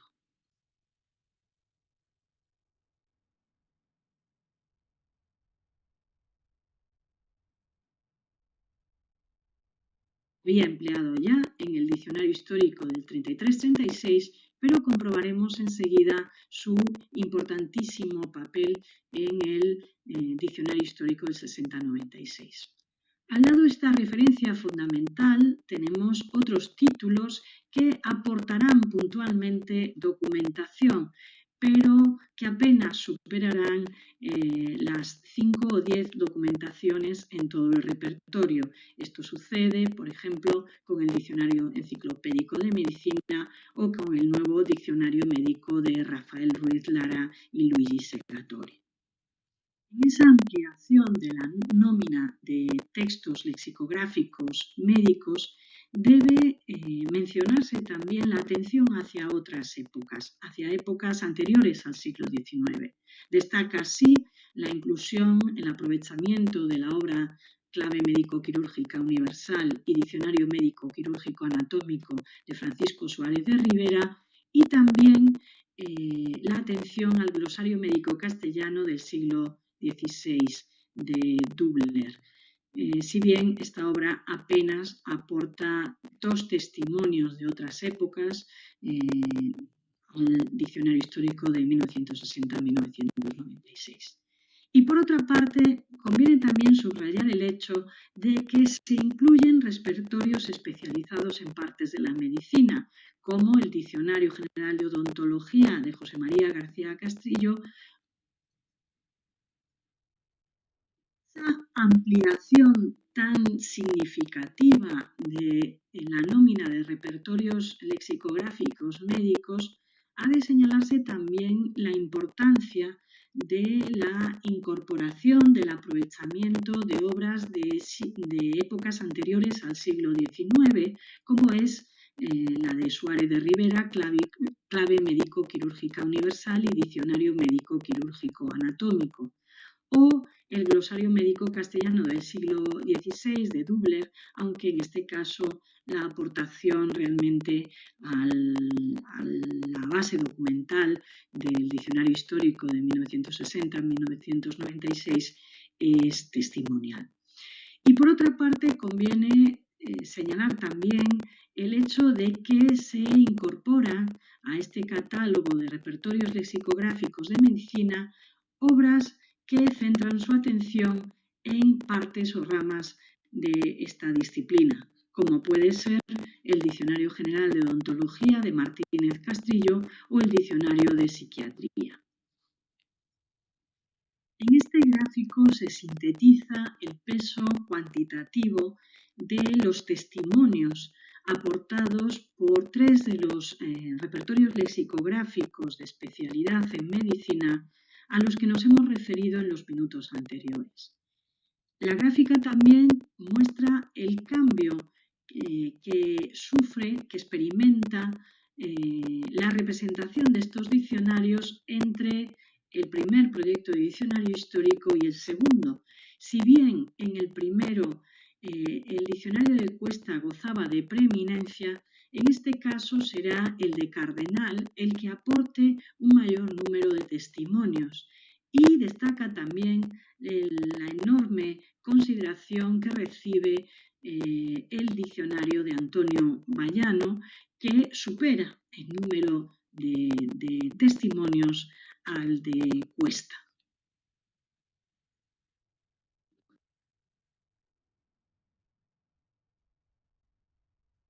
En ciertos artículos, como el de Aniridia, que tenemos en la pantalla, este repertorio se emplea como fuente de las definiciones incluidas en el DHLE de 1960-1996.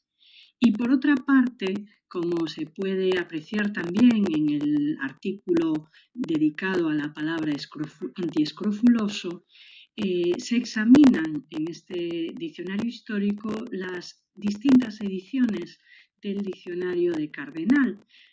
A este respecto se indica que en la edición de 1984 ya se considera que este vocablo actúa como adjetivo y sustantivo, mientras que en la primera edición de 1916-1920 solo se fichaba como adjetivo.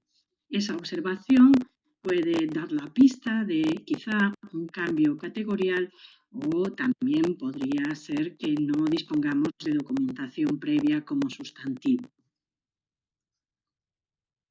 Este acercamiento a los diccionarios médicos incluidos en el Diccionario Histórico de 1960-1996, así como en el primer proyecto de Diccionario Histórico de la Academia, quedaría aún más incompleto si no tuviésemos en cuenta algunos recursos vitales para el estudio de los repertorios de especialidad médicos de siglos pasados. En ese sentido, querría llamar la atención sobre el Tesoro Lexicográfico Médico, un recurso elaborado en la Universidad de Salamanca bajo la dirección de la profesora Berta Gutiérrez Rodilla, que, como saben, es especialista en historia de la medicina. Y este hecho revela también la necesidad de la colaboración, siempre evidente en las tareas lexicográficas, pero mucho más todavía, si cabe, en los trabajos de lexicografía histórica, la necesidad de la colaboración entre especialistas en lexicografía, especialistas en historia de la ciencia y también, como no puede ser de otra manera, en especialistas en informática, en tecnología. Si revisamos la lista de repertorios médicos incluidos en el TLM, podremos comprobar que en esta fase este recurso se centra en el examen, en la compilación del léxico de repertorios del siglo XVIII y fundamentalmente del siglo XIX. Como pueden apreciar en la diapositiva, resalta ya la ausencia de algunas de estas obras en la nómina de diccionarios médicos que hemos analizado hasta ahora. Las obras de Hurtado de Mendoza, Vázquez de Quevedo y Larra Cerezo no formaban parte del inventario de repertorios especializados en medicina con el que hemos trabajado hasta este momento. La creación de hemerotecas y bibliotecas digitales ha tenido, sin duda, una gran influencia y un gran impacto en las investigaciones históricas del léxico de la lengua española y, por lo tanto, también en las investigaciones históricas sobre el léxico de especialidad. Como saben, el actual proyecto de diccionario histórico de la lengua española tiene como fuente básica el CDH, el corpus del diccionario histórico, pero en este repertorio también se recurre a otras fuentes más tradicionales, como los ficheros, o de nuevo cuño, como estas bibliotecas y hemerotecas digitales. Desde luego, su importancia se puede percibir en un artículo como el que tienen ante ustedes, una parte del artículo dedicado al anglicismo crudo, CRUP, que, como ven, se registra por primera vez en 1814 en una publicación periódica. Pero en esta ocasión me interesa también que nos detengamos en un nuevo repertorio que emerge como base documental y es el vocabulario médico quirúrgico de Hurtado de Mendoza. Como ven, este es el primer repertorio de especialidad en el que se documenta esta voz en la tradición de diccionarios médicos que se recogen, por ejemplo, en el TLM. Es evidente que podemos consultar este vocabulario a través de las fuentes digitales, pero también lo es que la conformación de un tesoro lexicográfico que ya de alguna manera selecciona unos textos como los característicos o más relevantes de una época determinada y una especialidad, constituye una ayuda indudable al trabajo lexicográfico, puesto que orienta hacia las fuentes básicas a las que se debe atender y además facilita enormemente la consulta, agiliza la consulta. Para concluir, querría anotar únicamente dos ideas básicas, quizá muy básicas, que surgen al hilo de este recorrido que hemos hecho por el canon de los diccionarios médicos en la lexicografía histórica de la lengua española, en dos diccionarios históricos de la lengua española. Es evidente que el cambio del canon provoca inmediatamente una nueva interpretación de la historia de las palabras. La ampliación de fuentes, bien sea porque aportan testimonios más antiguos, bien porque representan el género lexicográfico, en este caso de los diccionarios médicos, o su género, en su momento de una forma más acabada, evidentemente tendrá repercusión en la presentación que hagamos de la historia de las palabras. Por ese motivo, la determinación del canon, la selección de fuentes, es muy relevante, con la conciencia de que no podemos examinar todas las fuentes posibles. Y en ese sentido, quiero subrayar también lo que anotaba hace un par de minutos, la necesidad de la colaboración entre especialistas y de la creación de agregadores de recursos o de recursos como los tesoros lexicográficos que proponen ya unos textos de partida para el análisis y que facilitan enormemente la investigación de quienes nos dedicamos a la historia del léxico. En este sentido, también quiero agradecerles enormemente la amabilidad que han tenido, en primer lugar, al invitarme a participar en este evento científico, a pesar de las dificultades. Muchas gracias, profesora Peralta, por su comprensión y muchas gracias a todos ustedes por su atención. Espero que podamos seguir en contacto a través del correo electrónico y que así pueda recibir las sugerencias, consultas o, espero que no, enmiendas a la totalidad que deseen hacer con respecto a esta presentación. Muchísimas gracias. Bien, agradecemos desde aquí a la profesora Mar por el aporte, justamente haciendo una síntesis de su presentación. Ella analiza el canon lexicográfico histórico en la lengua española y se centra en los diccionarios de especialidad, ¿sí? Y al mismo tiempo también pone de manifiesto esa evolución que se dio entre el plan general hecho en 1914, el DHLE de 1933 a 1936 y el Diccionario Histórico de la Lengua de 1960 al 1996.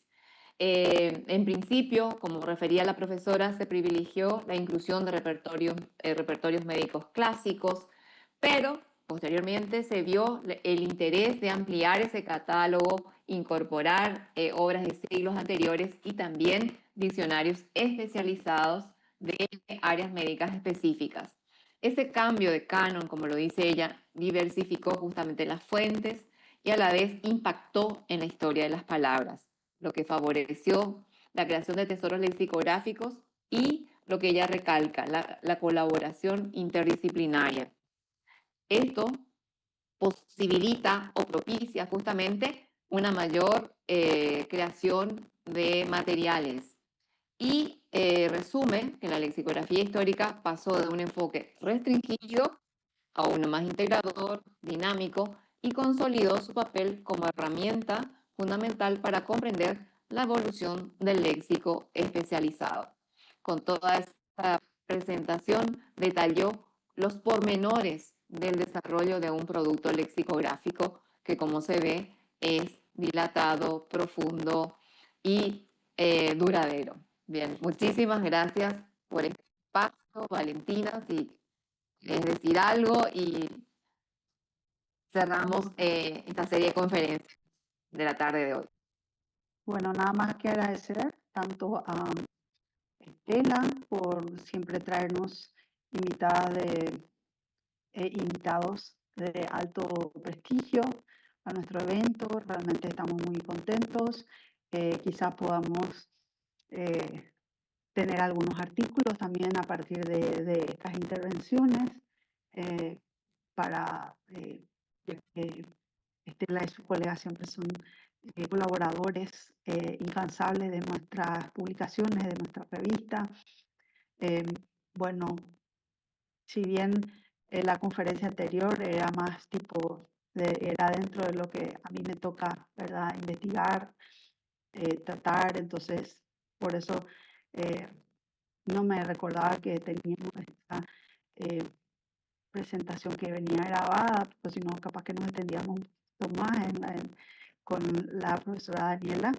Y nada más agradecer, yo sé que la profesora Estela tiene amplia experiencia con la parte de léxica, ¿verdad?, del estudio histórico del léxico, y es importante justamente para todos aquellos interesados, porque bueno, a partir de ese estudio nosotros también podemos entender, ¿verdad?, cómo evolucionó la lengua desde el punto de vista léxico, ¿verdad?, y cómo las palabras van cambiando, cómo se van adoptando y se van dejando de utilizar, etcétera, ¿verdad?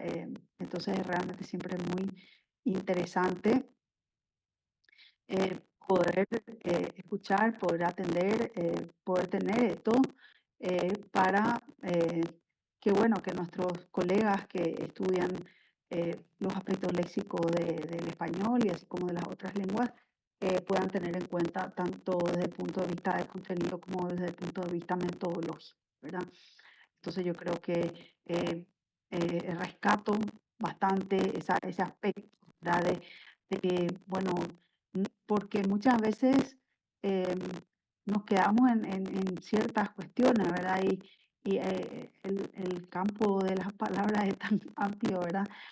Que muchas veces no basta con estudiar solamente de manera general, sino tenemos que ir a lo específico. Y ahí es donde creo que estas aportaciones son muy valiosas. Y bueno, nosotros tenemos aún una serie de ponencias que van a ir ahora en el horario de las 19:30.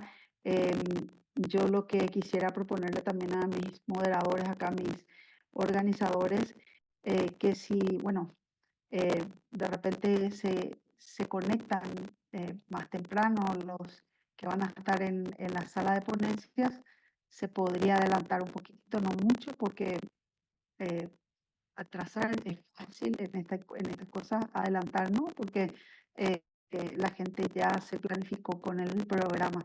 Entonces, 19:30 estaremos, o sea, unos 10 minutitos antes se estaría conectando la gente y bueno, estaríamos iniciando puntualmente a las 19:30. Muchas gracias, Estela, nuevamente. Y estaremos a las 19:30 con la serie de ponencias. Así que ahora tenemos una pequeña pausa y volvemos de aquí a 20 minutos.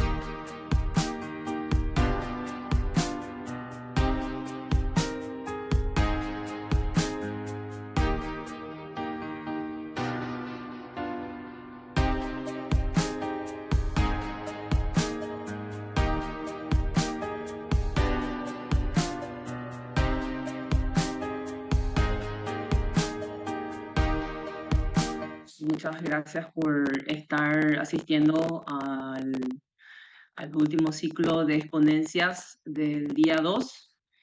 Mi nombre es Amalia Mota, voy a estar siendo moderadora de las últimas 5 ponencias de este día. Con el primer tema, tenemos o uso da plataforma Inglês Paraná no ensino de língua inglesa como língua adicional no estado do Paraná. Tenemos como exponentes a Damaris Ellen Albrecht, disculpen si no pronuncian bien el sobrenombre, y Paulo Facchini. Les cedo el micrófono a los exponentes.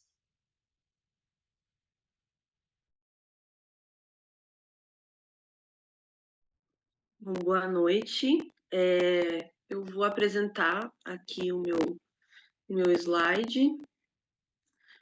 O professor Paulo, ele não pôde estar presente, então eu vou fazer a apresentação do trabalho. Todo mundo me ouve bem, só para ter certeza? Perfeitamente. Sim. Então, esse é um estudo inicial sobre o uso da plataforma Inglês Paraná, RAI, no ensino de língua inglesa como língua adicional no ensino médio. É um estudo que vem de uma dissertação de mestrado, na verdade eu estou iniciando o meu mestrado agora, e vai ser sobre isso. Então, é um estudo inicial que fala sobre a plataforma.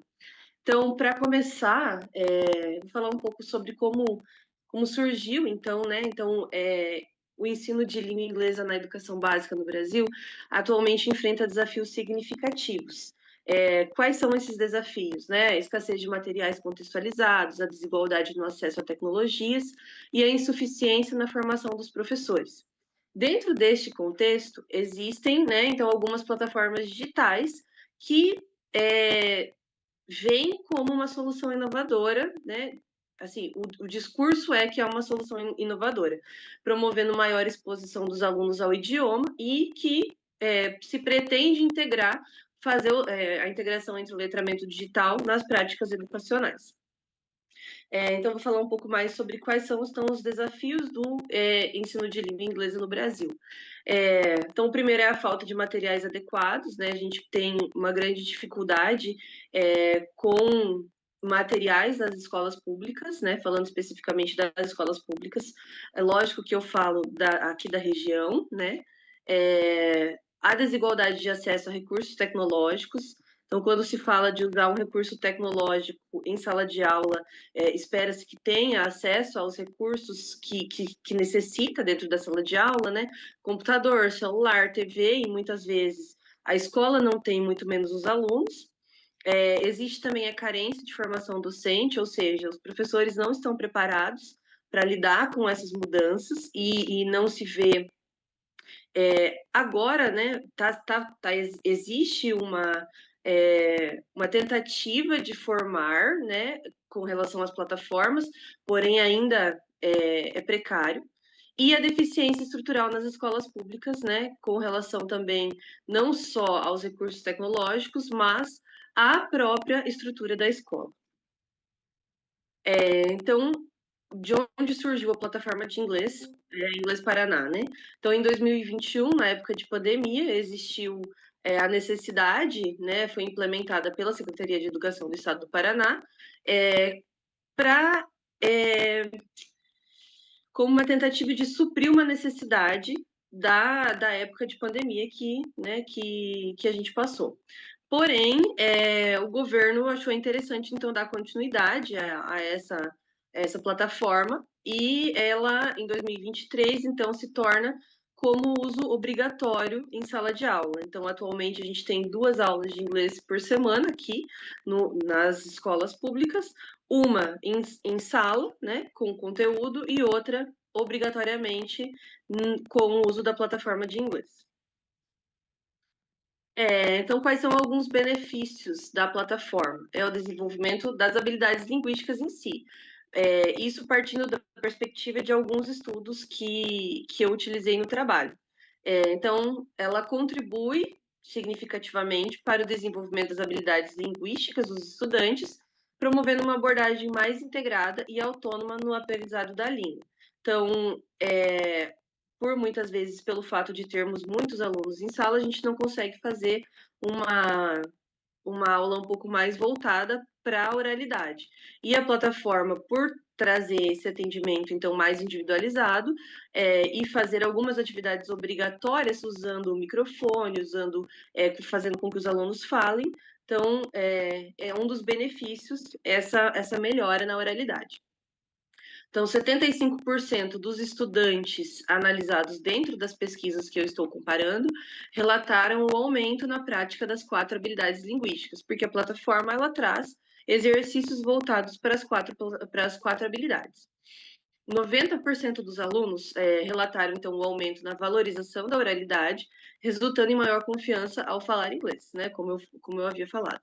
E 85% dos estudantes afirmam sentir-se mais autônomos no processo de aprendizado. Então, é uma plataforma que no início eles fazem uma prova de proficiência para ver em qual nível eles estão, e eles iniciam dentro do nível que eles foram colocados, sendo básico, intermediário, avançado, porém ela só vai até certo ponto. E quais são as críticas e limitações da plataforma que, então, os estudos abordam? Transformação da educação em mercadoria é o principal, né? Porém, como eu já havia falado, né, são falhas técnicas frequentes, né? A plataforma cai muito, o servidor é um servidor que é falho, a internet na escola não é uma internet boa o suficiente para vários alunos estarem acessando ao mesmo tempo. O conteúdo desinteressante, como que ele é desinteressante? Por muitas vezes ele é um conteúdo mais adulto, voltado para inglês para negócios, ou coisas de emprego, coisas de empresas em si, e isso por muitas vezes não é um conteúdo que interessa aos alunos. As atividades são repetitivas e mecânicas, então uma das grandes críticas é que os alunos não erram, eles são induzidos ao acerto. Como assim? Eles clicam e se a resposta for errada, eles podem clicar até eles acertarem. Então, além disso, as atividades elas não precisam utilizar criatividade, elas são repetitivas, é só ficar clicando, ABC, ABC, ou mesmo ficar repetindo. Então, essa também é uma crítica. E a educação como commodity, então mesmo é um produto. Até o ano passado, o Estado tinha investido mais de 30 milhões de reais nessa plataforma de inglês que eles estão utilizando agora. Então, quando a gente fala de transformar a educação em uma mercadoria, é isso, né? É ver os alunos como produtos, né? E transformar isso em um grande mercado. Então, é priorizar mais o lucro do que a educação em si.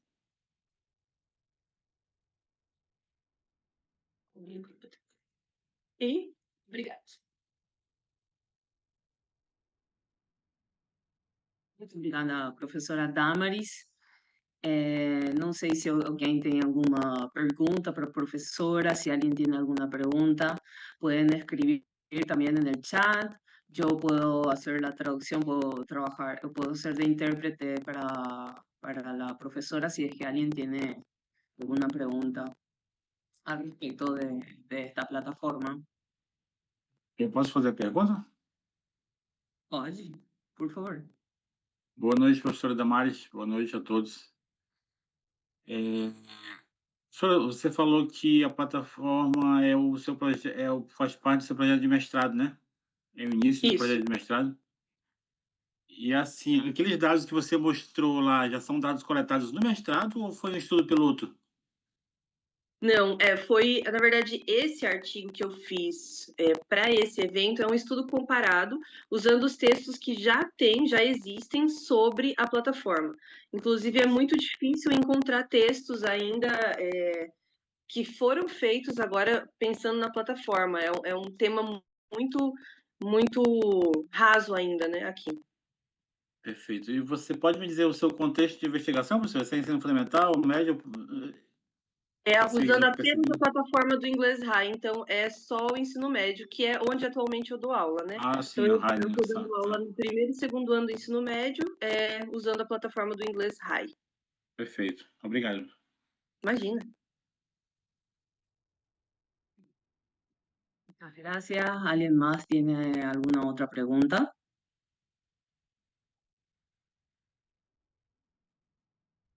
Doy un tiempo, como les dije, pueden hacer sus preguntas también en el chat y puedo hacer de intérprete si por ahí no saben expresar ciertas palabras.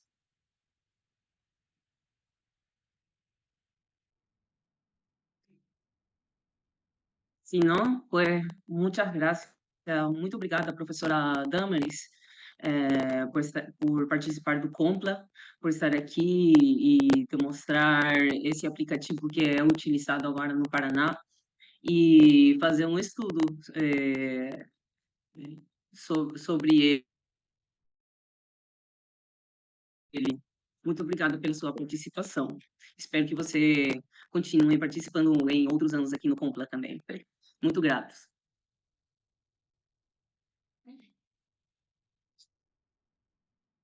Bueno, terminando así la primera ponencia de nuestra última sección, vamos a continuar con el segundo de 5, recordando que cada expositor tiene 10 minutos para presentar su tema y así dar un poco de tiempo si es que otras personas tienen preguntas. El siguiente tópico lo van a estar dando Mauro Marinho da Silva y Rosane Silveira.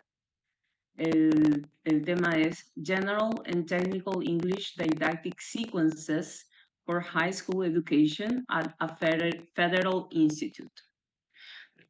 Con esto les doy la palabra a Mauro o a Rosane, quien quiera hablar primero. Hello, I'm going to present in English. My advisor, Professor Rosane, cannot be here tonight, but I'll start with my presentation, presenting myself. I am Mauro. I am a PhD candidate at the graduate program at the Federal University of Santa Catarina here in Brazil. And this is part of my PhD project, which is related to material design and development. Okay, so the title of the material itself is General and Technical English, Didactic Sequences for High School Education at a Federal Institute, specifically the Federal Institute of Pará, where I work, okay? And then the motivation for this project is the gap in the development of effective materials that integrate general English skills with specific technical content. And this gap exists because of the over-reliance on ESP and material focused on developing reading skills. So what is the context of the investigation? Is the Institutos Federais, the federal institutes, which are similar to universities, but they integrate high school with technical courses such as engineering, such as agriculture, such as environment, such as sanitation. So there are about, not about exactly 42 institutions of technical education, including 38 federal institutes, 2 federal centers, and Colégio Pedro II. The courses are offered at various levels, including basic, technical, undergraduate, and postgraduate programs with a focus on practical training and regional needs. The objectives are to promote teaching, research, extension activities, and innovation aiming to foster inclusion and social economic development. Okay, the actual road taken of my research is the project entitled Exploring Theme-Based Language Instruction in Technical Integrated High School Programs at the Federal Institute of Pará, a Mixed Method Approach. The theoretical framework is the BNCC, our national document that regulates the new high school. And BNCC privileges the English as a lingua franca, unlike the traditional native-like varieties of the British or American. English as a lingua franca privileges intelligibility, global English, individual expression, and creativity. So the objectives of my research are, we have one very broad objective, which is to propose a theme-based integrated approach to teaching of English in the high school technical context of Brazil, more specifically at the Instituto Federal do Pará. We have 7 specific objectives, which are to conduct a needs analysis with a survey to the teachers, and to carry out simultaneously a document analysis to check and to investigate and to report what documents regulate the teaching of English and at both in Brazil and in the federal institutes, to examine materials used by teachers, to design the didactic sequences, to promote workshops to present the didactic sequences, and to check teachers and students and course coordinators appraisal, and also students' perceptions on the strengths and weaknesses of the material. The theoretical framework of the theme-based teaching is to integrate the 4 skills, listening, speaking, reading, and writing, with content-related vocabulary, and also to prepare students for university entrance exams. Okay, these are a draft of my methods. The study, as my colleague Damaris is in the beginning, the beginning of my doctoral project. So these are my methods to propose a theme-based integrated approach, and to survey the current status of the English materials, and also to conduct a needs analysis. And the context is the Instituto Federal do Pará, as I said. Participants are teachers, coordinators, and students. This is the approximate number. Because why approximate numbers? Because the Federal Institute of Pará has 18 campuses.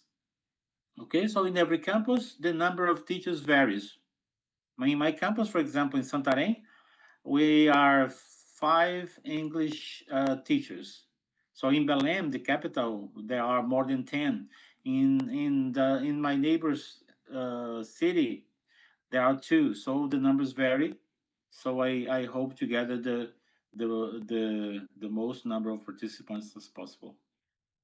This study design is a mixed method design, which includes pedagogical intervention, surveys, quantitative and qualitative analysis of the documents, and the open-ended questions in the questionnaires. The closed-ended questions will be analyzed quantitatively with descriptive statistics and frequencies. Nothing more sophisticated statistical analysis. Okay, my methods of implementation by procedures for data collection. I will start with survey, then proceed to the document analysis. I will carry out the workshops. The workshops are not intended to be a moment of explaining how teachers should use the material, but how teachers would like the materials to be. Okay, how we could construct these materials together. And then after that, I will ask teachers and coordinators to complete questionnaires.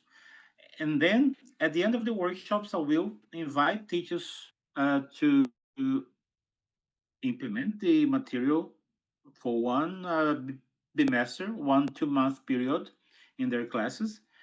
And they will ask, of course, under my supervision of the whole process, they will ask students to to complete the implementation questionnaires. And in the end, the teachers who implemented the material will also complete their questionnaires. Okay, I'm coming to the end of my presentation. I'm just going to show the scope of the initial ideas based on my experience as a teacher in the Federal Institute context. I'm trying to integrate content related, not exclusively the technical content, but a mix of everyday related content with the technical content with the 4 skills. Okay. And then the focus on conversation, grammar, vocabulary, listening, speaking, reading, and writing. Real-life communication in the field of sanitation initially, building construction, environment, and technology. Okay, my everyday didactic sequence has 10 sections.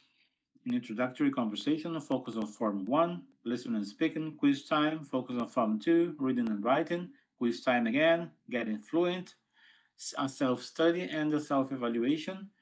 I have here an example of the section 1, which is the introductory conversation related to the theme of water contaminants. Then we have a practice time, a follow-up activity. I haven't worked on the lesson plans yet, but I intend to provide teachers with a detailed lesson plan for them to use as a guideline to implement the material. An example of the section 2, which is focus on form, which is intended to work on grammar. Here are questions from previous entrance exams. Section 3, which is a listening and speaking, also based on contaminants on water.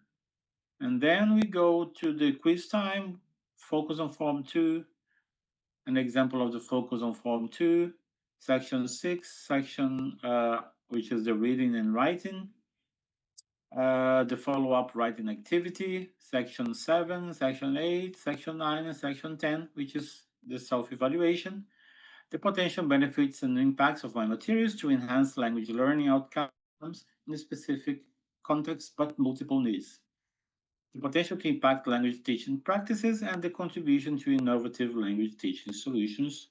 These are my references, and I thank you very, very much. Thank you, Professor. We really appreciate your presentation. It's very interesting, your study. Is always very, very important, and one of our main goals as professors to orient our classes and our curriculum to our student needs.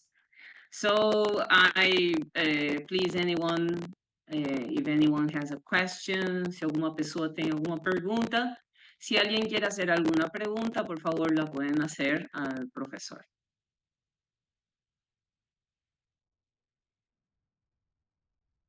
Pueden escribir en el chat o pueden levantar la mano y hacer su pregunta también.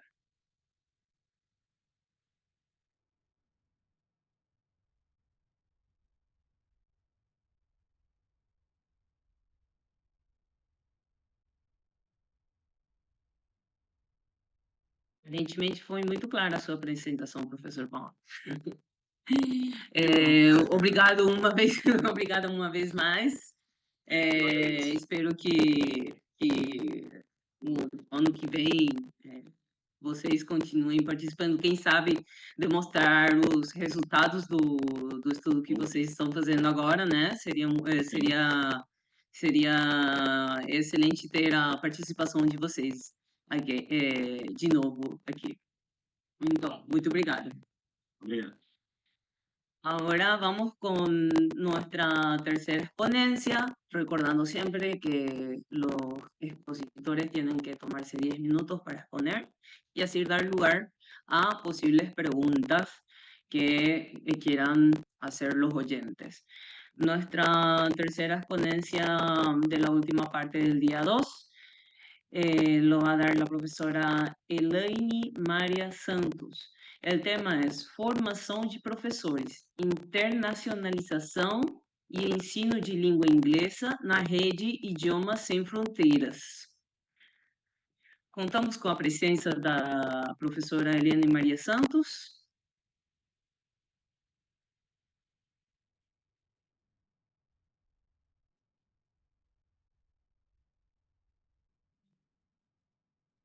Creo que la profesora Elaine María Santos, y por ahí si se encuentra, tal vez no tiene su micrófono abierto. Professora, se você estiver aqui, pode ver se o seu microfone está funcionando.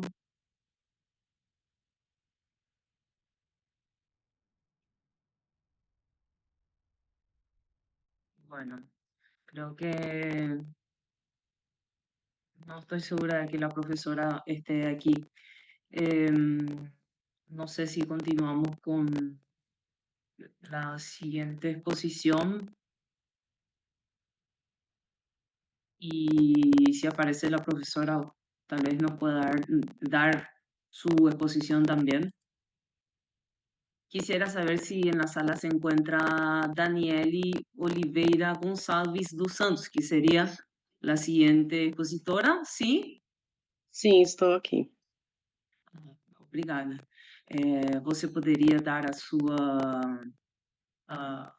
apresentação agora? E assim a gente continua com o calendário do Compla? Seria possível? Sim, com certeza. Obrigada. Entonces, bem-vinda, professora Daniele. É um prazer ter você aqui no Compla. O tema que a professora Daniele vai estar falando hoje, expondo hoje, é validade de conteúdo das provas escritas de um curso de inglês de um centro de línguas público. Cedo o microfone para a professora. Muito obrigada, boa noite. Eu vou começar a apresentar o meu slide.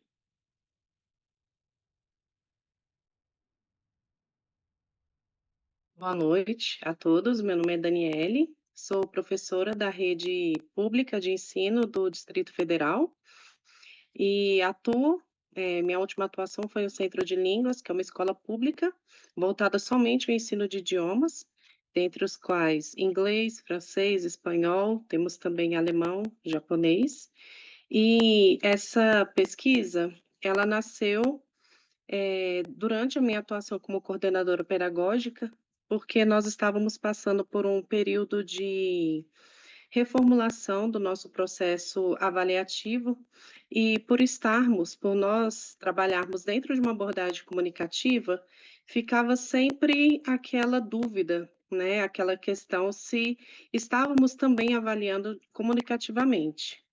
Então, comecei os estudos e veio então a pesquisa do meu mestrado, que é orientado pela professora Vanessa, da Universidade de Brasília. E a gente percebe que os estudos de validação, eles acontecem com as avaliações em larga escala, né? Então, essa minha pesquisa, ela tem esse diferencial, que é um processo de validação de provas, mas dentro, no nível ali da unidade de ensino.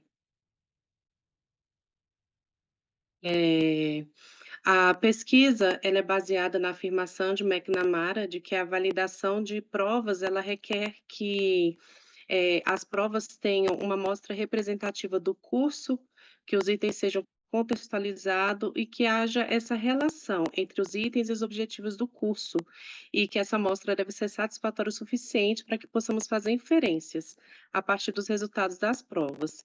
Então, a gente tem como objetivo, na pesquisa, analisar a validade de conteúdo dessas provas, o alinhamento entre elas, os documentos norteadores, e assim como as características desses instrumentos avaliativos, verificando a questão da autenticidade e também da validade de construto. além da validade de conteúdo. Como pergunta de pesquisa, na nossa pergunta é quais evidências há de validade de conteúdo das provas escritas. A pesquisa, ela vem, a primeira parte, trabalhando com a validade na sala de aula. Nós trazemos aí como referencial os pesquisadores que versam sobre avaliação para aprendizagem, o alinhamento entre as normativas, objetivos de aprendizagem e avaliação e as provas tradicionais em si, e também a validade do ensino de línguas de base comunicativa, estudando em específico a avaliação de conhecimento e desempenho, validade de construto, autenticidade e conteúdo. Como metodologia, nós trabalhamos com uma análise documental de natureza mista, analisando os documentos da Secretaria de Educação, da unidade escolar e das provas escritas. O corpus da pesquisa são 8 provas escritas que geraram 24 questionários, né? E as análises deles. Nós trabalhamos com 6 especialistas, que são pesquisadores na área de avaliação, para que a análise feita por mim também possa ser corroborada ou não pela análise feita pelos pesquisadores. Como afirmado por Alderson, né, que todo o processo de validação envolve também o julgamento de pessoas que têm esse conhecimento na área, porque só um pesquisador em si fazer as afirmações, né, não traz tanta validade em si ao processo. Como procedimentos de análise, nós temos a quantitativa e a qualitativa. Na quantitativa, nós trabalhamos com análise por frequência, porcentagens e medianas, e na quali, análise de conteúdo, temática e também engenharia reversa. Então, eu trouxe para vocês alguns dos resultados parciais da pesquisa. A gente observa que as primeiras provas ali do ciclo que está sendo analisado, ela começa com uma boa cobertura dos objetivos de aprendizagem, porém essa cobertura vai reduzindo à medida que vamos analisando as provas com níveis mais altos de proficiência, justamente porque os objetivos eles trazem temáticas muito específicas do livro didático, então acaba dificultando que o objetivo seja contemplado, porque além do objetivo em si de desenvolvimento da língua, tem essa temática específica no texto do objetivo, e também a gente percebe uma redução porque muitos dos verbos que apresentam o objetivo em si de aprendizagem, eles não são materializados na prova, que são verbos que denotam comunicação em si, a produção. E a gente percebe na prova muita avaliação de conhecimento, né? E nem sempre o desempenho é avaliado. Da mesma forma, a gente percebe uma redução, a temática, ela tem uma boa cobertura das temáticas, só que lá, à medida que vamos avançando, assim como a cobertura dos aspectos gramaticais, vão aparecendo alguns itens que versam apenas, que avaliam apenas só a gramática, sem trazer a temática em si, o léxico em si para aquele item.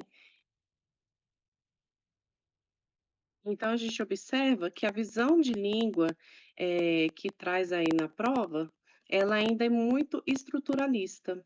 A gente tem algumas provas que trazem alguns aspectos da avaliação comunicativa em si, mas o peso maior ainda é no estruturalismo, até mesmo pela questão da composição da prova, né? Que nós temos uma prova que tem uma quantidade maior de itens analisando a gramática e a adequação lexical, e apenas 2 questões que analisam ali a compreensão escrita e a compreensão oral, que seria um listening, né, que passa para o aluno para que ele responda.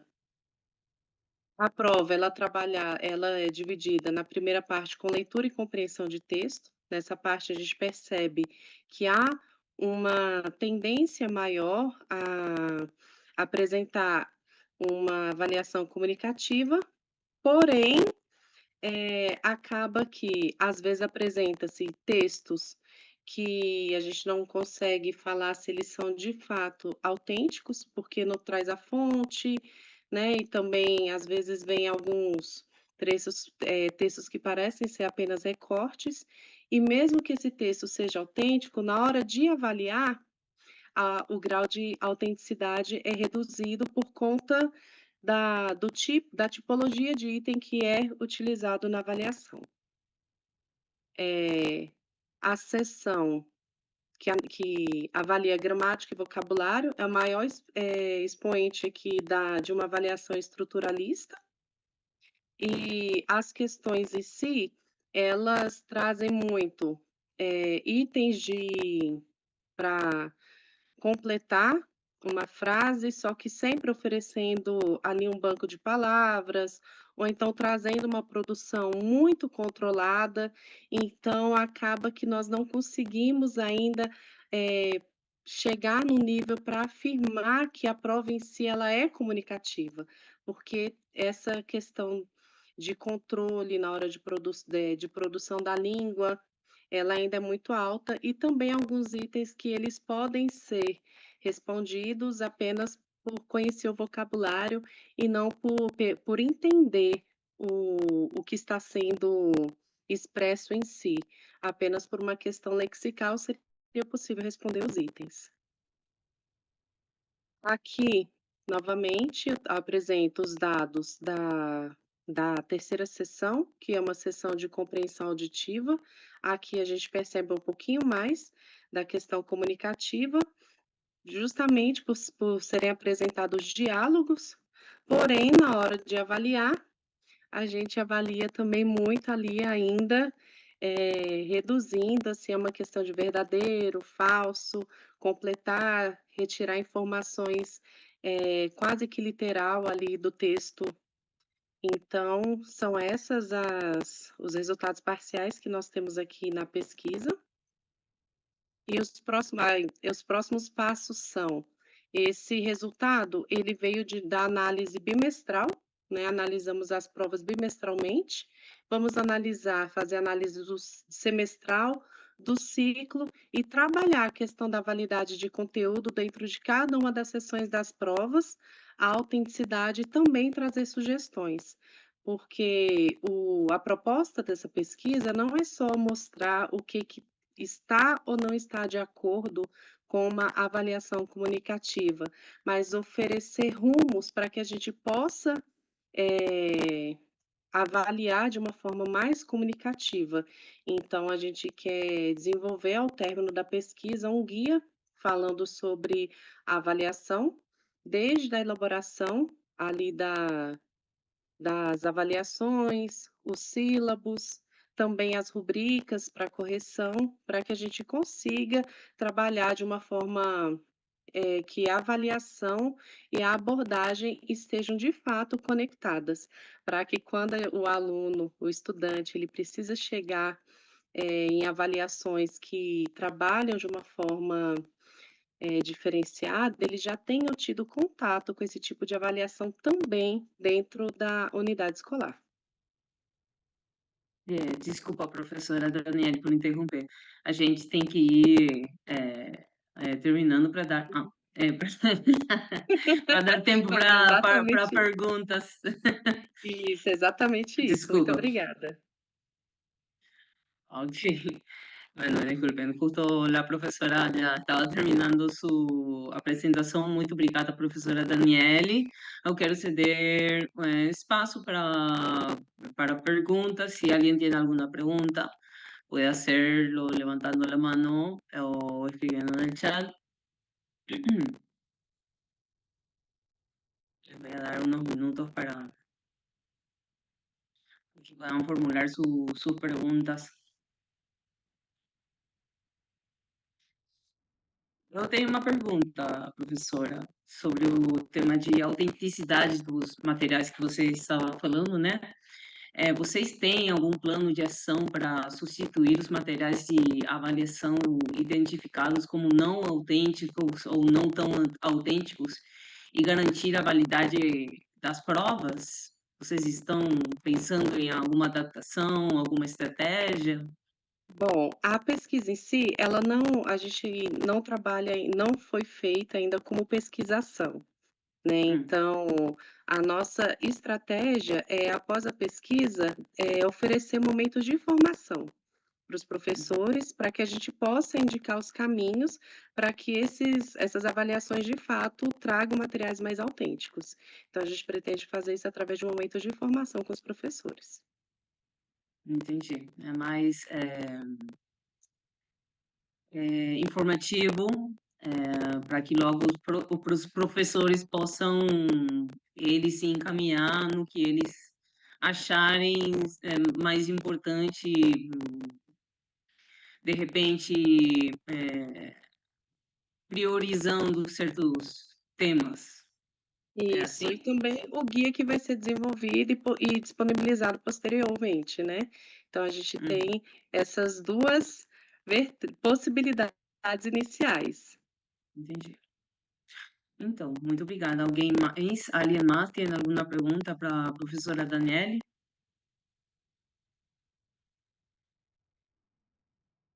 Então, muito obrigada, professora Daniele, por sua colaboração aqui no Compla. Esperemos que ano que vem você queira participar também aqui no Compla. Muito obrigada. Entonces, la profesora Elaine creo que no se presentó el día de hoy y vamos a continuar con, sería nuestra última exposición del día, que es dada por la profesora Katia Bruginski-Mulik. Disculpa si no estoy pronunciando bien su nombre, pero el tema que la profesora estará exponiendo el día de hoy se trata sobre the platformization of English language teaching in Brazilian public schools, a lived experience. So please, Professor, you have the microphone. Thank you. Can you see my screen properly? Yes? Yes, yes. So I think my presentation is like a complement from the first one because it's connected to the Danielle topic. So I am a applied linguistic researcher and also I work as an English teacher in a public school. So this is a combination of some studies I've been doing and also my experience. That's why I brought this as an experience because I have many things to share related to this topic. Okay, so I've been facing this transformation we are having in public schools and this platformization of education. And I can feel the daily effects that the platformization brings to us as teachers. So this is a combination of all the things I've been living and researching about, but I want to share some impacts I've been facing as this transformation. So the platformization in English context, I'm gonna share because this is the subject I teach. I have some studies related to this, and I can see that we have some states in Brazil that already adopt a platform. For coincidence, it's the same platform I use in my context. So we have 7. So I live in Paraná. I'm based in Curitiba. And all the states are using the same platform we use here in Paraná. And I'm gonna bring some highlights related to this platform. So as Daniele shared, it officially started in 2021. It was the pandemic context. At that moment, it was not mandatory. it was like optional, but now we cannot choose if you want to use or not. It's mandatory. It's something we have in our schedule and then also in our curriculum. And we are facing the platformization in Paraná. We have at least 12 educational platforms, which mostly curricular subjects. We have a platform connected to the subject. And we also have a platform that control and manage all the access, all the lessons, all the things we do in the platform. We have the Power BI, which is a bigger platform, which controls everything. So we cannot just say, I did. We have the control, the platform controls everything and can check if we went to the lab with the students or not. So the platform we have here in Paraná context, we have now 2 platforms in English context, but I'm gonna share something related more with the High platform High, Inglês Paraná High, okay? This is platform, it's from a business educational group, so the focus is not on the public schools reality. The platform was at first called English Town. Then the name has changed, and then we have the English Life Business. So this is the platform. The platform was not designed for Brazilian students. Was not designed to be on a basic education context. So that's a big problem we face here. Some highlights related to this. We have some problems related to the concept of language because we don't have the linguistic diversity and we don't have like the concept of English as lingua franca, the idea of translanguage, the multicultural perspective. All these are ignored in this context of the platform. And another bigger problem we have is that the platform is the curriculum. So in Paraná State, instead of base the curriculum on the guidelines, the national guidelines, as we have here, BNCC, which is a Brazilian guideline, Paraná State used the platform as the guidance of the pedagogical practices. So this is a big problem we face here in Paraná. This is just a layout. This is from the last year, but the new layout is similar to this one. We can see a lesson about receiving a new employee. Imagine this, you teaching this topic for elementary students. Doesn't make any sense. Or asking directions for a company. So this is not something really related to the students we teach. We have 2 platforms now in our context. We have the Inglês Paraná High, which is to be used with high school students, and we have Inglês Paraná Teens, a new one to be with the others, the 6th, 7th, 8th grade graders. But the focus here is to the Inglês Paraná High, okay? So some impacts, we have the content. The content is based on the platform. We have some restrictions related to the teaching process because we are losing our teaching autonomy. The disconnection from students' reality, as I mentioned before. The concept of language as a code, not a social practice. So we don't have some discussions related to language because the platform is based on British English mostly. Some constraints, the restrictive practice, so the teacher autonomy is something really important to emphasize. The control and monitoring. So we have also some classes uh, uh, classroom observations. So if we don't use the platform, it can be a problem. And we have some pedagogical tutors that they control if we use or not the platform as well. And I would like to bring some ideas to spread this debate because I think it's a necessary debate. So it's an urgency to recognize the teacher experience and the professional training and ask teachers what is the best to do with the students, not impose practice as we have in the platformization context we are facing. Flexible educational policies, we need to emphasize the autonomy and creativity in school, at school. Pedagogical and psychological support because some teachers are facing some problems related to mental health because of all these mandatory tasks we have to accomplish related to the platform.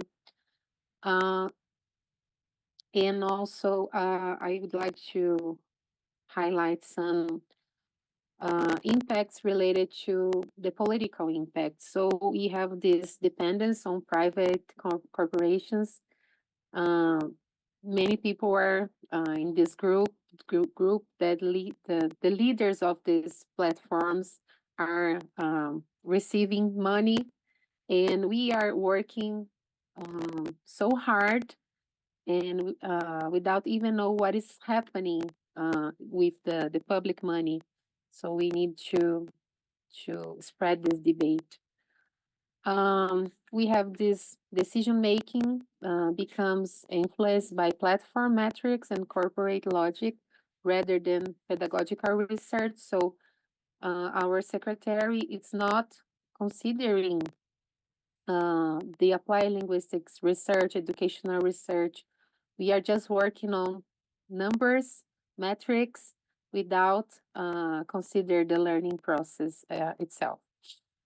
We are facing the commercialization of education, so education becomes a digital service, not a public good.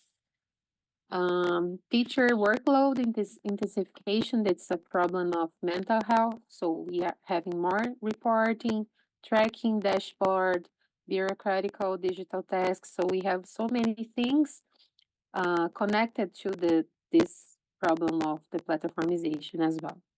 The mental health, as I mentioned before, this pressure for compliance and reduce the recognition of teacher expertise. So we didn't have any discussion about how this platform could bring some benefits. We didn't have this discussion. It was imposed by the government. So this is really sad to say because our knowledge, our expertise is not considered in this process. And some final remarks I would like to share that I agree that digital tools can help, can support learn, can bring different possibilities as pedagogical resource, but I do not agree the idea that the way the things are here happening here in Brazil and Paraná state especially. Teachers are leading this transformation and must be aware what is happening, and we are losing our autonomy. This is a big problem. The realities of public schools require flexibility, creativity, and sensibility. I think we live and work with human beings, so we need to bring this human connection. Again, we are losing this because of all these platforms we are having at schools. And I believe that a critical collaborative school culture is essential so that technology serves education rather than education serving technological system. We are serving the system, not the system serving the service. So this is a problem I I say. So this is to wrap up. Education is not a product, it's a human encounter. So I really believe that we need to bring the human encounter again. So thank you for listening to me, and I'm here open to discuss and share. If you want to send me an email to spread this discussion, I would be very happy. So thank you. Thank you, Dr. Katia, for your presentation. And now I open a space for questions. If anyone has a question or is interested about this. Professor Valentina? Yes, hello. I just want to, first of all, congratulate everybody for their participation. It is very, very important to us to have different perspectives and different views about different aspects of language and language teaching. So we really appreciate your participation in our event. Issues such as the one that was just presented, that are real issues, that are issues that are very current, for us are very important to give a space so that we can talk about them. I would like to extend an invitation to all of you to send your articles to be published in our journal. You will receive an invitation after the event, so that if you have the full article, it will be to be published in the next numbers next year. So we have a number coming in December that is already in the process of being put together. But we have next year, we have three dates of publication. We have April, August, and November. So if you send it before the end of the year or by the end of January, we can probably fit it in the next issue after December. So we really appreciate once again all of yours participation and sharing your work and your interest and your studies. We really enjoyed your presentations, so thank you very much. Thank you, Professor Valentina. Professor Mauro, do you have a question? Please go ahead. Your microphone. Yes, your microphone. Sorry. About the deadline for this conference paper, until when can we send the full article for publication? We have it till the end of the year, so until December. So, but if you don't make it the December deadline, we can extend it to the end of January. So that would be the last deadline. Thank you. January Thank you 31st. Thank you very much. Yes. Okay. Thank you.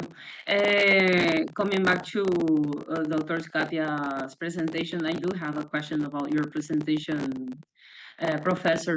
Have you observed any specific examples of teacher-led like side projects or like resistance initiatives, such as conversation clubs, local community partnerships, or maybe project-based learning activities that teachers are or were or developed to counterbalance this lack of authenticity and cultural diversity imposed by the platform?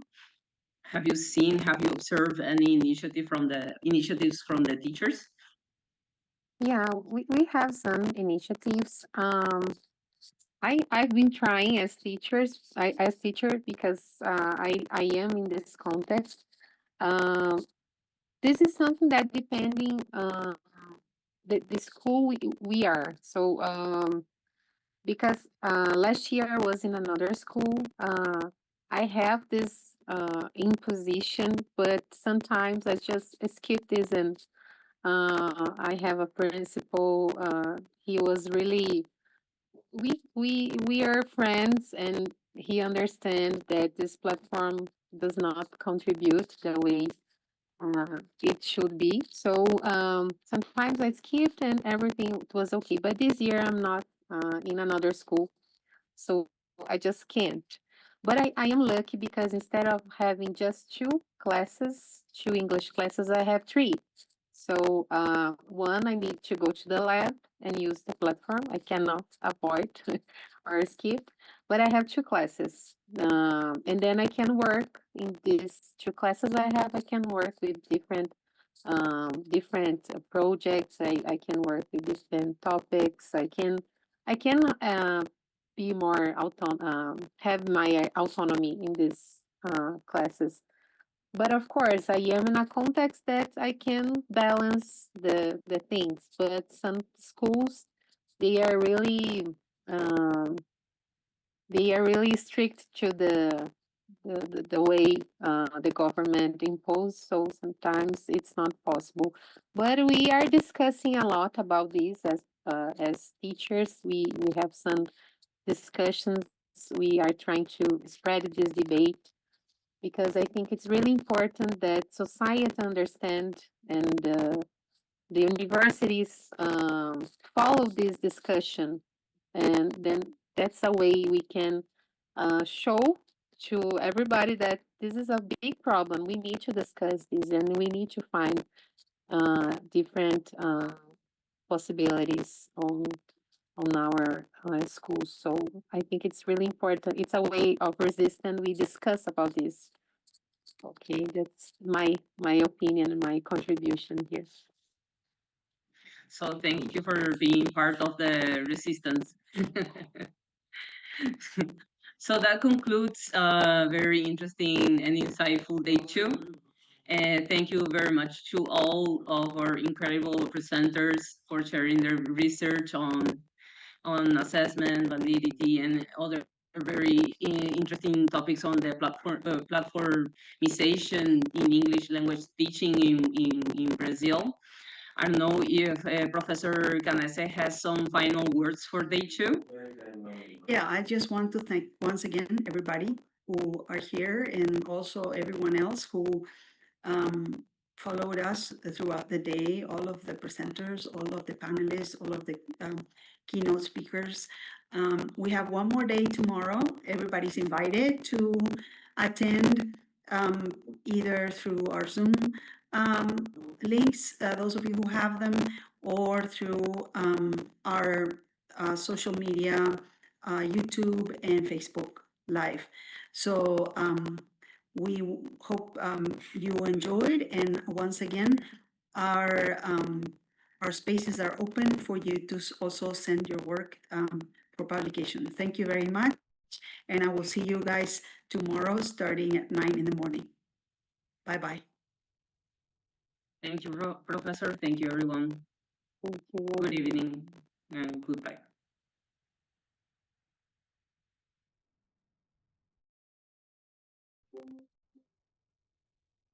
Thank you, Amalia. Gracias.